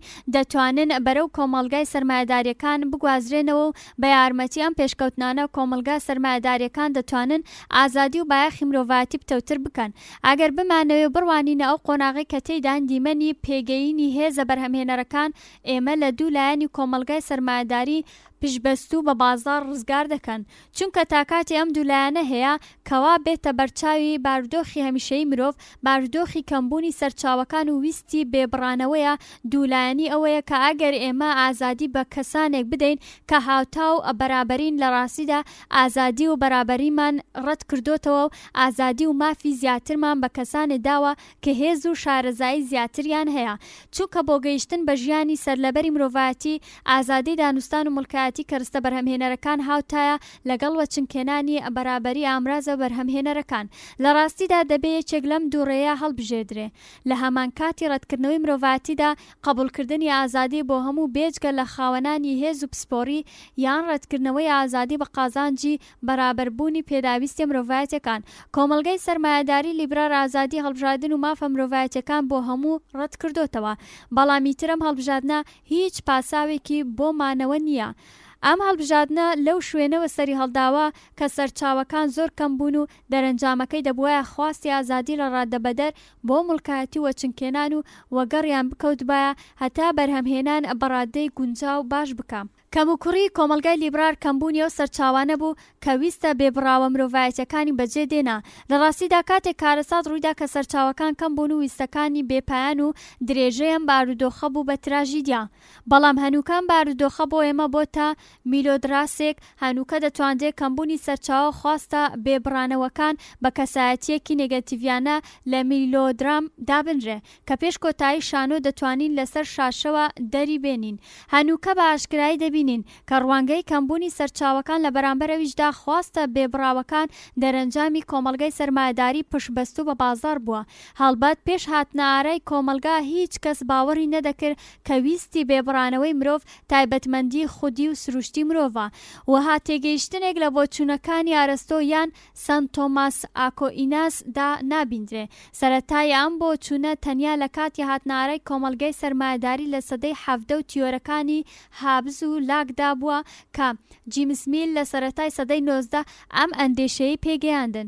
بەپێی تیۆرەکانی ئەو گەورەترین یاسای دەسەڵاتداری ژیانی مرۆڤایەتی ویست و چاوچنۆکی مرۆڤە بۆ داگیرکردنی هێز و ماڵ و سامانی دیتران هەتا دیتران بخاتە ژێردەست و کۆیلەی خود. دوو چەشنی ناوبراو تەنانەت کاتێ جیمس میل مشتومڕی لەسەر دەکرد هێشتا دوو چەشنیەکی ڕاستەقینە بوو، بەڵام ئەمڕۆکە بەو شێوەیە نییە.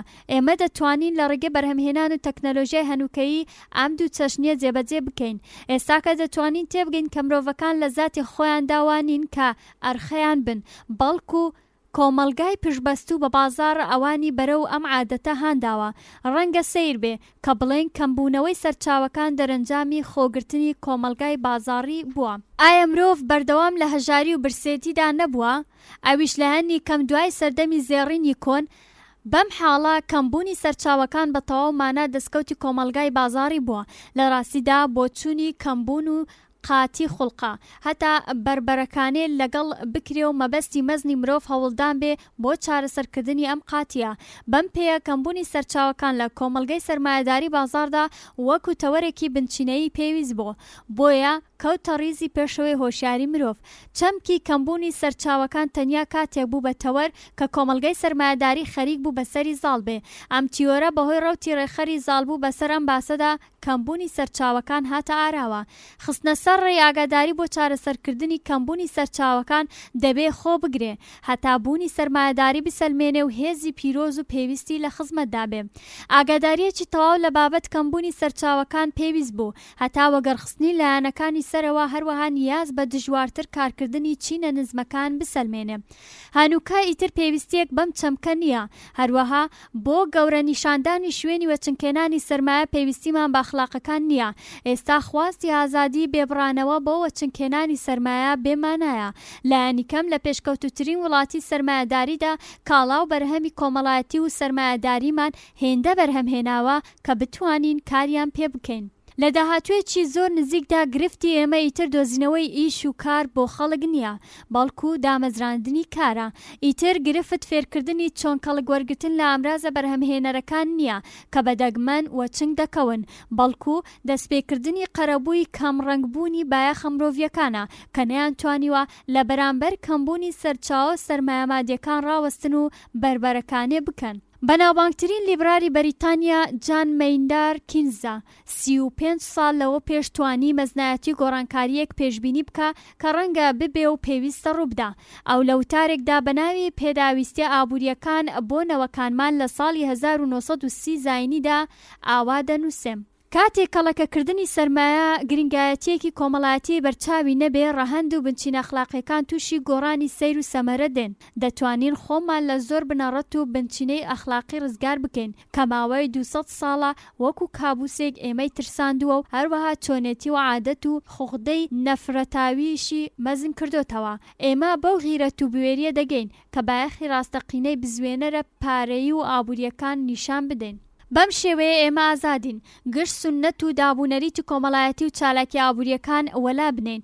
هەر ئێستا کە دابوونەریت و سونەت هەرچەندە نەفرەتاوی یان ناعادلانە بن، بەڵام دەیان پارێزین، چونکە ئەم سونەتانە بە شێوەیەکی بەرچاو لە بەرەو پێشبردن و گەشەی سەرمایەکانمان دەوریان گێڕاوە. بۆ جارێکی تر ئێمە پێمان وایە کە مەبەستەکەمان لە کەرەستە و ئامرازەکان باشترن. بایەخ بۆ مەبەستەکانمان باڵا دەستتر و سەرنج بە کەرەستەکان نادەین و هەروەها پێمان وایە کە باشبوون لە قازانج ڕەواترە. بەڵام ئەو درێژە دەدات وریابن. هێشتا کاتی ئەوە نەهاتووە، چونکە لایەنی کەم 100 ساڵی تر ئێمە و دیتران دەبێ وای نیشان بدەین کە عەدالەت نەهاتیە و نەهاتی عەدالەتە، چونکە نەهاتی باشە بەڵام عەدالەت نا. چاوچنۆکی و ماڵپەرستی و سوود و سەلەم خۆری و وریایی ئێستاکەش هەتا ماوەیەکی تر خوداکانی ئێمەن، چونکە تەنیا ئەمانە دەتوانن ئێمە لە تاریکخانەی پێویستبوونی ئابوووریەوە بەرەو ڕووناکایی ڕێنوێیی بکەن. کینس ئەم وتانەی بۆ 100 ساڵی دوای ساڵی 1930 دەربڕیوە، بەڵام لەو کاتەوە تا بە ئێستا گۆڕانەکان هێندە بە خێرا وەگەڕ کەوتون کە دەتوانین بڵێن ئیتر کاتی وەلانانی ئەخلاقیاتی کەمبوون و نەبوون هاتووە. تەنیا بەوە بەرچاو نەگرتنی ئەو کاتەیە دەتوانین دژواریەکانی نێو تێگەیشتنی بازار لە ئازادی و هەروەها لە ڕۆح و جەوهەری مرۆڤایەتی جێبەجێ بکەین. واتە ئەو چەمکانەی کە هاتبوونە نێو تیۆری سەلمێنەری دیموکراسی لیبرال، ئەو کات دەتوانین هیوادار بین کە بایەخە دیموکراتیەکانی ئازادی بەرابەرمان وەچنکێناوە و وەکو یەک بە ژیانێکی ڕێکوپێک گەیشتوین. ئەم دەرەنجامانە زۆر باش و دڵخۆشکەرن، بەڵام لە کردەوەدا چۆن دەتوانین بە ئاکامیان بگێنین؟ لە ڕاستیدا دوو گرفتی گەورە هەیە کە دەبێ بەسەریاندا زاڵ ببن و جێبەجێیان بکەین. گرفتی یەکەم سەبارەت بە دەسەڵاتە. میلەتان و وڵاتانی جیهانی لیبرال دیموکراتی کە سەدان ساڵە لە کۆمەلگا ڕکابەرەکانی بازاردا دەژین، وەها خویان بە ئاکاری داگیرکەرانە گرتووە و تا مەزرۆی دەستدرێژیکردنن بۆ وەچنکێنانی دەسەڵات کە بەم ئاسانیە لەو چوارچێوە زەینیە ڕزگار ناکرێن. ڕەنگە لە ڕوانگەی ئابوووریەوە بتوانن دەسەڵات وەلا بنێن، بەڵام کاتی پێکهاتەی گشتی کۆمەلگای ئەوان لەسەر بناغەی دەسەڵاتخوازیدا مەزراوە، چ تاکی یان گشتی و چ ئابووری یان سیاسی، ئەوان چۆن دەتوانن خۆیان لەم عادەتە دوور بخەنەوە. گرفتی دووەم، گرفتی زاڵبوون بەسەر کەموکوڕی سەرچاوەکانە. ڕەنگە بڵێن کە لە ڕوانگەی منداواتە زاڵبوون بەسەر کەمبوونی سەرچاوە مادیەکان کە نزیکەی پێک دێ چەشنی بێئاگایی دەبیندرێ. من ئەم ڕاستیەم وە بەرچاو نەگرتووە کە درێژە ماوە لە وڵاتان لە حاڵی گەشەدا هەژاری و گشتگیری و کەمبوونی سەرچاوەکان هەبووە و دەبێ. ئەمە لە بابەت گشت وڵاتە کۆمۆنیستەکان بێجگە لە پێشکەوتوترین وڵاتاندا ڕاستە. ڕەنگە بەم جۆرە بۆچوونی لۆرد کینز کە بۆ سەدەی ساڵی داهاتوو پێشبینی کراوە زۆریشی نەخایاندووە. پێم وانییە کە ئیتر بتواندرێ ئەم گرفتە بەڕەوا بزاندرێ کە لە کاتی شیکردنەوەی ئەم گرفتەدا بۆچی وەڵامی یەکەم گرفتیش نەدەینەوە. گرفتی دووەم خۆڕاگر نییە، چونکە وڵاتان لە حاڵی گەشە وڵاتە کۆمۆنیستەکان بە دوای زاڵبوون بەسەر مەسەلەی کەمبوونی سەرچاوەکانن، ئاویش لە شێوازێکی جا لە شێوازی ڕۆژاوایی بازاڕی. ئەوان هەر لە سەرەتاوە ئەخلاقە بازاڕیەکانە ڕەت کردوتەوە، هەنووکە هەوڵ دەدەن کە بەبێ پشبەستن بە ئەخلاقە بازاڕیەکان بەسەر مەسەلەی ناوبراودا زاڵ بن. هەروەها وڵاتە کۆمۆنیستەکان کە زۆر پێشتر لە وڵاتە تازە سەربەخۆکان هەنگاویان ناوە، ئەم ڕێگایە نیشانیان دەدا دەتوانن بەبێ بازاڕی خاوەنانە و پشبەست و بە بنچینەی مڵکایەتی بەسەر ئەم گرفتانە زاڵ بن و هەروەها دەسەڵاتی خۆیان بپارێزن. تەنانەت وڵاتانی لە حاڵی گەشەدا هەرچەند هێزی سەربازیان ئابووریان نییە، بەڵام لە بەراورد لەگەڵ هێز سەرمایەداری کۆمۆنیستی مەزنەکاندا توانیویانە لە وەگەڕکەوتنی کاروباری نێونەتەوەیدا دەنجی خۆیان بە گوێی دیتران بگێنن و هەتا ئەو شوێنە کاریگەر بن کە دەسەڵاتی ئەوەیان بووە بۆ چوونی خۆیان دەربڕن. من لەسەر دەسەڵاتی وڵاتانی لە حاڵی گەشە و هەروەها وڵاتە کۆمۆنیستەکاندا کۆکی دەکەم، چونکە پێم وایە ئەم لایەنەی کە زۆر جاران لێی غافڵ بووین زۆر گرینگە.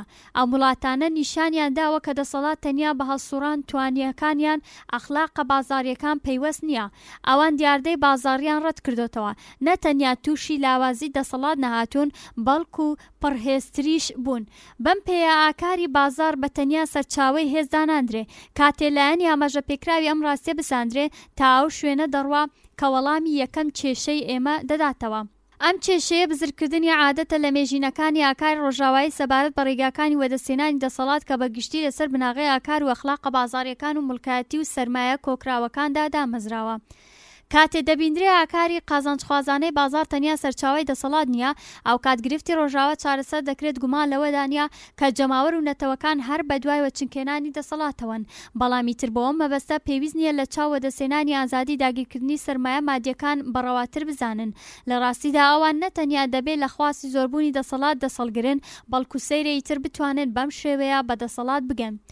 لە نێوان ڕۆژاوە ڕۆژهەڵاتدا بە وڵاتان لە حاڵی گەشەییەوە کە هەنووکە هۆکارێکی زۆر گرنگن بۆ وەدەستێنانی هێز و دەسەڵات، شوێنی خۆنیشاندان ڕکەبەریەکی دوورودرێژ لە ئارادا بۆ هەیە. شەڕپێکدادان لە نێوان زلهێزاندا بۆ دانانی هاوسەنگی هێز ئیتر شێوەیەکی باش و گونجاو نییە.